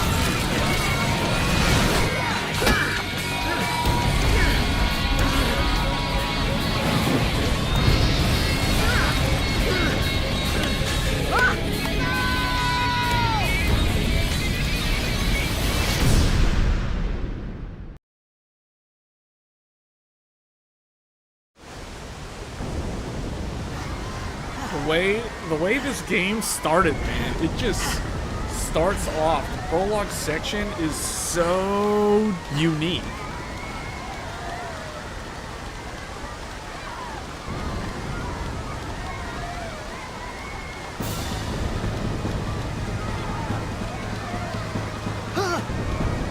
Oren! What are you doing here? I was waiting for you. What are you talking about?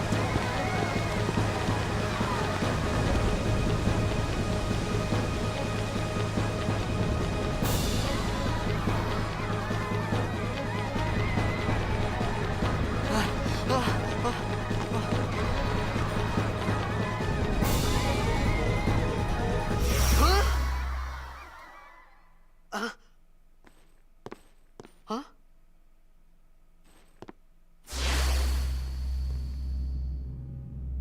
It begins. What? Don't cry.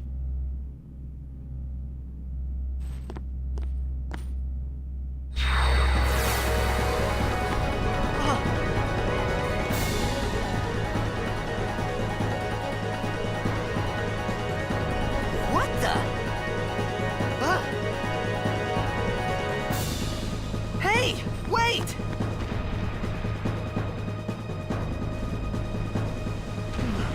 Hey, not this way! Look.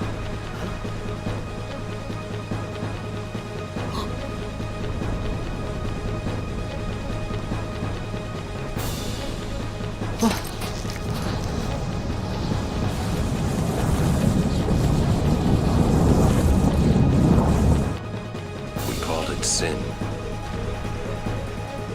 Sin?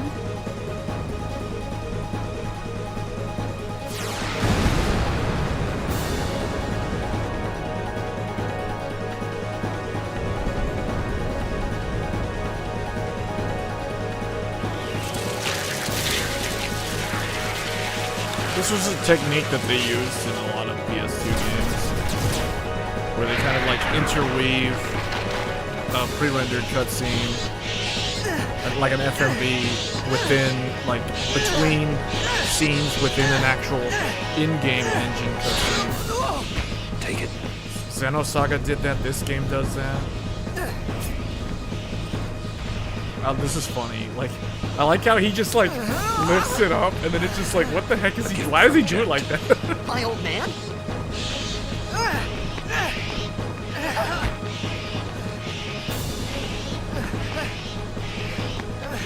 I hope you know how to use it.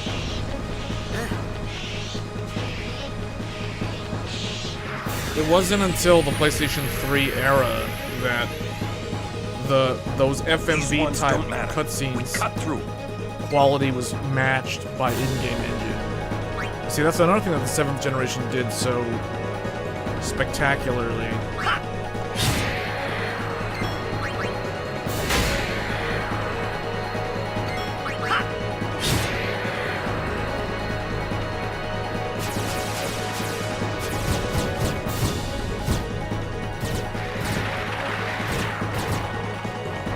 Don't bother going after all of them. Cut the ones that matter and run.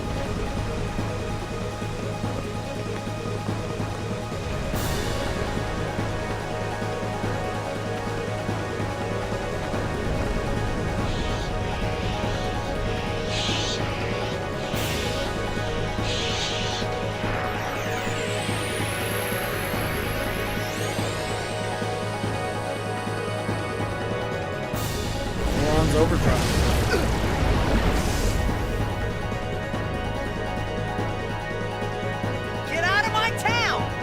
Some can't wait to die. Alright, here we go. Overdrive.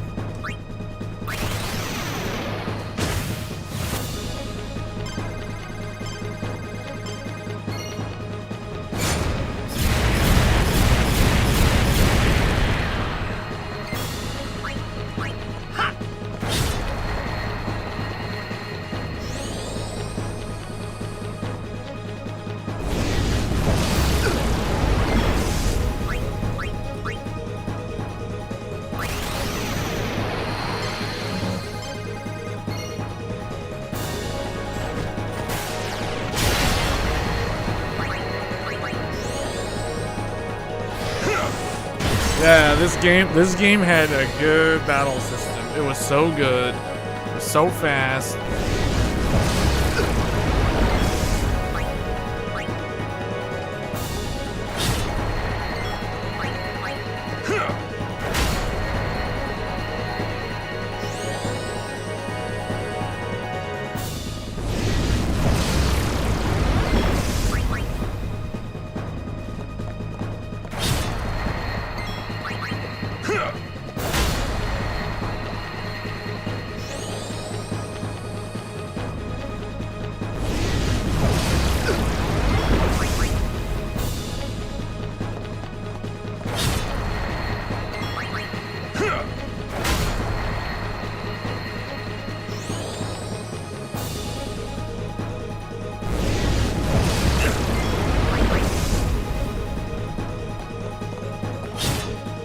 It's kind of like the opening to Lost Odyssey.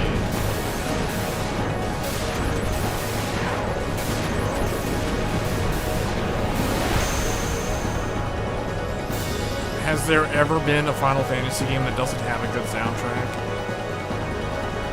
It's like an assumed thing. I don't second guess Final Fantasy soundtracks. Like they're always good.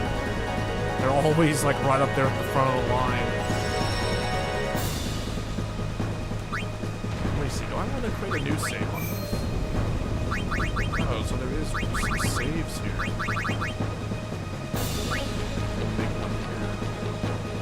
On memory card number 2. What's on memory card number 1? Well, memory card number 1, there's my 133-hour playthrough from the PS2 days. So we'll just make a new one here. This is 132 hours.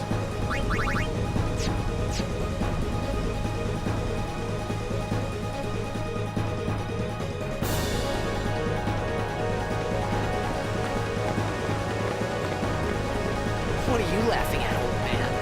Lauren, let's get out of here. We're expected. Huh? Give me a break, man.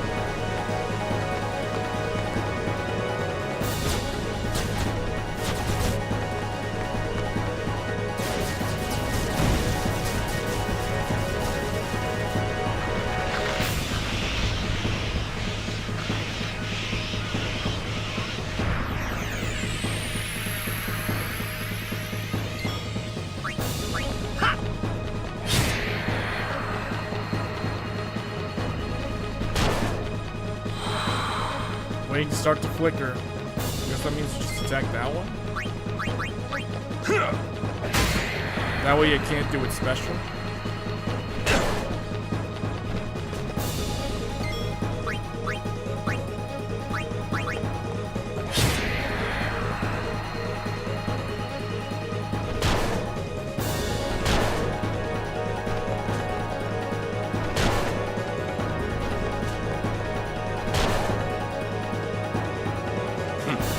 This could be bad. That! Knock it down! What? Trust me, you'll see.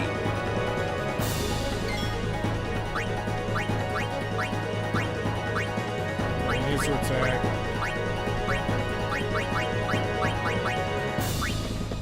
The tanker.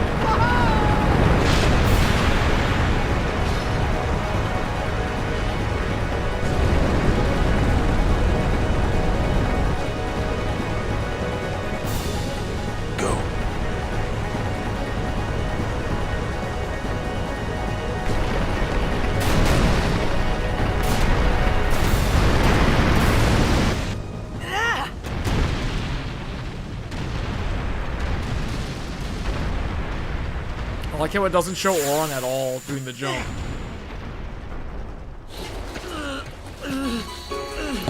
Auron!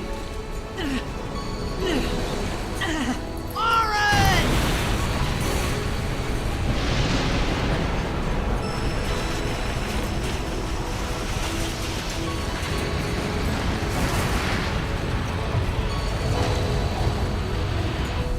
You are sure?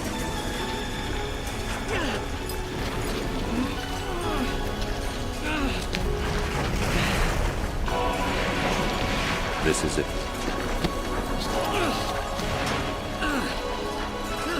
This is your story.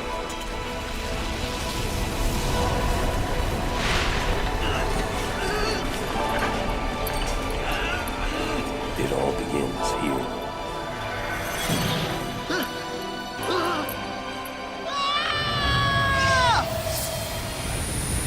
It's like he goes through some kind of wormhole or something. Like Sin had the ability to open up a wormhole right there. Hey. Hey!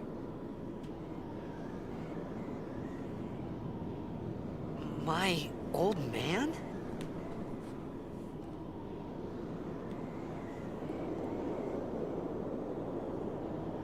Yeah, because remember, well, if you played the game, you know that this place that he's in, this is very familiar, isn't it?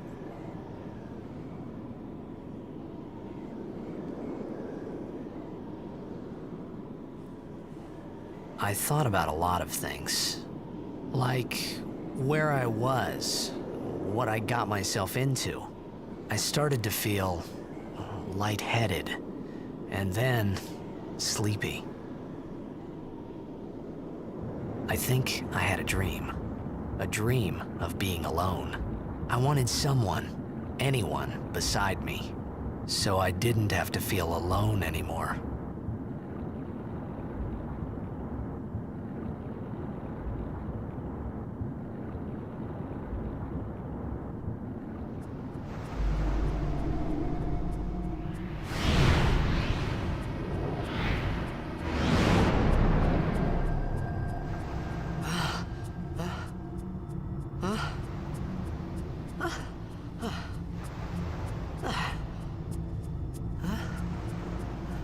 Anybody there? Auron! Hey!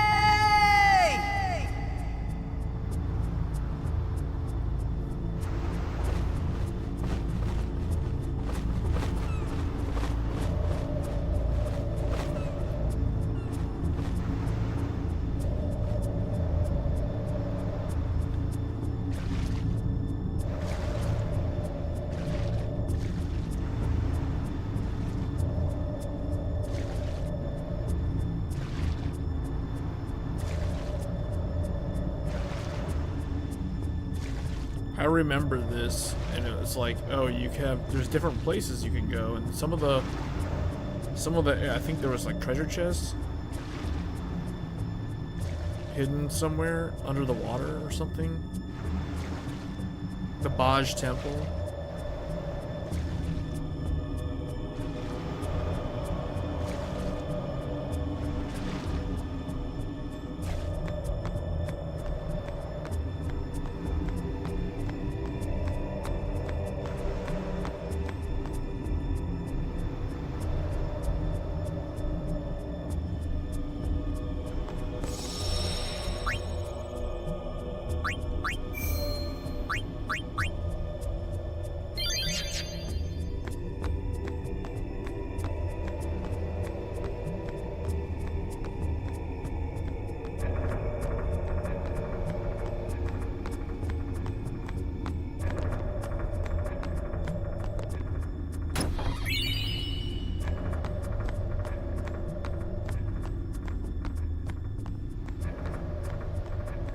For those of you that played Final Fantasy games, which one was your favorite?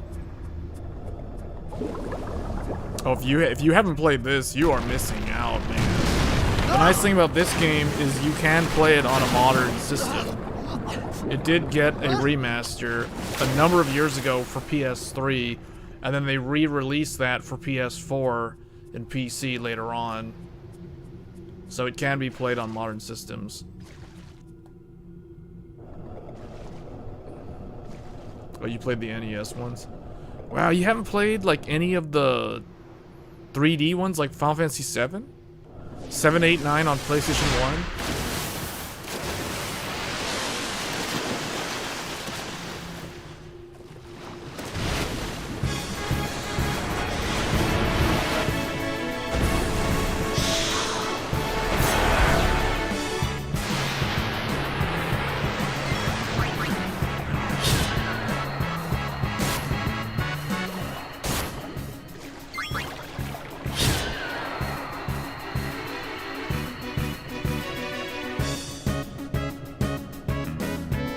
This game doesn't have ATB combat though.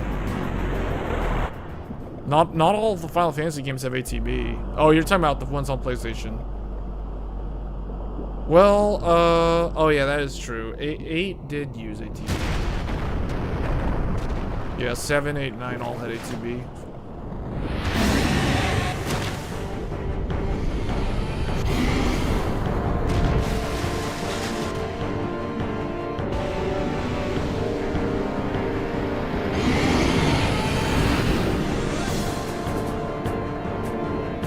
PS2 had this game, it had the sequel to this game, and it had 12.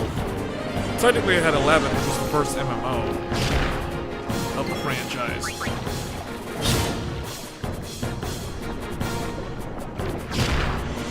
Oh wait, this guy's gonna probably kill him.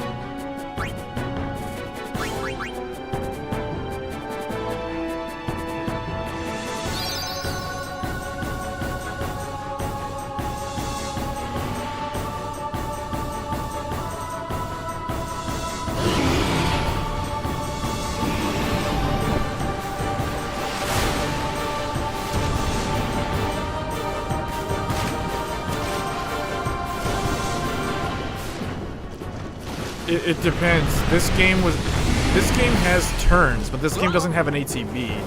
This is CTB. They called it CTB, conditional turn-based.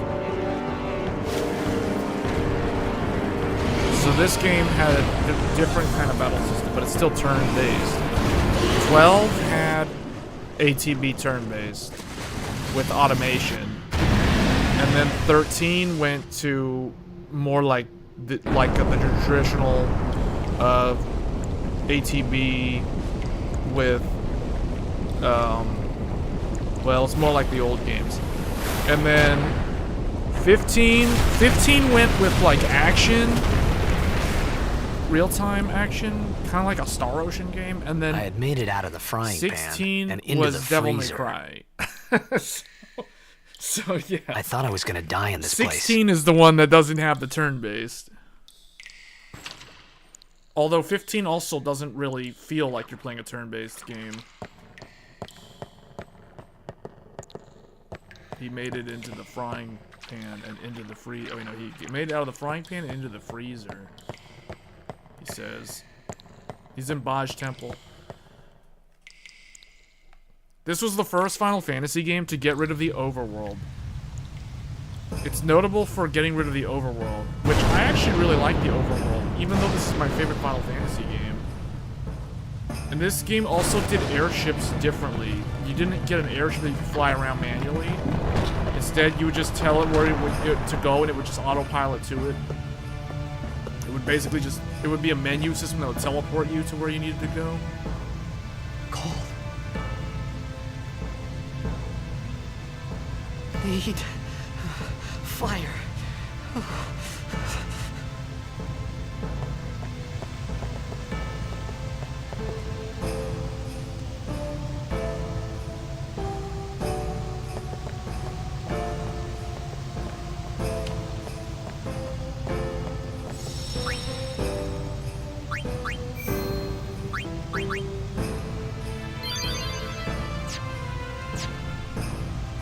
Alright, let's take a quick break.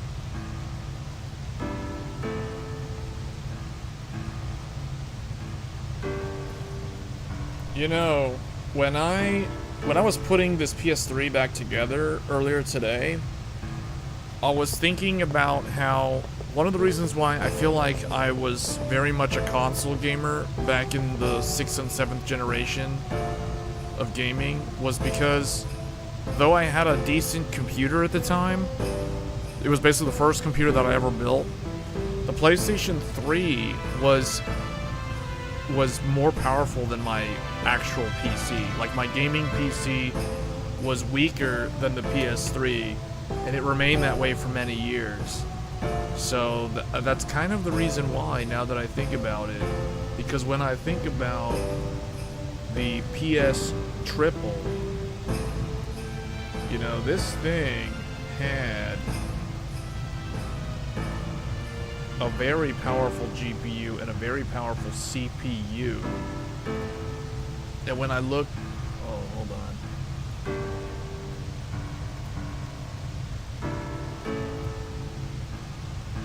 Why is it not showing?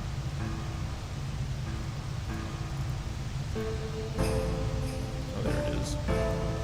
So the PS Triple had a 90 nanometer GPU. That's what we're streaming on right now. Yeah, the original one, the RSX 90 nanometer from NVIDIA PlayStation 3 GPU, 128-bit bus, GDDR3, 256 megabyte of video memory. Well, it was also system memory, I believe. Actually, no, it had separate system memory and it had 256 gigabyte VRAM. That's right.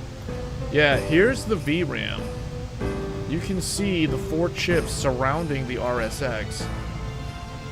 And this thing was more powerful. I'm pretty sure this is more powerful than my PC's graphics card. My PC's graphics card was none other than the Radeon X850 XT. This was my graphics card at the time that I got a PS Triple. 256 megabytes of VRAM, GDDR3. Oh wait, hold on a second. This is a 256-bit bus. The PS Triple is a 128-bit bus. 24 pixel shader, 8 vertex. This is 16 pixel shader. Oh, but see, look at this.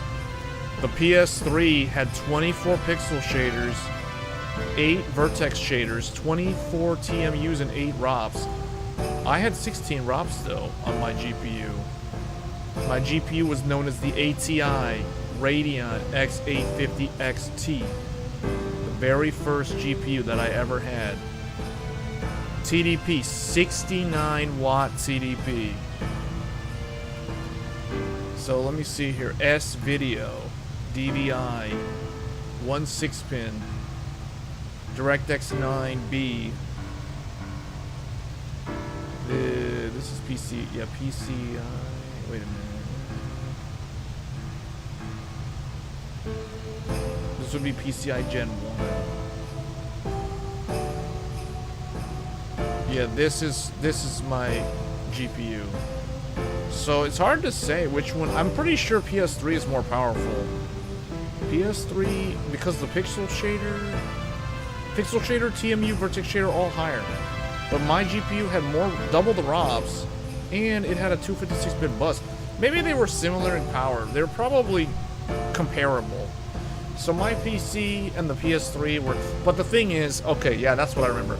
The PS3, the CPU, the cell processor, was so advanced.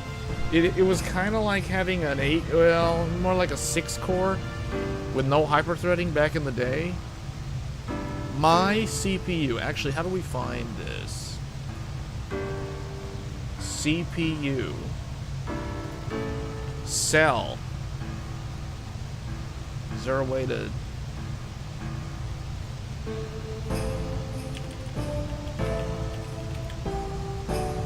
they have it on here? Oh, they don't have it apparently. Okay, well... Cell? BE?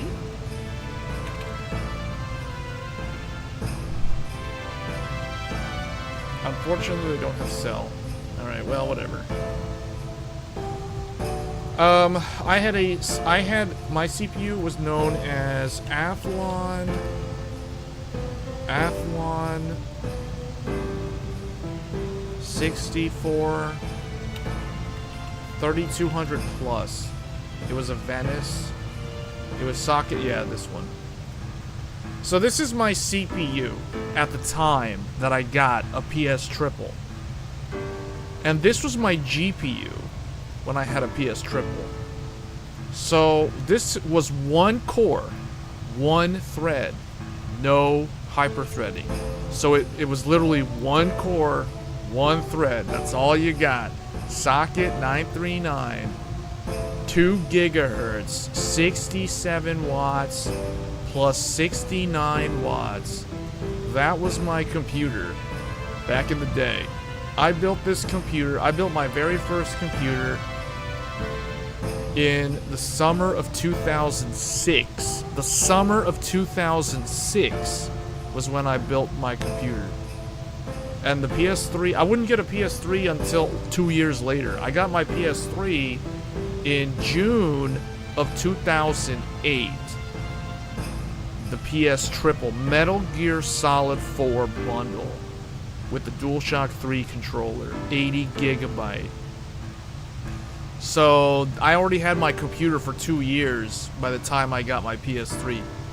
And my PS Triple, it felt stronger than this computer, because this is like a one-core CPU versus a PS Triple. You know what I'm saying? So like I basically switched over, man. People are always talking about PC gaming. Oh yeah, okay, yeah, PC gaming on this versus PS Triple. Confined. Alright, so, anyway. That's what I had. That's all I had at the time. I made this thing go wireless. I unplugged it, and it's like, hey, you're on a PS2 game. You have to reactivate the wireless controller. Okay, so we're on wireless now. You know, I'm amazed that these ancient DualShock 3 controllers, the battery, they still hold battery charge. At least all of the controllers that I have. My PlayStation Move controllers still hold charge. Even though I haven't used those things in like what feels like forever.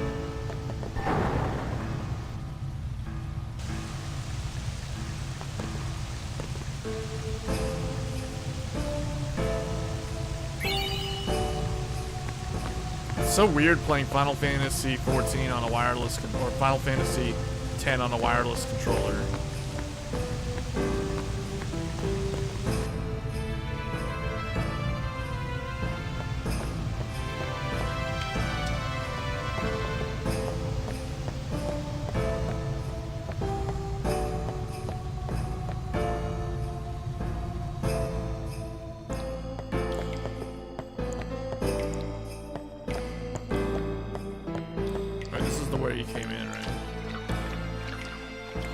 Find something that he needs to use in here?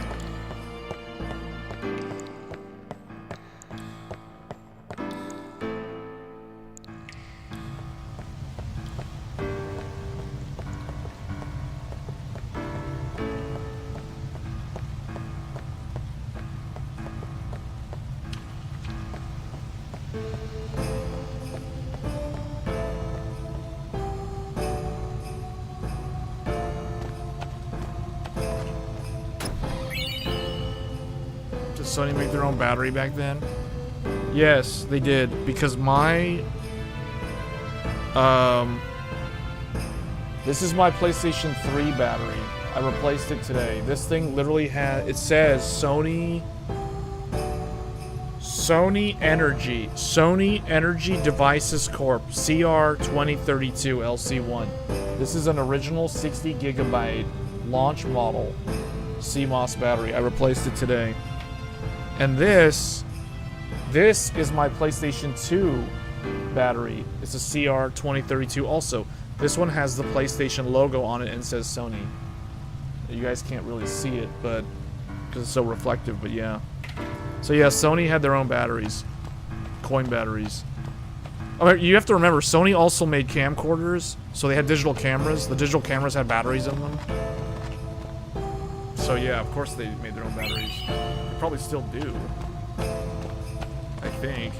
Maybe not, I don't know.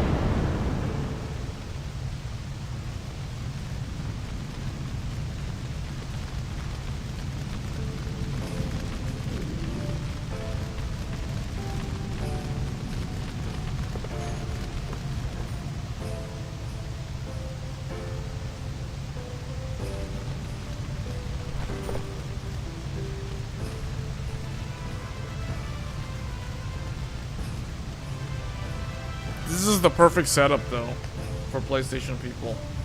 You got I need food. the PS3 for PS1, 2, and 3 games, and then you got PS5 for PS4 and PS5 games. Basically all PlayStation games. I have access to every single PlayStation game. It was a bad call. Your team lost because of you. You came to say that? It's been 10 years. I thought you'd be crying. Who, me? You cried.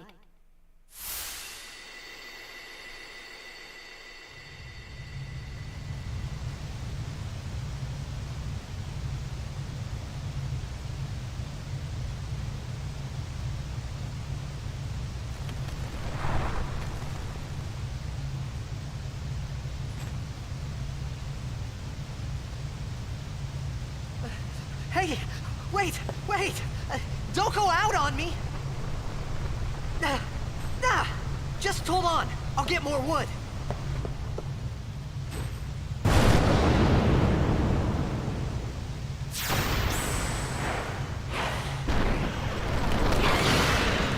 Man, that thing's running so fast that it's on the wall.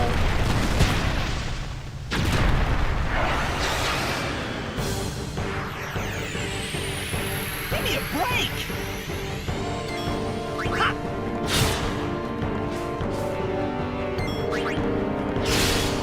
Oh, critical. Double. Oh.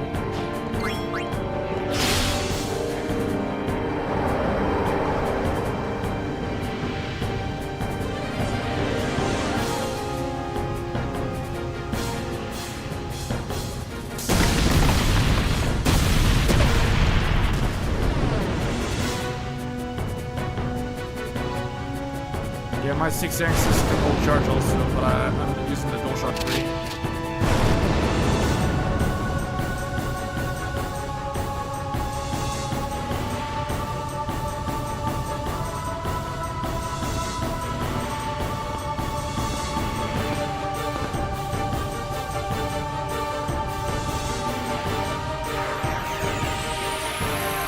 You on my side?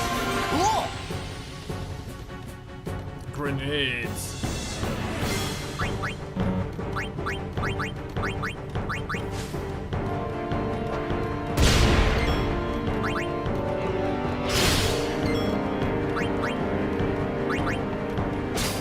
Stole grenades. Threw grenades, stole. Oh, why you keep taking grenades?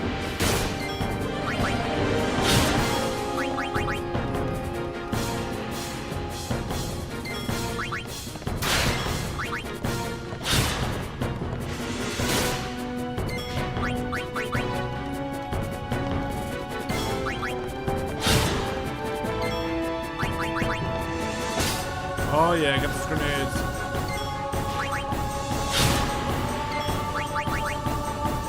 Get those grenades.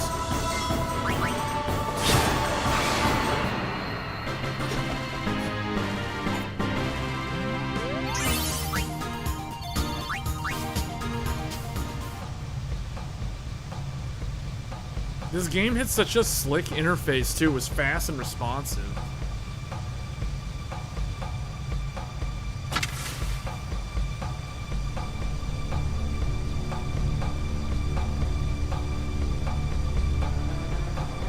Phew. That was close.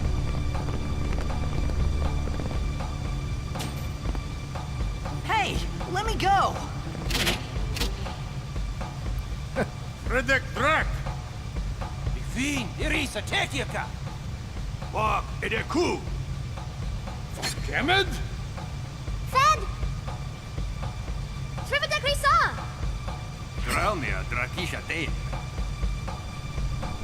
Ifan Petted! Tapuneket Fedrik!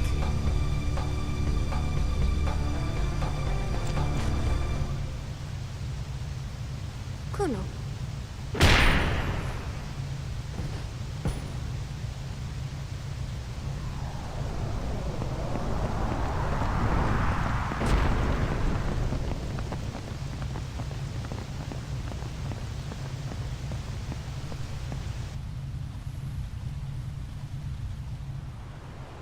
Yeah, I don't think I've ever had stick drift problems with anything older than like PS5 controllers. My PS4 never had stick drift. My PS3 controllers have never had stick drift. I have like 2 DualSense PS5 controllers. Both have stick drift. One of them is a lot worse than the other. And then I think one of my Xbox controllers also has stick drift. Hey, that But the older hurts. controllers like these, I've never had stick drift. Whoa. Okay.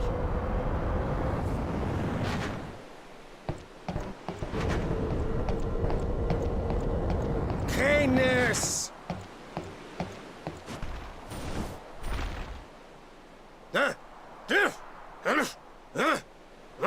Right, whatever.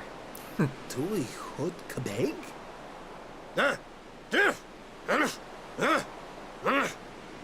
I said I don't understand. Fed! He said you can stay if you make yourself useful.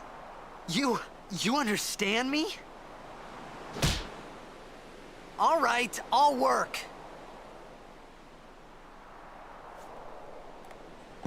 Oh, almost forgot.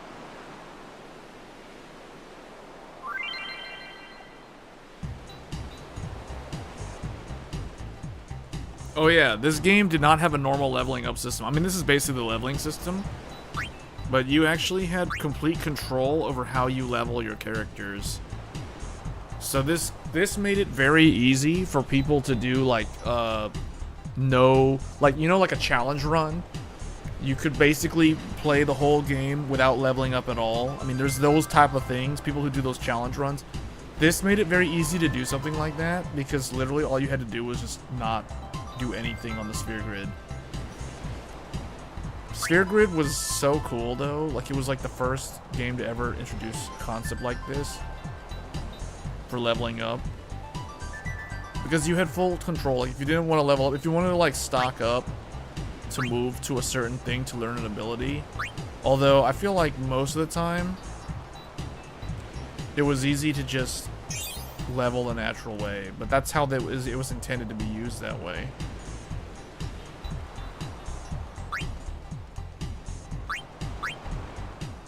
Yeah, you had to have the ability spheres to learn an ability.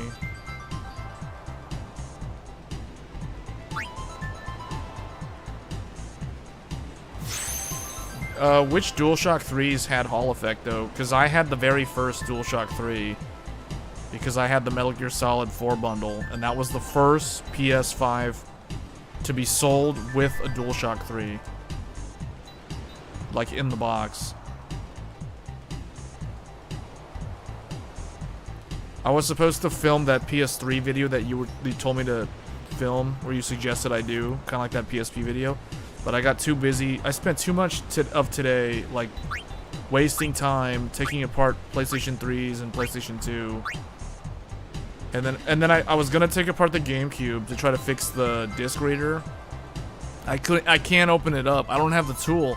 I didn't realize that Nintendo requires you to have a special, like, apparently it's called a game bit. You have to have a game bit style screwdriver to open up a Nintendo console. So I couldn't open my GameCube. So I was like, well, okay, we're not fixing this thing today. Let's open the PS2 and change the battery. So I ended up doing that instead. PS2 annoyed me so much. I think I wasted like 2 hours taking apart PS2 trying to figure out how to, like, not break the ribbon cables on that thing. Because, man, that thing has like 5 or 6 ribbon cables. And it's so annoying. PS2 Fat, man. PS2 Fat is like one of the worst consoles to open up. I do not recommend doing it. If this thing ever dies, and you still want to play PS2 games, don't put your PS2 in storage. Keep it connected to a power outlet that you don't have to worry about it.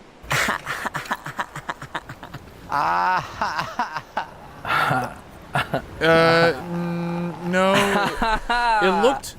It looks kind of like a, no, it's not. It wasn't triangular. It looked like a, Almost like a Torx screw, except it's like an inverse Torx screw. Oh wow, they gave me some items.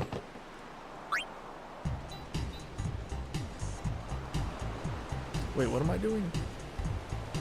What? I don't want to do the tutorial again. I can't speak that guy's language. So he's like, I guess he was asking, do you want to do the tutorial again? Oh my god, are you serious? Why would they do it like this? Is there any, there's no way to skip this?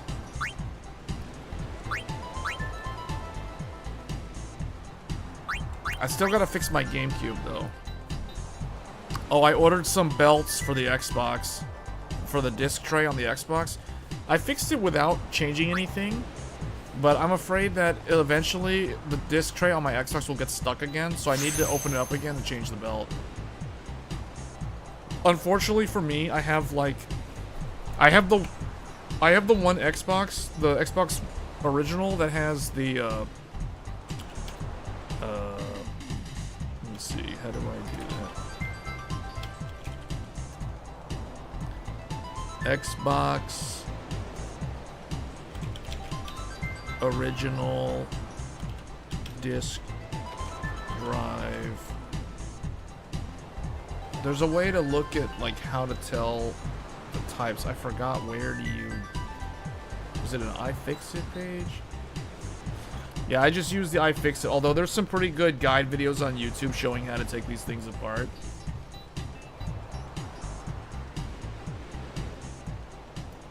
So like what I did, see? I'm a little bit bummed that I had... Microsoft requires you to tear through the sticker. Okay, this is terrible advice. Don't do what they do in this guide. If you're gonna open up your Xbox, don't tear the sticker off. So right where this lightning bolt symbol is, there's a screw underneath this. Just stab right through the lightning bolt and you'll just get to the screw. That way it won't look so ugly, like tearing up the stickers. I hate doing that.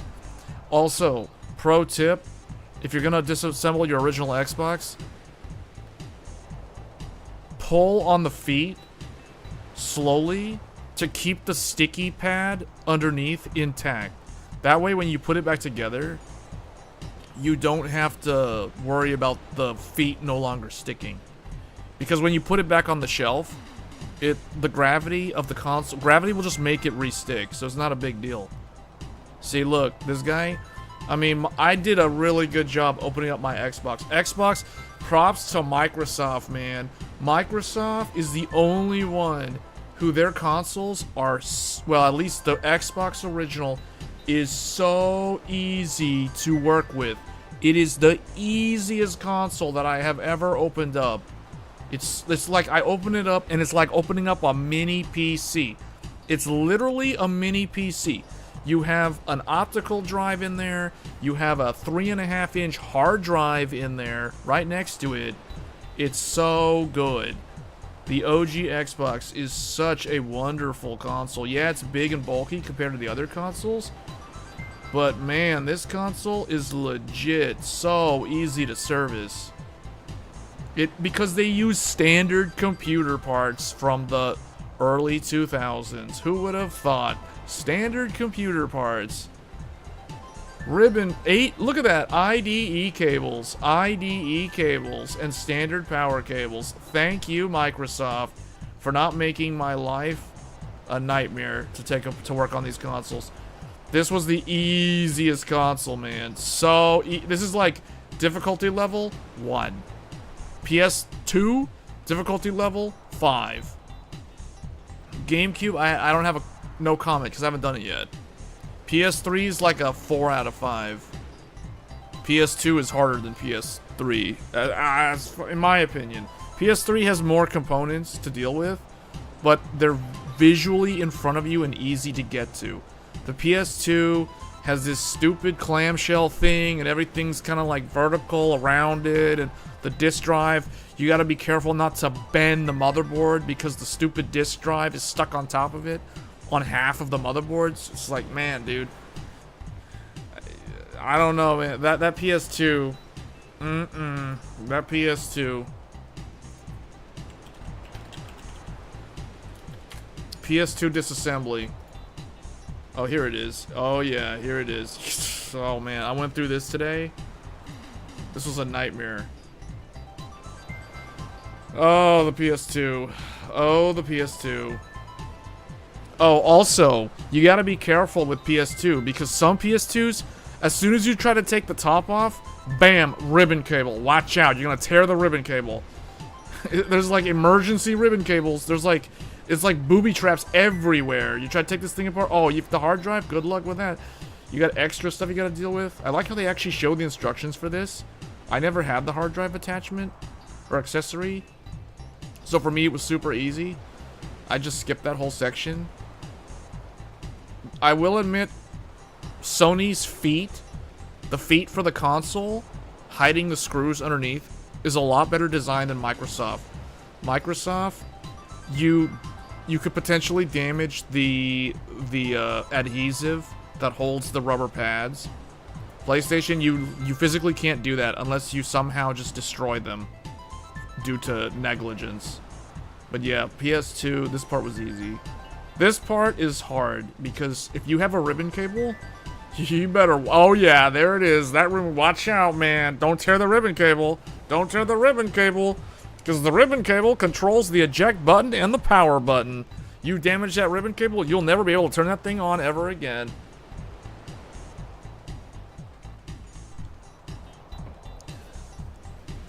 The Xbox exploding clock battery. No, I don't have that problem.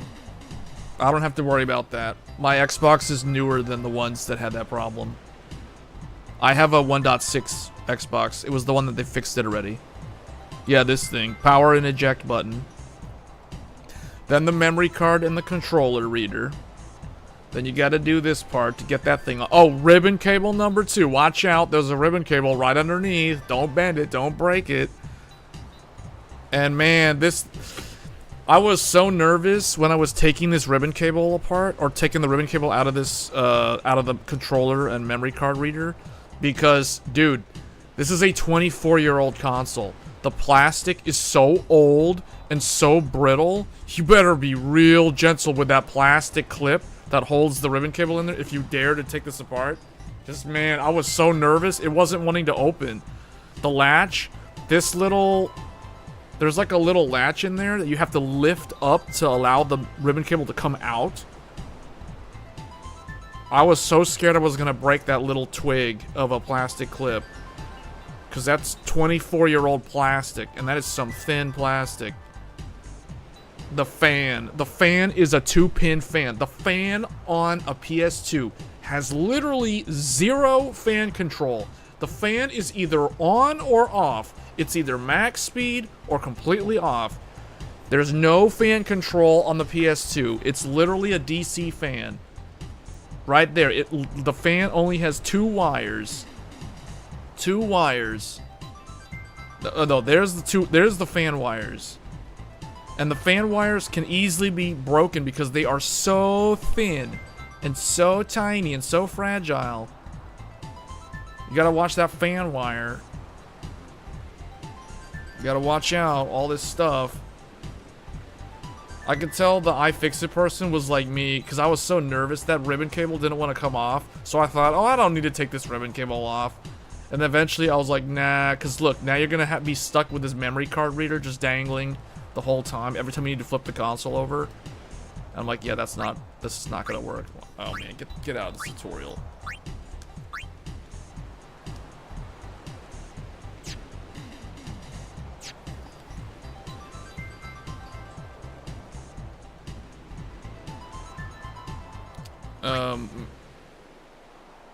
Hola, una pregunta, porque en mi BIOS,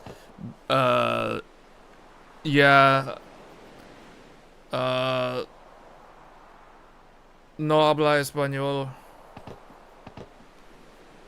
Maybe Marcelo can help you. I mean, Marcelo can speak Portuguese. Maybe he can help. I mean, this is a Spanish language.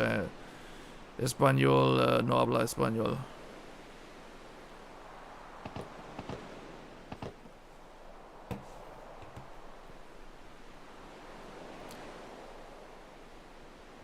So, I mean, look at all this stuff. Look at all these steps, man. Oh, that's the power supply. Oh, the other thing, too, is you better watch out. Power supplies can kill you, man. Power supplies are really dangerous. That is the power supply on the PS2. The power supply on the PS2 has no protection. There's no enclosure that keeps you from being exposed to the capacitors that could literally blow up. So, yeah, dude.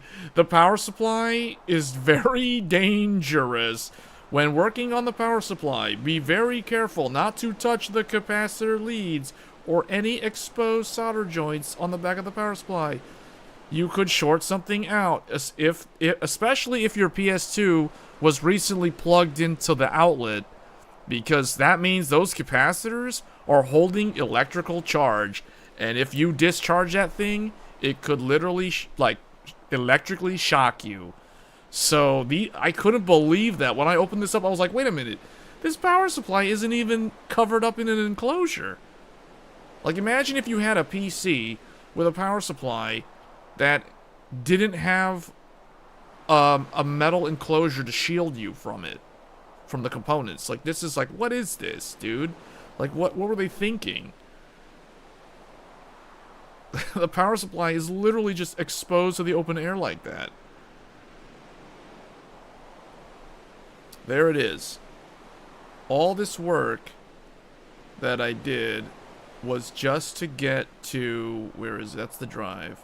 Right there, right there. Step 23. You gotta go all the way to step 23 just to change the coin battery. Who thought it was a good idea to put the coin battery right next to the CPU, requiring you to disassemble the entire PlayStation 2 just to change a coin battery? You can control the fan speed with 2 wires using DC current or using DC adjustment, but I can tell you right now, the PlayStation 2 doesn't have that ability. The PlayStation 2 does not control the fan. All it does is when you power on the console, the PlayStation 2 turns the fan to 100%. There's no such thing as fan control on the PS2. It's either on or it's off. There's literally only one speed. Max speed, that's it. Yeah, there are thermal pads. There are thermal pads. Does he show them? It has thermal pads. It does not have thermal paste. It has thermal pads. What's funny is the PS3 uses paste. The PS2, because it doesn't use much wattage, it uses pads. And you know how I am. I never change the pads. I took that off. I looked at it. I was like, okay, vacuum the dust. All right, put it back on. I'm not going to change the pad. I'm not going to touch any of that stuff. I'm going to reuse the 24-year-old thermal pad. Just throw it back on there. It's good to go. Job done. A+. Yeah, exactly. Exactly. 18 watt. That's why you don't need to change a thermal pad. There's no reason to change thermal pads on a PS2.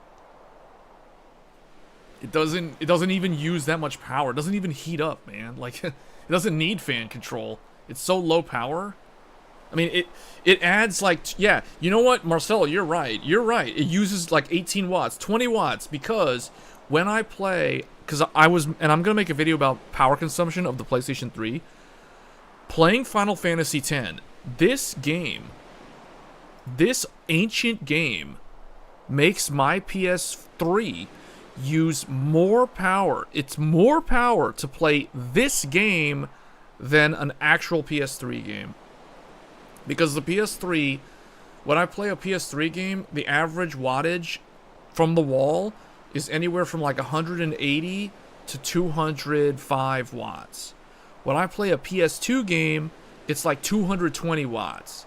So I don't know why it has to run the RSX and the cell. But I know it has to power the emotion engine and the graphics synthesizer, which is, to your point, like about 20 watts. That's why I was thinking, okay, it's 220 watts. This extra 20 watts must be the emotion engine. Basically, the PS2 hardware inside the PS3 is that extra 20 watts.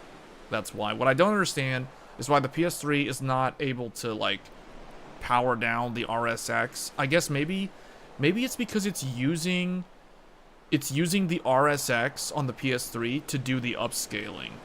Maybe it's upscaling, or I would think Cell is doing the upscale to 1080p, because I'm playing this game at 1080p right now, and then my Threadripper is upscaling it to 4K. Well, not Threadripper. My GPU and my desktop, the Radeon AI Pro, is upscaling it from 1080p to 4K, and then it downscales it to YouTube for 1440p.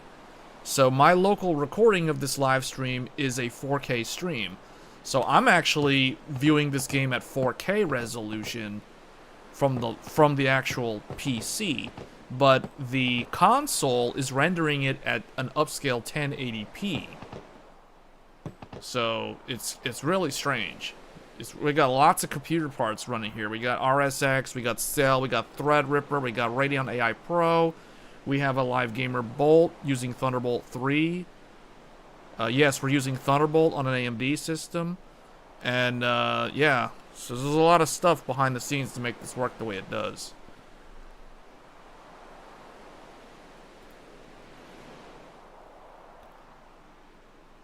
Yeah, the video probably goes to the RSX. Yeah, that's why. And that's why I'm concerned about the RSX.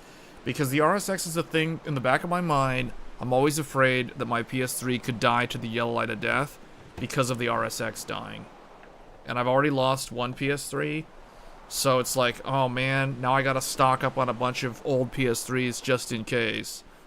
You know what I'm saying? I was like, man, we got a 20 gigabyte from Japan. We got the, which is useless to me when it comes to PS2 games, because I can't play PS2, like, I can't play North American PS2 games or PS1 games on my Japanese PlayStation 3. Now, I can play any PS3 game on my Japanese PS3 because PS3 games were region-free. I mean, they're not region-free, but the PlayStation 3 did not enforce region locks. PS2 and PS1 were region lock enforced. So, the guy who sold me the Japanese PS3, it's a guy in Japan who sold it to me, and he told me, but I already knew. Like, he was like, just so you know, this is a Japanese PlayStation 3, and it cannot play. If you're buying it because you think you can play PS2 games on it, you can only play Japanese PS2 games. And I told him, yeah, I know, I understand that. I knew that going into this. So he was like, okay. So, yeah, region locking is stupid, but, I mean, they don't do it anymore. But, I mean, that's just how it was back in the day.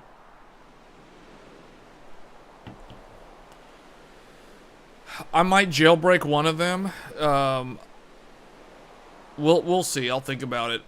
If I'm going to jailbreak a PS3, I need to get a new hard drive. And, you know, I don't want to spend money on hard drives, SSDs, any of those things right now. So that's kind of why I haven't done anything like that yet. But I would, because imagine me jailbreaking a PS3 that has a 20 gigabyte hard drive. What are you going to do with a 20 gigabyte hard drive in 2026? You know what I'm saying? Like, I'm not going to be able to do a whole lot with that. So, yeah. That's the main reason why I haven't done it. I'm not going to jailbreak my... I don't really want to jailbreak any of the fat ones because I'm afraid of the fat ones. Like, well, I kind of need to jailbreak one of the fat ones because I need to be able to look at the temperatures in software. And I know that the jailbreak PS3 can do stuff like you can run the equivalent of like hardware info on the PS3, so you can see what your temperatures are on the Cell, more importantly on the RSX. You can see what your fan speed percentages are. You could also manually control the fan speed curve with custom firmware. So, I mean, yeah, technically I probably should do that. That way I get more visibility into how the PS3 behaves, like at what fan noise level is the temperature of the chips running at, because I'm kind of in the dark on that. But so far, I mean, this 60 gigabyte, the system that I'm using right now, for those wondering, so we are on a launch 60 gigabyte. This PS3 I purchased a long time ago. I purchased it in, I want to say I purchased it in 2012 or 2011 or somewhere around there. I bought it from GameStop. It was a refurbished GameStop unit, and I bought it as a spare, essentially. And I'm so glad I bought it as a spare back then, because the price of these things now are actually quite expensive considering how old they are. So, I think I paid like $270 for this console back in like 2012 from GameStop, and it was a refurb, and it works fine. I mean, we're playing on it right now, you know, like I never changed the thermal paste. It still has the ancient thermal paste, and the fan's not loud. I mean, you know, so it's good. This is a launch model. This is the legendary 60 gigabyte. So the one that died, which is the one right here for those wondering, this is my dead one. This one I purchased off of eBay in 2009 or the end of 2008, and this one I used all the way until 2014 when it finally succumbed to the yellow light of death. So this one no longer functions. It's dead, and this is an original 60 gigabyte. And then I have this one right here, or where is it? Oh, right here. I also have this one.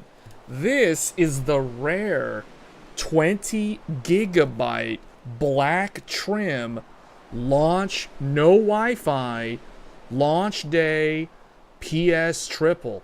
This is the very rare 20 gigabyte though. This one has no Wi-Fi, no card readers, but it has full PlayStation 2 backwards compatibility.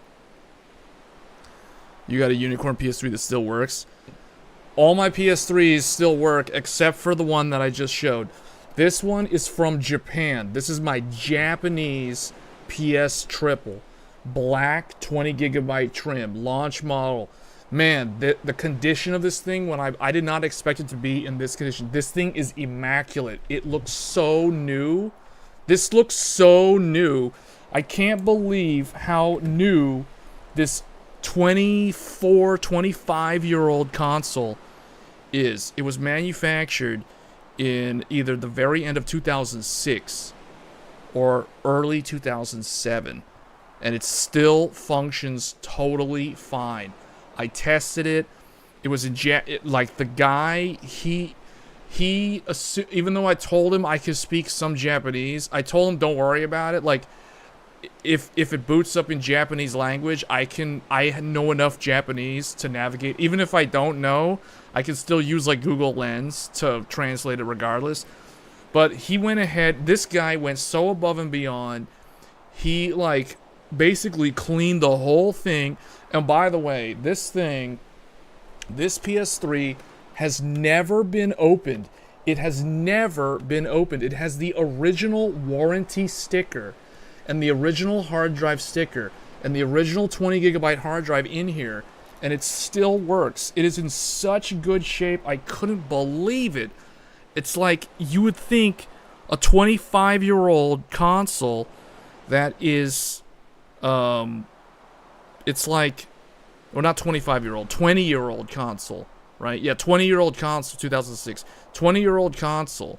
You would think that something that old with piano black, a fingerprint magnet, a micro scratch magnet would have little tiny scuffs and scrapes. But no, this thing, man, I gotta probably make a whole video about this one PS3, because this thing is like, whoa, dude. This thing is like pristine condition. The original stickers are in great shape. I can see the serial number sticker. It's incredible. And this, so now I can say I have a Japanese PlayStation 3 launch edition This thing can play Japanese, PS2, PS1 games, full backwards compatibility, and I can play all my PS3 games on it. Great stuff. Great stuff. So I got a 20 gigabyte, I got a 60 gigabyte that we're using right now, I got a 60 gigabyte that's dead, that I can use as spare parts. So if I need to change the Blu-ray drive, I got an extra Blu-ray drive. You know, I got an extra Wi-Fi card and all this stuff. So yeah, it's great stuff. So, and then I got my PS3 Slim, so I have that. I'm not gonna jailbreak that though. There's no reason to. It's a Slim. Who wants to jailbreak a Slim? That's boring. I mean, I guess the problem with the PS3 Slim, people jailbreak it and then they're able to emulate PS2 games on it, but the problem is that it ends up overheating because it's not designed to run PS3 games. So it's like it basically overloads the GPU and it can eventually lead to a failure. That's the only problem with trying to play PS2 games using emulation on a PS3, which is not powerful enough to emulate a PS2 game long term. So that's the only thing. As these old consoles get older and older, when I realized earlier today that this PS3 that I'm gaming on right now is literally, it's like almost as old as my very first computer. When I realized that, I was like, man, I'm playing on something that is almost as old as my very first PC that I put together. I can't imagine trying to use that ancient computer in 2026. The fact that this thing still works as well as it does and is still usable as a media home theater device is incredible.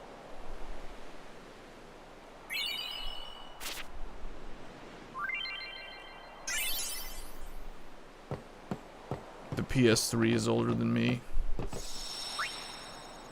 Yeah. For real though. Man. The PS triple. But anyway, yeah. Hold on, where is this? PS PlayStation 3 disassembly. Tear down. Let's see, is this the original one? Yeah, man. I don't understand why iFixit always, like, has the guides for the consoles that I have, not the ones that I don't have. So, the PS3, like, I just type PS3, and it immediately suggests the teardown of the original fat one. Because, let's be honest, this is the only one that's worth opening up.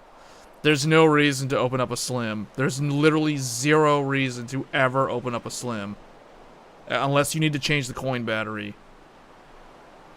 I will never repaste the thermal paste on my Slim. I will never ever do that. That thing can live to be 50 years old and I'll never change the thermal paste on it. And it'll still be alive. So, oh, see, look. There's that warranty sticker. This Japanese PS3 still got the warranty sticker on it. That means they never opened it up. 20 years. And they never had to open it up for any reason whatsoever.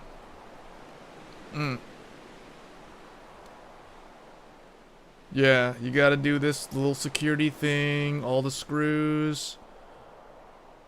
There it is, ribbon cable number 1. Watch out, watch out. Ribbon cable number 1. There's the Wi-Fi. Oh, that's the compact flash memory stick Pro Duo and the SD card memory card.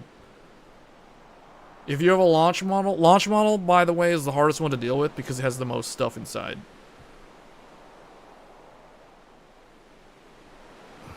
Yeah, it has so much stuff inside. This is the card reader. The only PS3s that have this card reader is the launch models. And the MotorStorm 80GB bundle and the Metal Gear Solid 4 80GB bundle.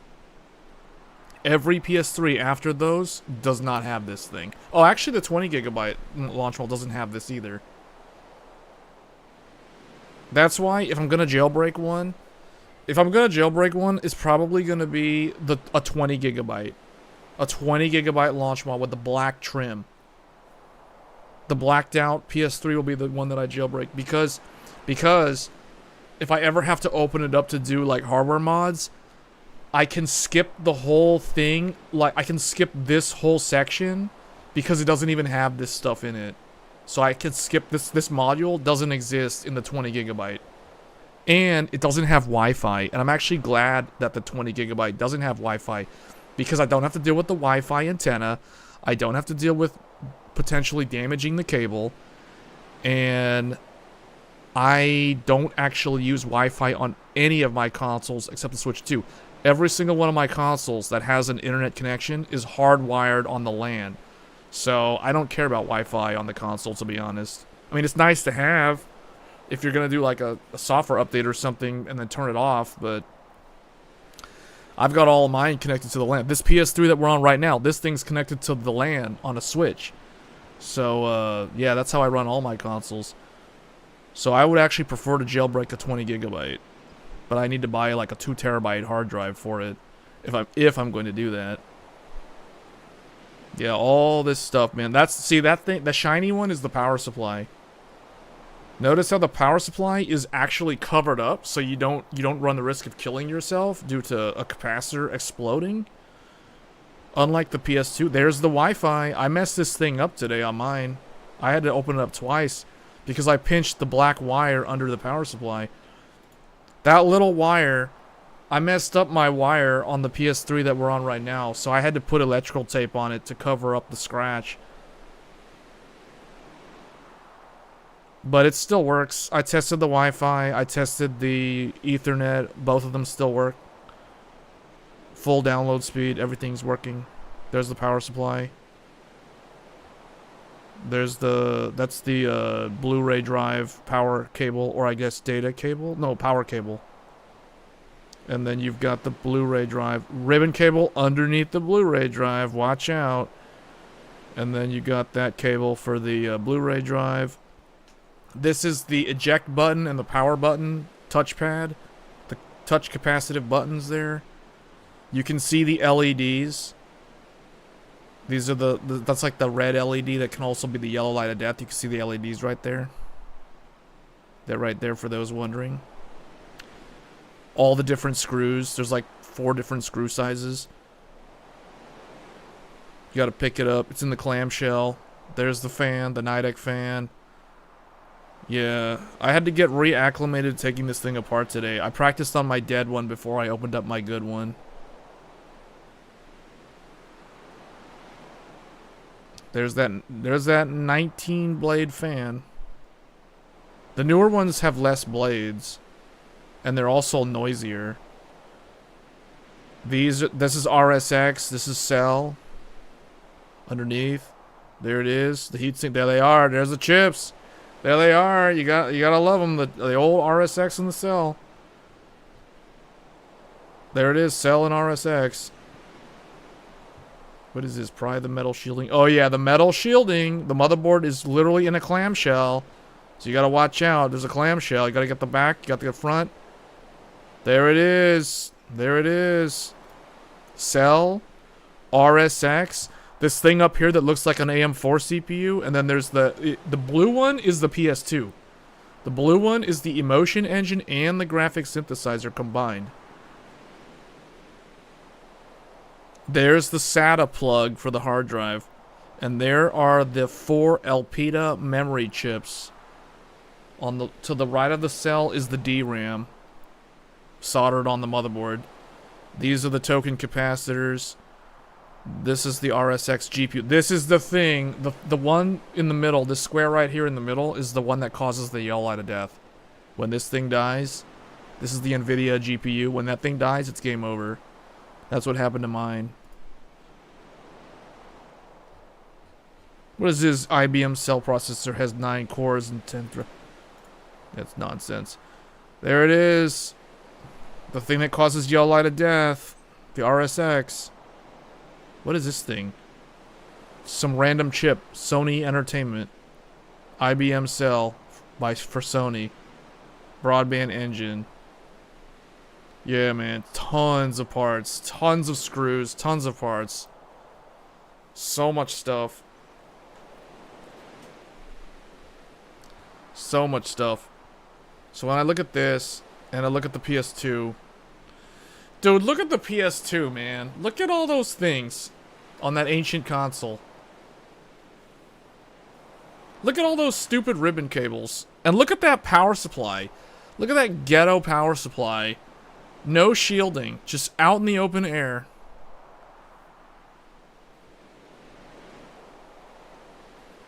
You really miss when every new gen you never knew what kind of tech they would be implementing. Yeah. Yeah, 6th generation and 7th generation were probably the coolest ones, if we're being honest here. Like, I personally like the 7th generation a little bit more than the 6th generation. But 6th generation was really, really good. A lot of people like the 6th generation, but the 7th generation is special. It was the transitionary period. So many things changed. Internet, online gaming became very dominant or very prominent. There was the migration from analog 4x3 to digital 16x9. So you went from like composite cables to HDMI. You went to things like 3D, gaming on 3D displays. That was kind of a thing for a while, although that was relatively later in the generation. You had Kinect, you had PlayStation Move. The Wii was doing its motion control stuff. You had the 6-axis controls. So much stuff. So much stuff. Blu-ray. High definition. Man, 7th generation saw it all. Games on the 7th generation were probably the most impressive ones. Because you think about a game on PS3, and then you think about a game on PS2. PS3 looks so much better than PS2. Then you think about the PS3 game, like Metal Gear Solid 4, for example. Or Uncharted 2. Or The Last of Us. And now imagine a PS4 game.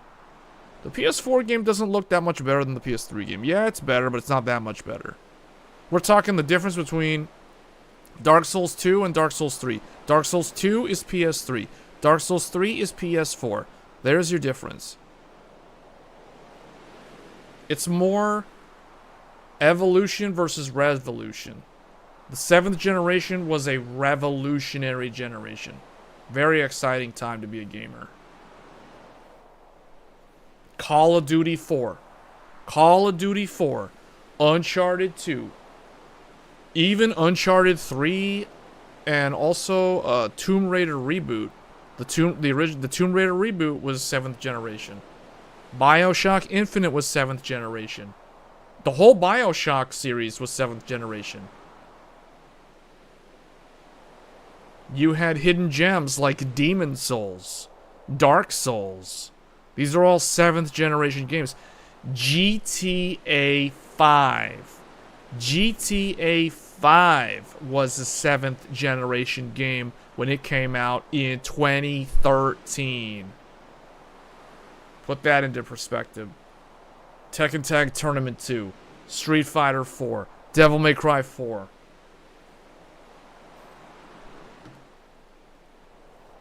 You see what I'm saying? 7th generation, man. 7th generation was the peak. That was the peak. Yes, the graphics got better with the newer generations. But did the games actually get better? Are modern games actually better than games from the 7th generation? They look better most of the time. But does that mean they're better? I think it's more than just graphics that make something great. It's not always about just graphics. As OG classics like this prove.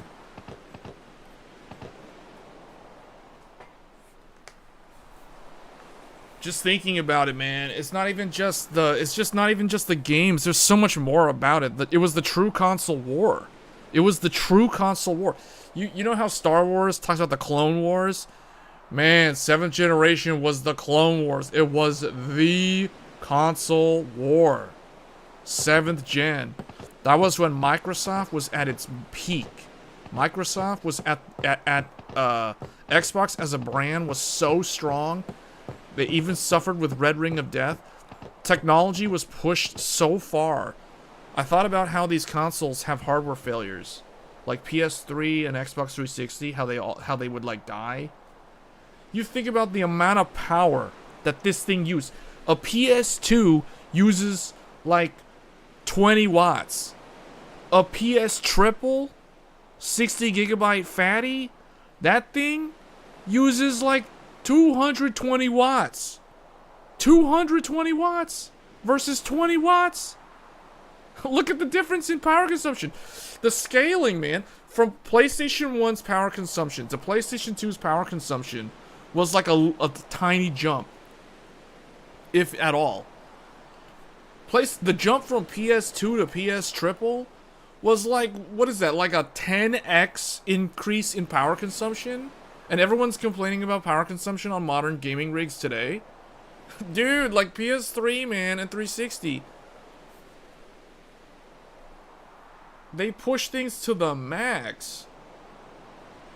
This was the bleeding edge. This was the bleeding edge of technology in 2006 and 2007. When you could still get one of these brand new. And everybody likes to dog on Sony for that $600 price point. I mean, do they realize what this thing is capable of, though? Like, what? And you're getting this is such a you're getting something. You're getting it at a discount, like $600. You couldn't buy a super audio CD player for under $1,000. Also, Blu-ray players were like minimum $900 back then. So the PS Triple was like the king. This was like the one multimedia device to rule them all. This was the king. And Xbox 360 was so powerful. It was such a strong contender, such a powerful rival. It was a gaming beast. It was the gaming beast. The Xbox 360. The ultimate.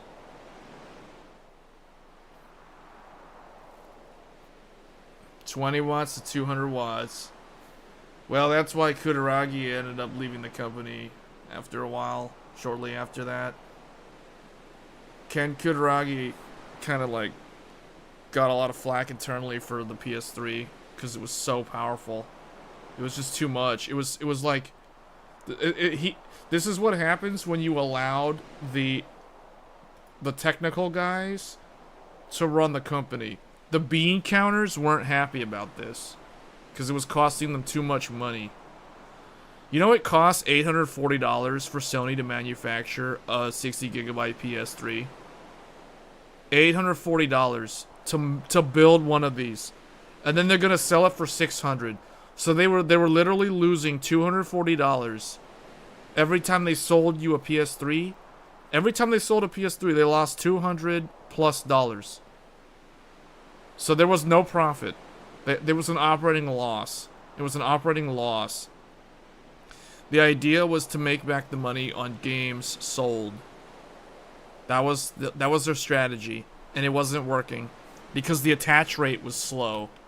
Because you know what ended up happening?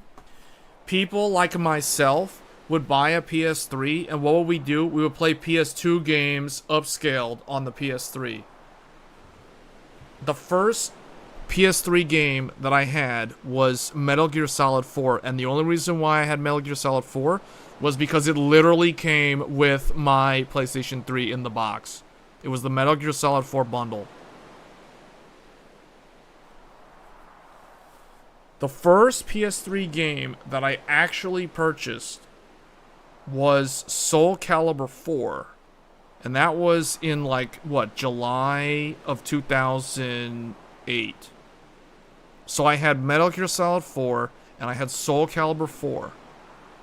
And then I think the next game that I got was Ninja Gaiden Sigma, and then Ninja Gaiden Sigma 2, but these were like in 2009. And then I would eventually get Uncharted 2, that was also 2009. Little Big Planet, that game came out in 2008, but I got it in 2010 or 9, somewhere around there. And I got Demon Souls like Christmas 2010. So, but I got other games in 2010 now that I think about it. I got White Knight Chronicles. That was a game that I played hardcore. And that was like a pseudo MMO, kind of like Monster Hunter. I played a ton of White Knight Chronicles on PS3 in like 2010. Farming, what do they call it? Was like G rank, whatever G rank is. Georama rank points or whatever in White Knight Chronicles. Man, those were the times. At the same time, I was still playing like PS2 games on PS Triple. I didn't actually start getting a lot of PS3 games until like 2010, now that I think about it. 2011 also. 2011 I got Nier, I got Catherine, I got White Knight Chronicles 2. I got Tekken 6 in 2000, like the end of 2009 or 2010 or something like that. And then 2012 I got a bunch of I got Dark Souls in 2011. I remember, I'll never forget that. I got Demon Souls at the end of 2010. And then that's what got me into the Souls stuff. It was Demon Souls and then Dark Souls 1. I played a ton of Dark Souls 1. So that was like 2011, end of 2011. 2012, I got, do I have Paint open still? Oh, I still have Paint open. Ooh, I got Paint open. Good.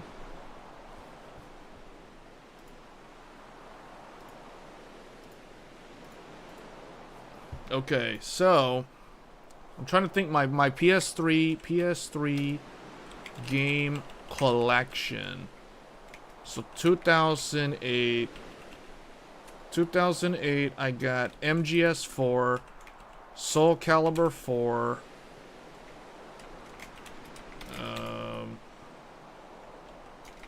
For those who don't know what this is, Soul Calibur 4. And nothing else. And then 2009, I got No, did I get Valkyria Chronicles that year? I don't know if I did. I think I did. Valkyria Chronicles.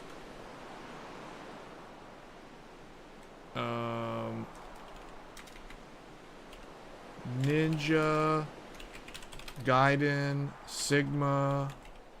Maybe I got Ninja Gaiden Sigma in 2008. Ninja Gaiden Sigma 2. I think that was it. 2010.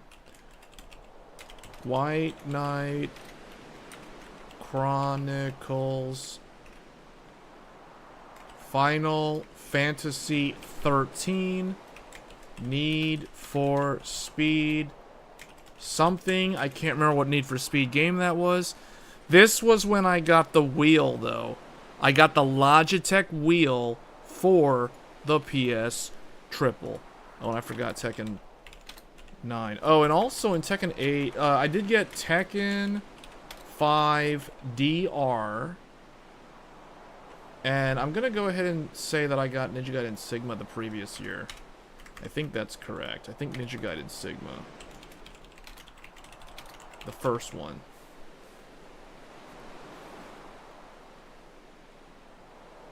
I'm a huge fan of Final Fantasy 13, by the way, just so you know. Final Fantasy 13 was not a letdown, at least for me. But I will say that 13-2 and Lightning Returns are way better than 13. So, Need for Speed something. This was like March. What else was 2010? 2010. At the end of 2010, I got a ton of games. Demon's Souls. Little Big Planet. And Uncharted 2.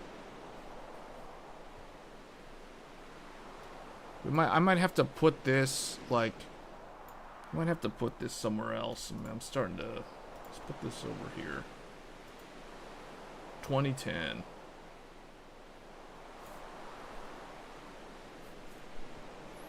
What else did I get? What was 2010? Like, what else was in 2010? Need for Speed something. Whatever the Need for Speed game was, I can't remember. Was it not Hot Pursuit? It was like, oh, I remember. Need for Speed Shift. Shift. That's what it was called. Need for Speed Shift. That was the game. That was the game that I bought the Logitech wheel for Need for Speed Shift. Demon's Souls, Little Big Planet, Uncharted 2. What else? I feel like I'm missing something from 2010. I can't remember what it was. I don't know. 2011. Nier. The original Nier. White Knight Chronicles 2.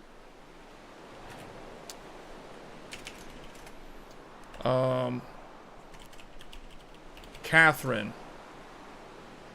This, by the way, is a hidden gem, but it is available on modern platforms. So is Nier. These are hidden gems. Nier, Catherine, and Demon's Souls are like some of the best games from that generation that people don't really remember. Little Big Planet is also really good, but a lot of people know about that game. Dark Souls.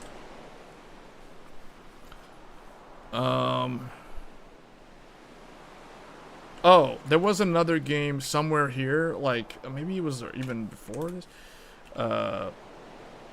Hyper Dimension Neptunia. Nier, White Knight Chronicles 2, Catherine, Dark Souls.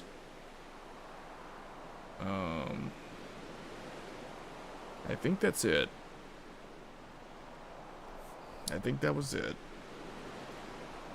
We're getting toward the end. Alright, 2013, or 2012. Oh, 2012 was a big year. Yeah, 2012 was the big year. 2012. Final Fantasy 13-2. To this day, one of my favorite PS3 era games of all time. Final Fantasy 13-2 is in my top 5 best games of the 7th generation. Hands down. 2012. So Final Fantasy 13-2. Tekken Tag 2.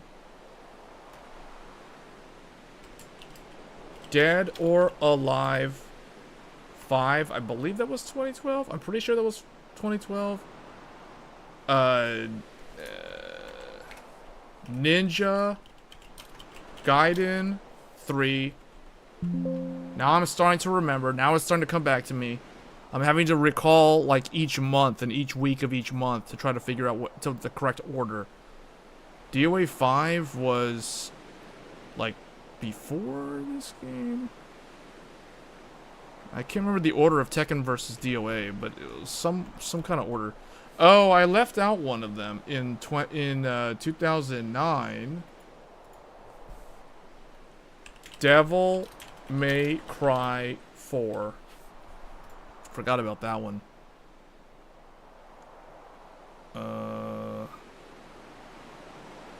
That can't be the only 2012 games. There's gotta be more than that.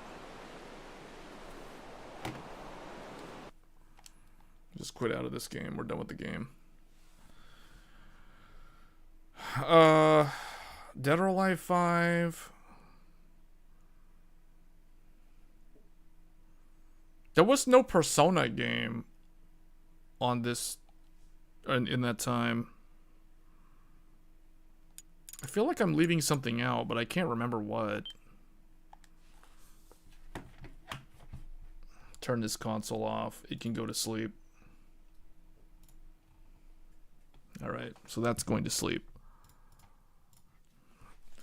Okay, where were we? So, I know there's some other games in 2012 that I'm not remembering right now, and I can't remember what they are. Persona 4, oh, there was a, wasn't there like a Persona fighting game or something? But that was PSP, wasn't it? I can't remember anymore. There's some other games in here that I'm forgetting, but I can't remember them right now. 2013. Keep in mind that this whole time, this entire list was me utilizing this PlayStation 3. This PS3 is the PS3 that I use to play all of these games that I'm listing right now. I never, at this point in time, I did not have a PS3 Slim. I only had my fat PS3. And I never expected it to die to the yellow light of death. So I used this console hardcore. It put in so many hours, so many heat cycles, and potentially bad ambient temperatures. So it was stressed. It was stressed. 2013.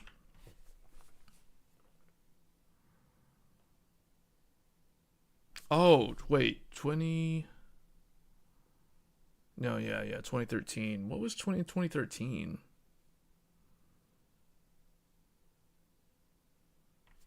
I can't even remember, like, what were the games that came in 2013 on PS3?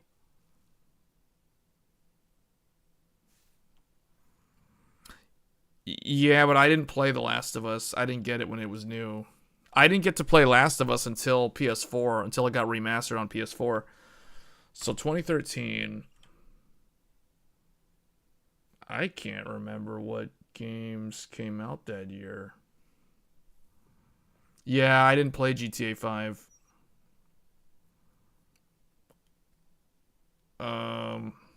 To this day, I still haven't played GTA 5. I mean, I know about its existence. That doesn't mean that I've played it. Destiny was on PS3? What? Wasn't Destiny on PS4? Mortal Kombat, The Last of Us, Assassin's Creed, no. Oh, you're talking about the DMC game? Like the one from the Ninja Theory? No, I didn't play that game. I would eventually end up with that game on PC. Through some kind of like AMD promotion or whatever. But yeah, I can't remember. Did I not get any game in 2013? What? I guess I didn't buy any PS3 games in 2013. I mean, there must be something. But anyway, 2014 was there was a ton. BioShock Infinite, I played it on PC. I never got it on console. But yeah, see, some of these games like Tomb Raider Reboot, BioShock Infinite, some of these games you guys are listing, I never played them on PlayStation 3. I'm talking about PlayStation 3. I don't care about PC right now. Right, I didn't get the Ratchet & Clank game. So it's like, I can't remember. Like, really? There was like nothing. Alright, I guess I didn't buy anything that year. Alright, this one. One of my favorite games. Lightning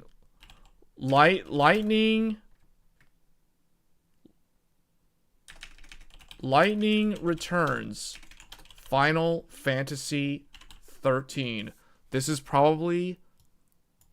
It's going to be real tough. I think maybe Demon's Souls edges out Lightning Returns by a tiny bit of my favorite PS3 game of all time.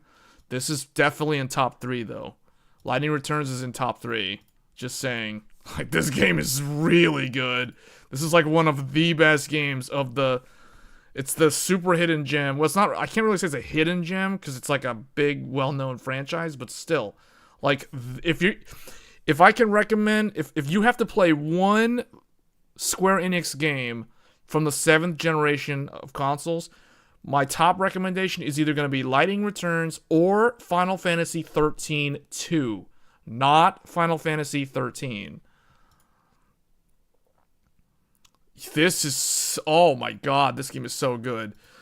Anyway, Lightning Returns 13, Dark Souls 2. I remember Lightning Returns came out in February. Dark Souls 2 came out literally like a few weeks later.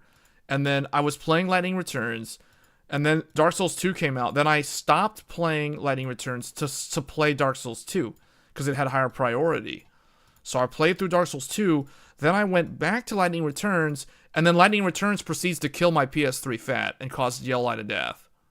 So that I will never forget 2014, because this is the year that my PS3 died to the Yellow Light of Death while playing Lightning Returns after playing Dark Souls 2. So these two were at the end of the time. So, like, this is ingrained in my memory. Like, I'll never forget this year, 2014. Dark Souls 2, Lightning Returns. And what else was that year? There was some other stuff that I'm trying to remember what. Tekken Tag 2 was 2012. Oh, man, what was happening in 2014? I know the PS4 came out at the end of 2013. I did not have a PS4 at this point in time. I did have a Vita. I had a Vita, but I didn't have a PS4. I got the Vita in 2013. So maybe I had like Vita games in 2013, and that's probably why I don't have any PS3 games that year. I never played Dragon Age Inquisition. So Dark Souls 2. Man, what else was there? There was more than just these two. There had to be more than these two.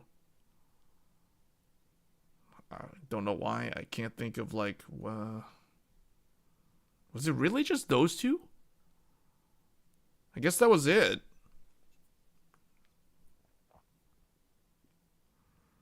Not all of these are disc games. Some of these, like for example, Tekken 5 DR is a download only. This is a PSN This is PSN only. I'll tell you which ones I have the disc.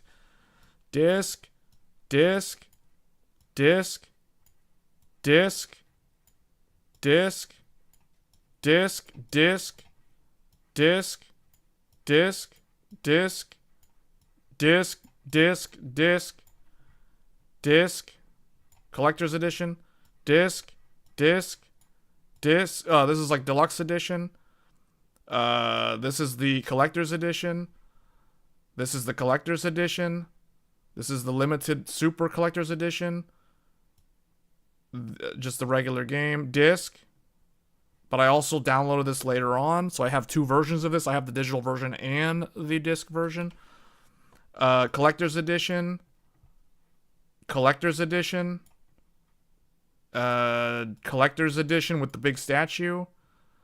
Yeah. So basically every single one of these games that I've circled, I have physical copies, if not deluxe or collectors or limited editions of all of these games, minus Tekken 5 DR, because Tekken 5 DR is a PSN download online game only. And I think I just remembered Tekken Revolution. Tekken Revolution. When was that? That was another download only game, and that was a free-to-play game. Was that 2013? Maybe 2013 was Tekken Revolution. That was like the only... I don't know. That was a download only game. This is a live service game that you can't play anymore. I guess that's it. I never played Uncharted 3. The only Uncharted game that I've ever played is Uncharted 2. That's the only one. I've never played 1. I've never played 3. So I guess that's it. Because here's what ended up happening. I'll tell you what ended up happening. Because this was my Twitch era, by the way. This is when I used to stream on Twitch. It was around this time when I was streaming on Twitch. I started Twitch streaming casually in at the end of 2011 into 2012, then quit, came back and made a big push in 2014, and it was probably the long Twitch streams which killed my PS3 now that I think about it, because of all the hours put in at the high temperatures on that RSX 90 nanometer. That probably did it in. It was during the Twitch era that my PS3 died. And then what happened was I got a used Slim from GameStop to replace it. And then, literally, so I basically barely used the Slim. Now that I think about it, I used the Slim to finish Lightning Returns. I even went so far to platinum this game. I platinumed this game. I platinumed this game. I platinumed this game. I platinumed Soul Calibur 4. I platinumed DR. I think I platinumed Valkyria Chronicles. And Tekken 9. And I think I platinumed Dark Souls 1. And Tekken Tag 2. And Oh, and definitely Demon Souls. These are the games that I have platinum trophies on from this generation. Repacing does not fix y'all out of death. Oh man, that statement proves you don't know how the y'all out of death works. But we've already explained that on a previous live stream.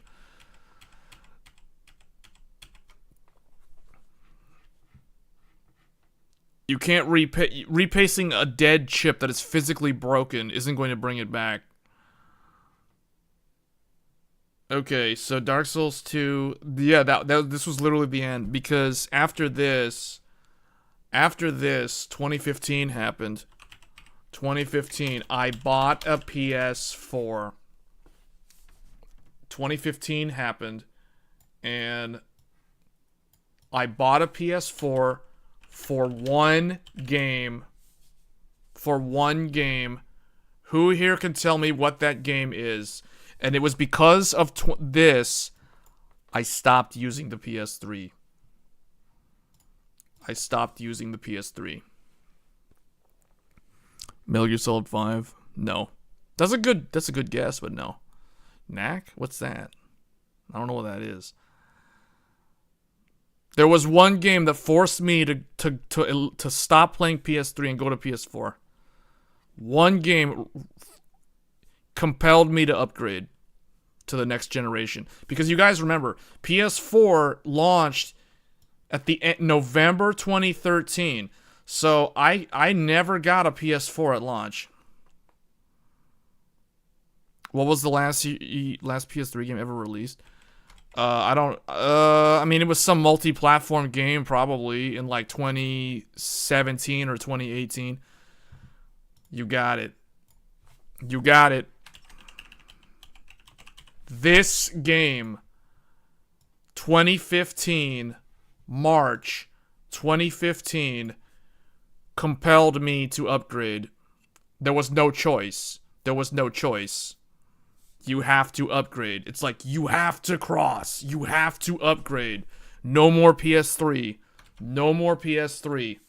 This is the game that ushered in the next generation of consoles for me. One game did all the lifting by itself and forced me to quit PS3 forever. That was the game. And to this day, that is still my favorite. Well, that's tough to say because, yeah, if we're talking exclusives, yeah, definitely if we're talking exclusives, Bloodborne is my absolute #1 favorite PS4 exclusive game of all time. And when it comes to PS3, Demon Souls, it's going to be between Demon Souls, but Lightning Returns is not an exclusive. So if we're talking exclusives, Demon Souls is my favorite PS3 game of all time. And, well, fancy that. Demon Souls, a PS Triple exclusive, is my favorite PS3 game. And Bloodborne, a PS4 exclusive, is my favorite PS4 game.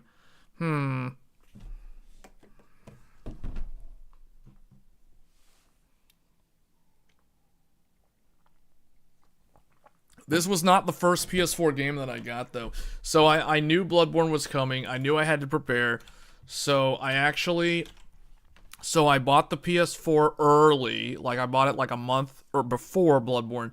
And I got, the games that I got for it were, so basically my PS4 was a bundle. I always buy the bundle. My PS3 was the Metal Gear Solid 4 bundle. That's why Metal Gear Solid 4 is the very first PS3 game that I ever owned, because it came with the PS3. So when I bought my PS4, the first PS4 game that I ever got was The Last of Us. The Last of Us, the PS4 edition of that game. Because it was bundled with, it was like a digital download code to redeem The Last of Us on PlayStation Network for PS4. So this is my first PS4 game. And I never played The Last of Us on PS3. So I played it on PS4. And then Final Fantasy Type 0 HD That was the game. That was the second game. And why did I buy this game? Even though I was not interested, I was like vaguely interested in this game. And I never actually finished this game. Why? Because this game included a demo of Final Fantasy 15. I wanted to play the demo of Final Fantasy 15. So I bought this game to play the demo of Final Fantasy 15. So technically this is my second, this is actually the first game that I actually purchased for the PS4. But not because of the game itself. Then was Bloodborne. That was next. And yeah, I think that was it. Was there another game? Oh, I bought some like downloadable games. There's one that I can't remember. It's like a strategy based game that is very, very hard. It's a very challenging. I can't think of the name right now. Yeah, I can't think of what it is.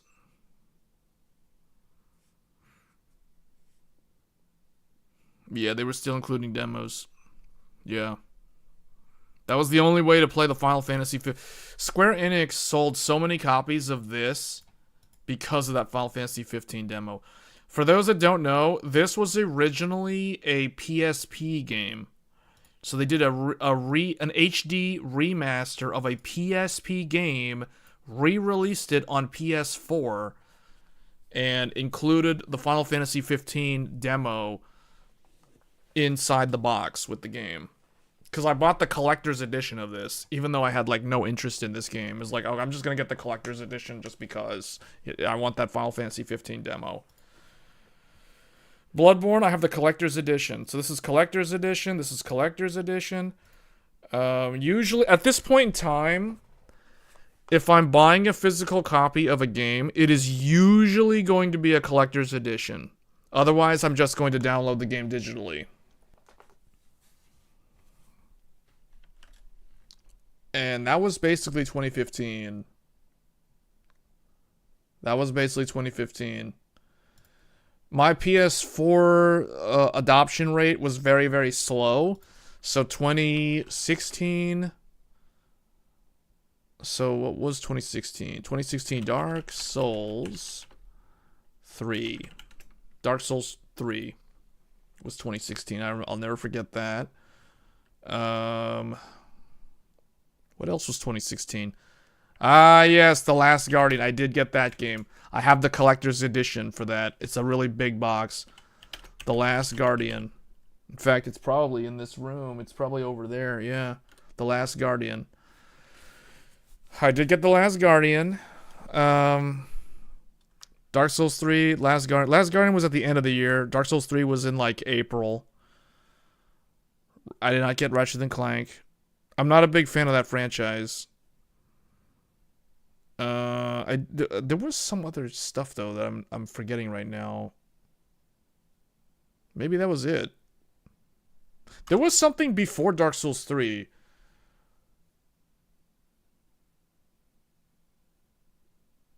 I didn't get I've never played No Man's Sky. I've never played it. Yeah, there's something in here. There's some stuff that I can't remember. Like, there was no Ninja Gaiden at this time. Somewhere in here. Oh, you know what? 2013. I remember another game. 2013. Ninja Gaiden 3 Razor's Edge.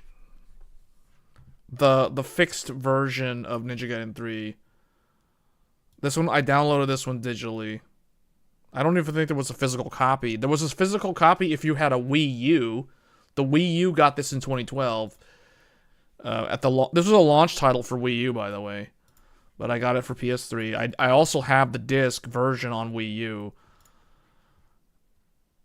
So Dark Souls 3 and Last Guardian, I think that was it. And then 2017... 2017 for PS4.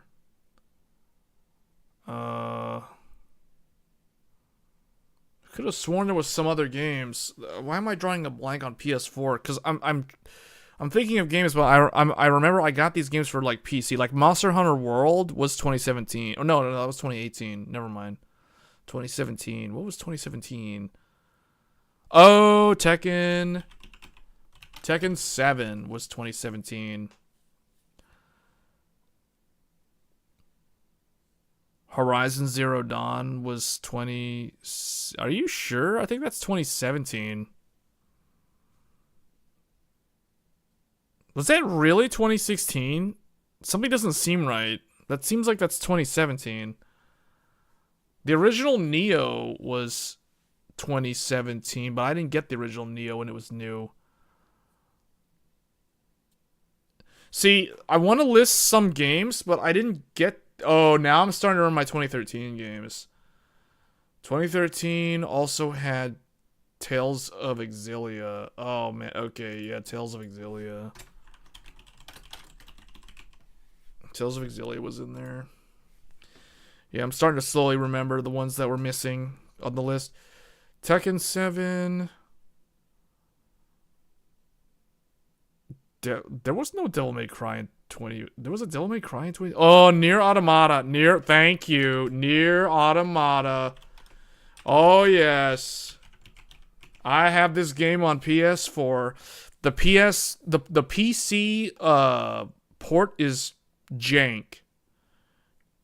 The PC port is jank. The borderless full screen mode doesn't work properly. You have to, like, download a add-on to get it to actually work.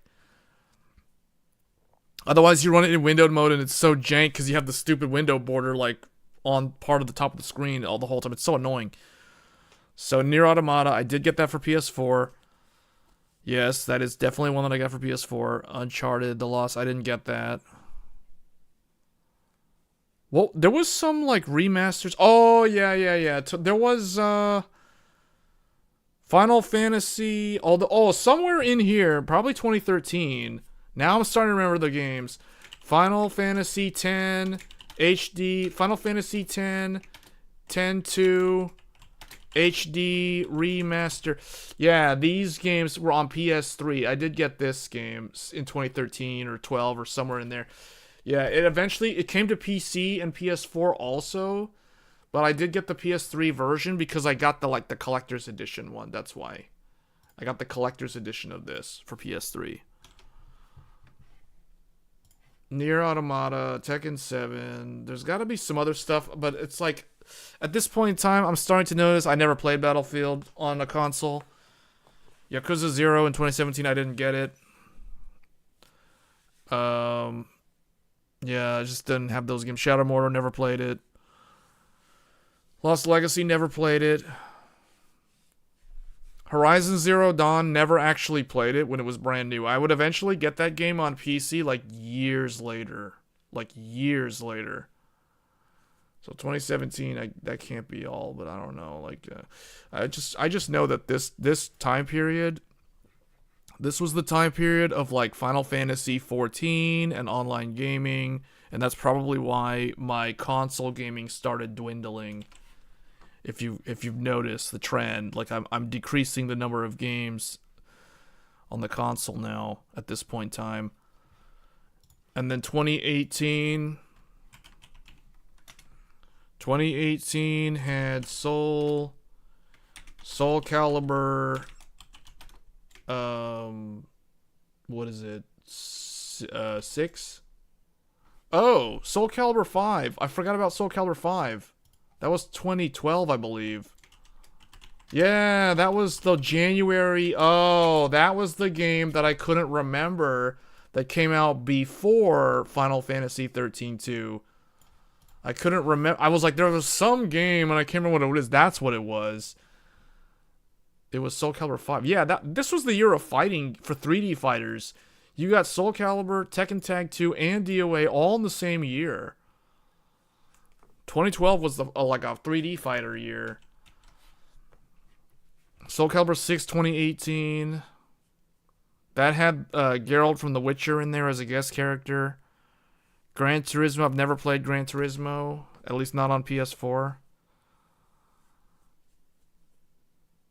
Kingdom Hearts HD. Oh, yeah. You're right. Okay. Yeah. Yeah. That's 2018, right? Is that 2018 or is it 2017? Because I did get that for PS4. Yes. Which year was it, though? Persona 5. Thank you. Yes. Persona 5. I did get that. I got the collector's edition of that. It's this big, long book box looking thing. Persona 5. I got the collector's edition of that. Yeah, that was 2017. And also, what was that one? Kingdom Hearts. Yeah, Kingdom Hearts. On PS4. Kingdom Hearts HD 1.5 plus 2.5. Yes, yes, I did get this. Yes, I did get that. Oh, now I'm starting to remember. There was another game. I don't know if it was 2018 or if it was... No, it had to have been... It was either 2017 or 18. It was Kingdom Hearts Birth by Sleep. Whatever they call it. Remix or something? Final mix or something? Anyway, I got this game for a similar reason... For a similar reason that I got this game. Remember I bought this game so that I could play the Final Fantasy 15 demo? Well, if you bought Kingdom Hearts Birth by Sleep on PS4, you got the prologue demo for Kingdom Hearts 3. Although you didn't actually play as Sora at all. You played as Aqua from Birth by Sleep. But it had the graphics update of Kingdom Hearts 3. So you were getting a sneak peek at Kingdom Hearts 3 and how the visuals would look. And that brings us to 2019. 2019 was Kingdom Hearts 3.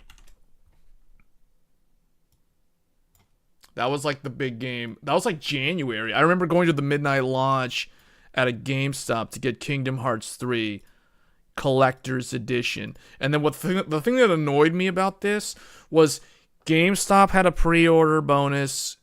It was like a specific Keyblade for Sora. And then Amazon had one. It was like a digital pre-order bonus. And then Best Buy had one.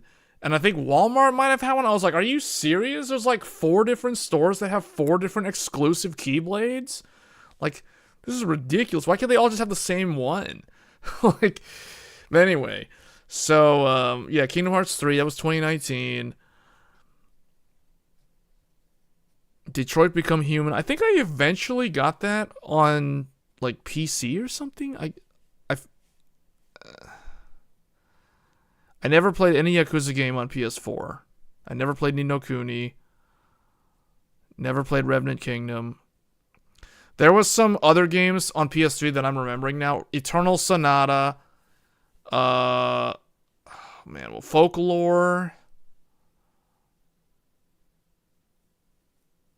Lost Revenant, or Lost Resonance. I mean, there's a bunch of PS3 games that I can't remember what year I got them, but I know my PS3 list is way larger than what I've shown. Never played Days Gone. So I guess this is it for me. I mean, there's got to be some other Kingdom, like, okay, 2019. Yeah, I guess it was just Kingdom Hearts 3. Yeah. So yeah, that's it. So that was it. So you guys can see, like, and obviously I'm missing a whole bunch of PS3 games. My PS3 game list is actually way larger than this. It's just I can't remember all the little ones and the download ones that are in there. So it's like Lost Resonance. Or Resonance of Fate, I think is the name of the game. Resonance of Fate. It was like these weird, like, RPGs. Eternal Sonata. Enchanted Arms. Folklore. I mean, the list goes on. There's like a whole bunch of PS3 games. I can't remember when I got them, but I have them. So the PS3 list is actually way longer than the PS4 list. So maybe that's why the PS3 is my favorite generation. It has the biggest, like, collection. And now that I think about it, the PS3 generation, I have so many collector's edition of physical copies of stuff. Like, I got tons of collector's editions. Pretty much everything here, except this, that.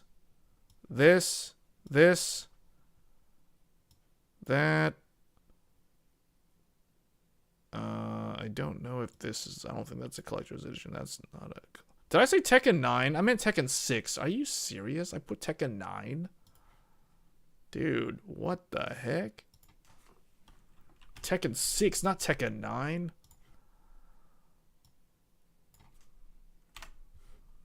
Nobody called that out? Tekken 9.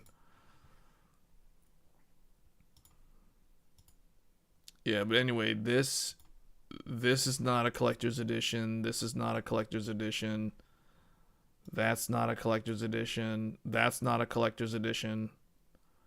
Or this, or this, or that, or this, or this, this.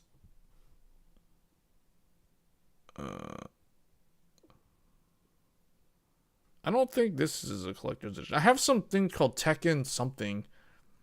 It came with a demo of Tekken Tag 2. And it's a Tekken movie. Tekken Bloodline Rebellion. That came with a movie, a Blu-ray movie. It's like a 90-minute movie. Or something along those lines. Not a very long movie. It came with a Blu-ray movie. It came with like an art book. And a demo disc that had a demo of Tekken Tag Tournament 2. So I have like, that's kind of like a collector's thing, but as for Tekken Tag itself, I don't have a collector's edition. And then I think everything else is, oh, this is not a collector's edition. That's not a collector's edition. I think everything else is. So, never mind. I guess it's not that many. Yeah, that's not that many. Never mind. Alright, whatever. So, that's whatever. So that's basically it. So you guys can see I didn't play a lot of PS4 compared to PS3 because at that point in time I had started like basically getting a lot of Steam games. So Steam actually started taking a lot of the games that would have gone to PlayStation. And yeah, I think that's it. Like 2019 yeah, there's one more I got to put in here. Although, I think I played it on PC. It was on PC, right? I think it was on PC. I'm pretty sure Sekiro was on PC. But somebody did get me a physical copy of it for my birthday in 2019. So I do have a physical... Oh, you guys can't even see it because it's like cut off because I'm in front of it. There, now you guys can see, like, 2019, it was, like, cut off. I gotta put it somewhere, I'm running out of space. Somebody did get me a physical copy of Sekiro for PS4.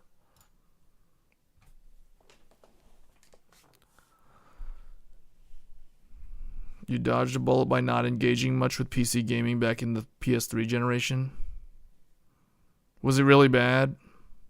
Well, what I remember is World of Warcraft. I played World of Warcraft in the first part of the 7th generation in Guild Wars 1. I played World of Warcraft and Guild Wars 1 on PC in that era, and then StarCraft 2 eventually came out. I played StarCraft 2 for a while. Ghost of Tsushima 2019. I don't think I ever got it. I didn't get Ghost of Tsushima until PS5.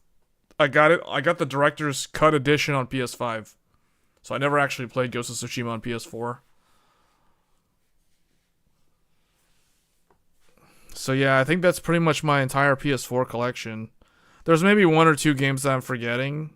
Somewhere around there, but that's basically it. So, oh my god, how could I forget that? How could I forget that? What year was Metal Gear, oh my goodness. Metal Gear Solid 5, The Phantom Pain, and also there was another Metal Gear Solid game that came out right before The Phantom Pain.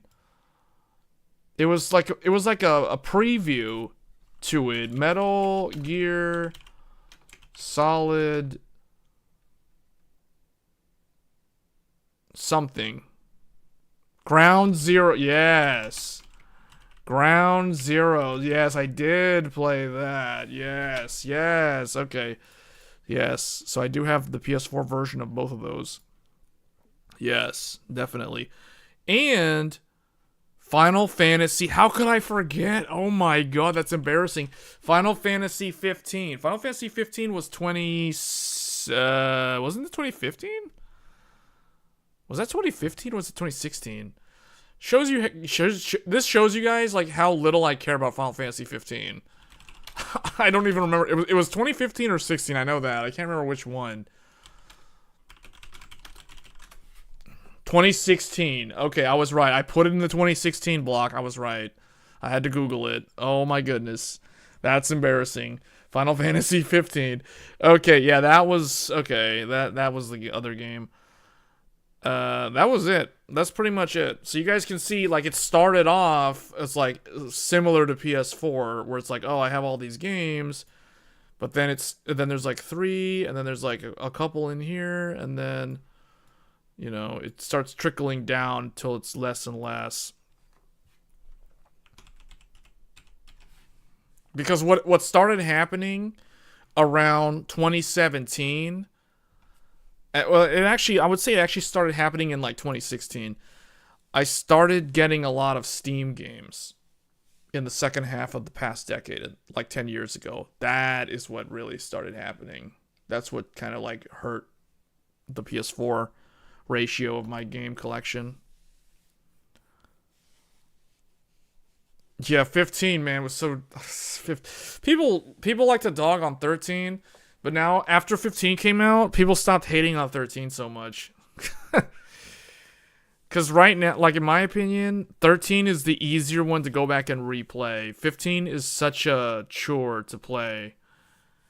I don't know, it's just not fun. I mean, it has its moments, but it's just not even, I don't know.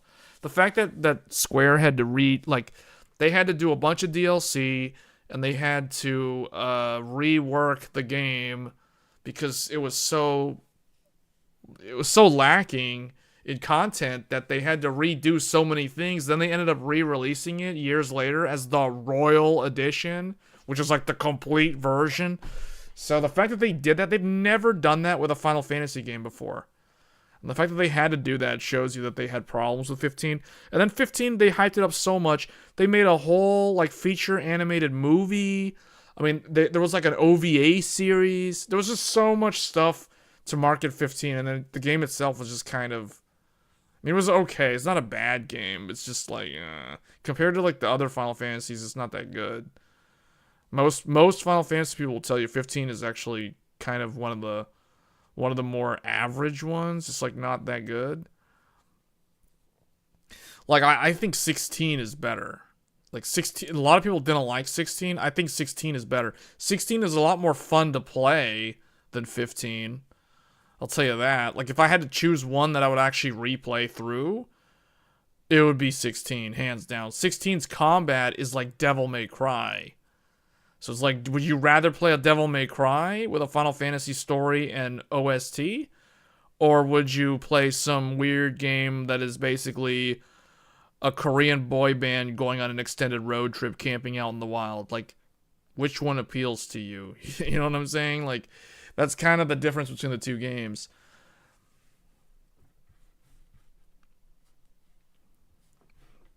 But yeah, that's basically it. Those are the games of my 7th and 8th generation. 2020 was the last year of the 8th generation, because at the end of 2020, that was when PS5 and 360, or not 360, Series X launched. Where's the Japan Studio stuff? What was the Japan Studio stuff?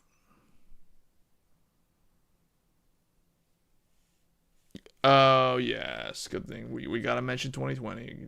Why is this stuff here? Delete this stuff. This isn't needed. 2020, the final year of the PS4 as far as I'm concerned.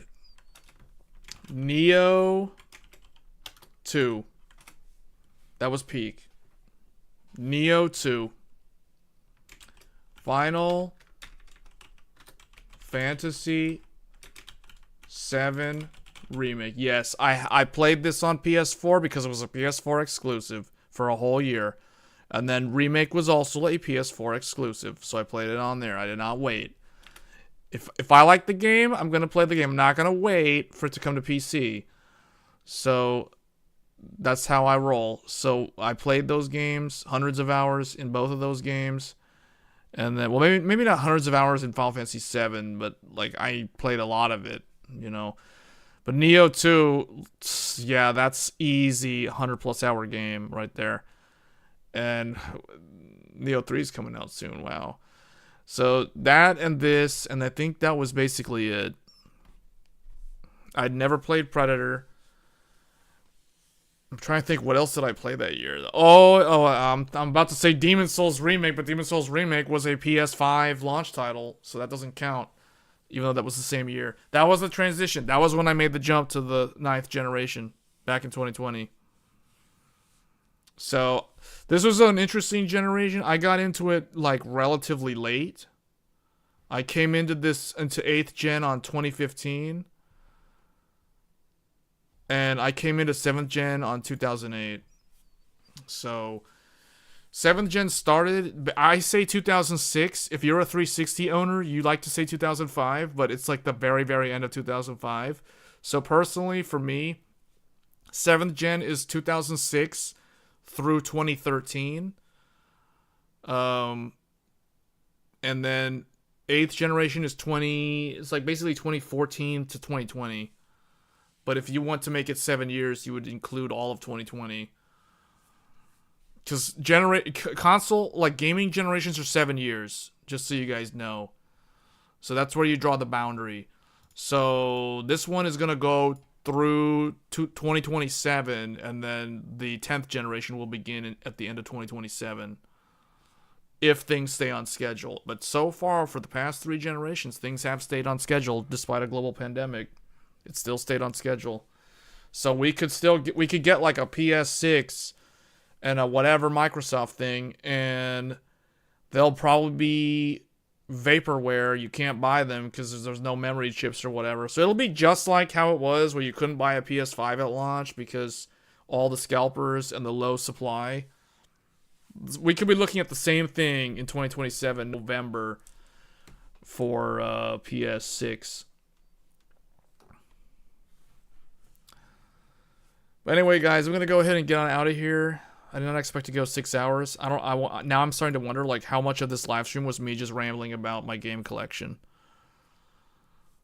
But yeah, Returnal, all those games that you listed, Ragnarok, 2021 PS5 exclusives. Yes, on that list that you listed, I played Horizon Forbidden West,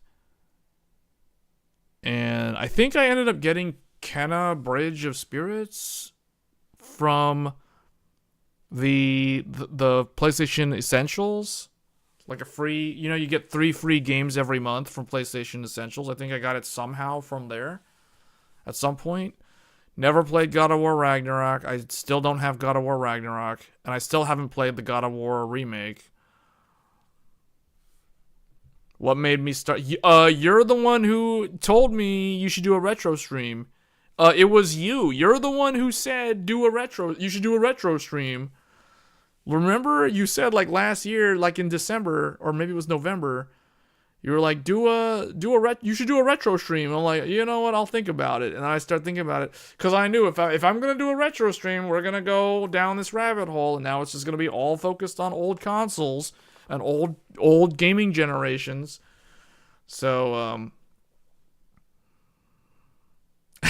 like, what was that a sarcastic comment, or what? Like, was that a rhetorical question? So what's going to cause me to go back to modern gaming is, realistically, there's 2 games. One is Code Vein 2, and the other is Neo 3.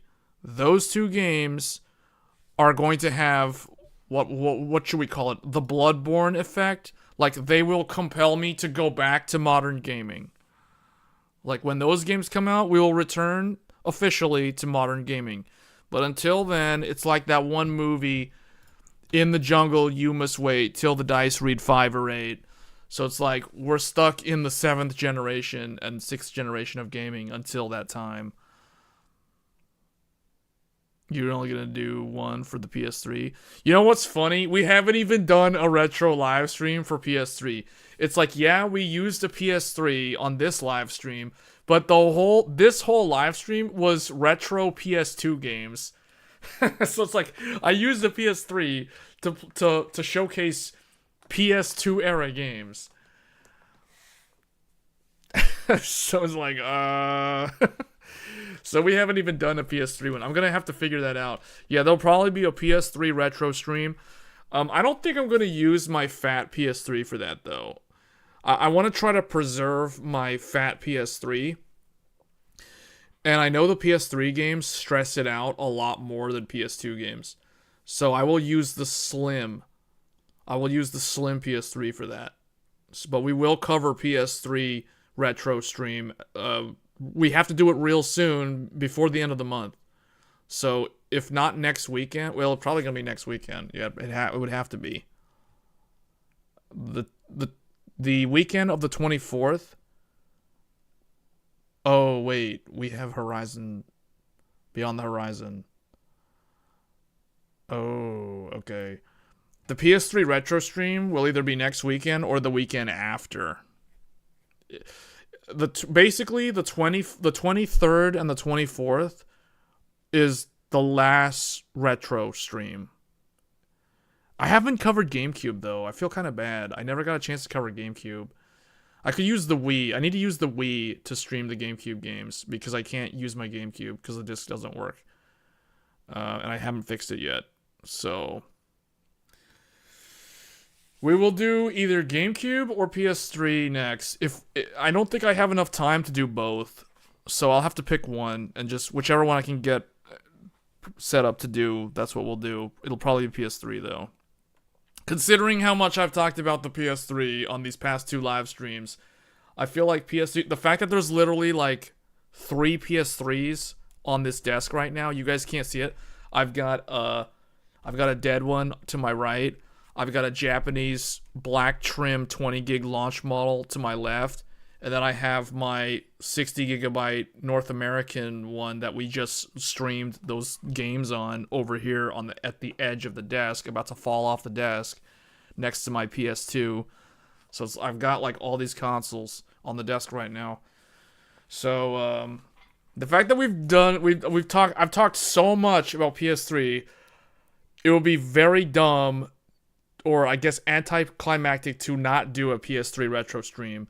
So we will do a PS3 retro stream before the end of the month. Stay tuned for that if you want to relive the glory days of the 7th generation, just like we did for the 360 and the Xbox. Well, yeah, the 360. We will do one for PS3, so stay tuned for that. Thank you guys for tuning in, and I will see you guys on Tech Thursdays. Until then, take care, and see you guys next time. Thanks.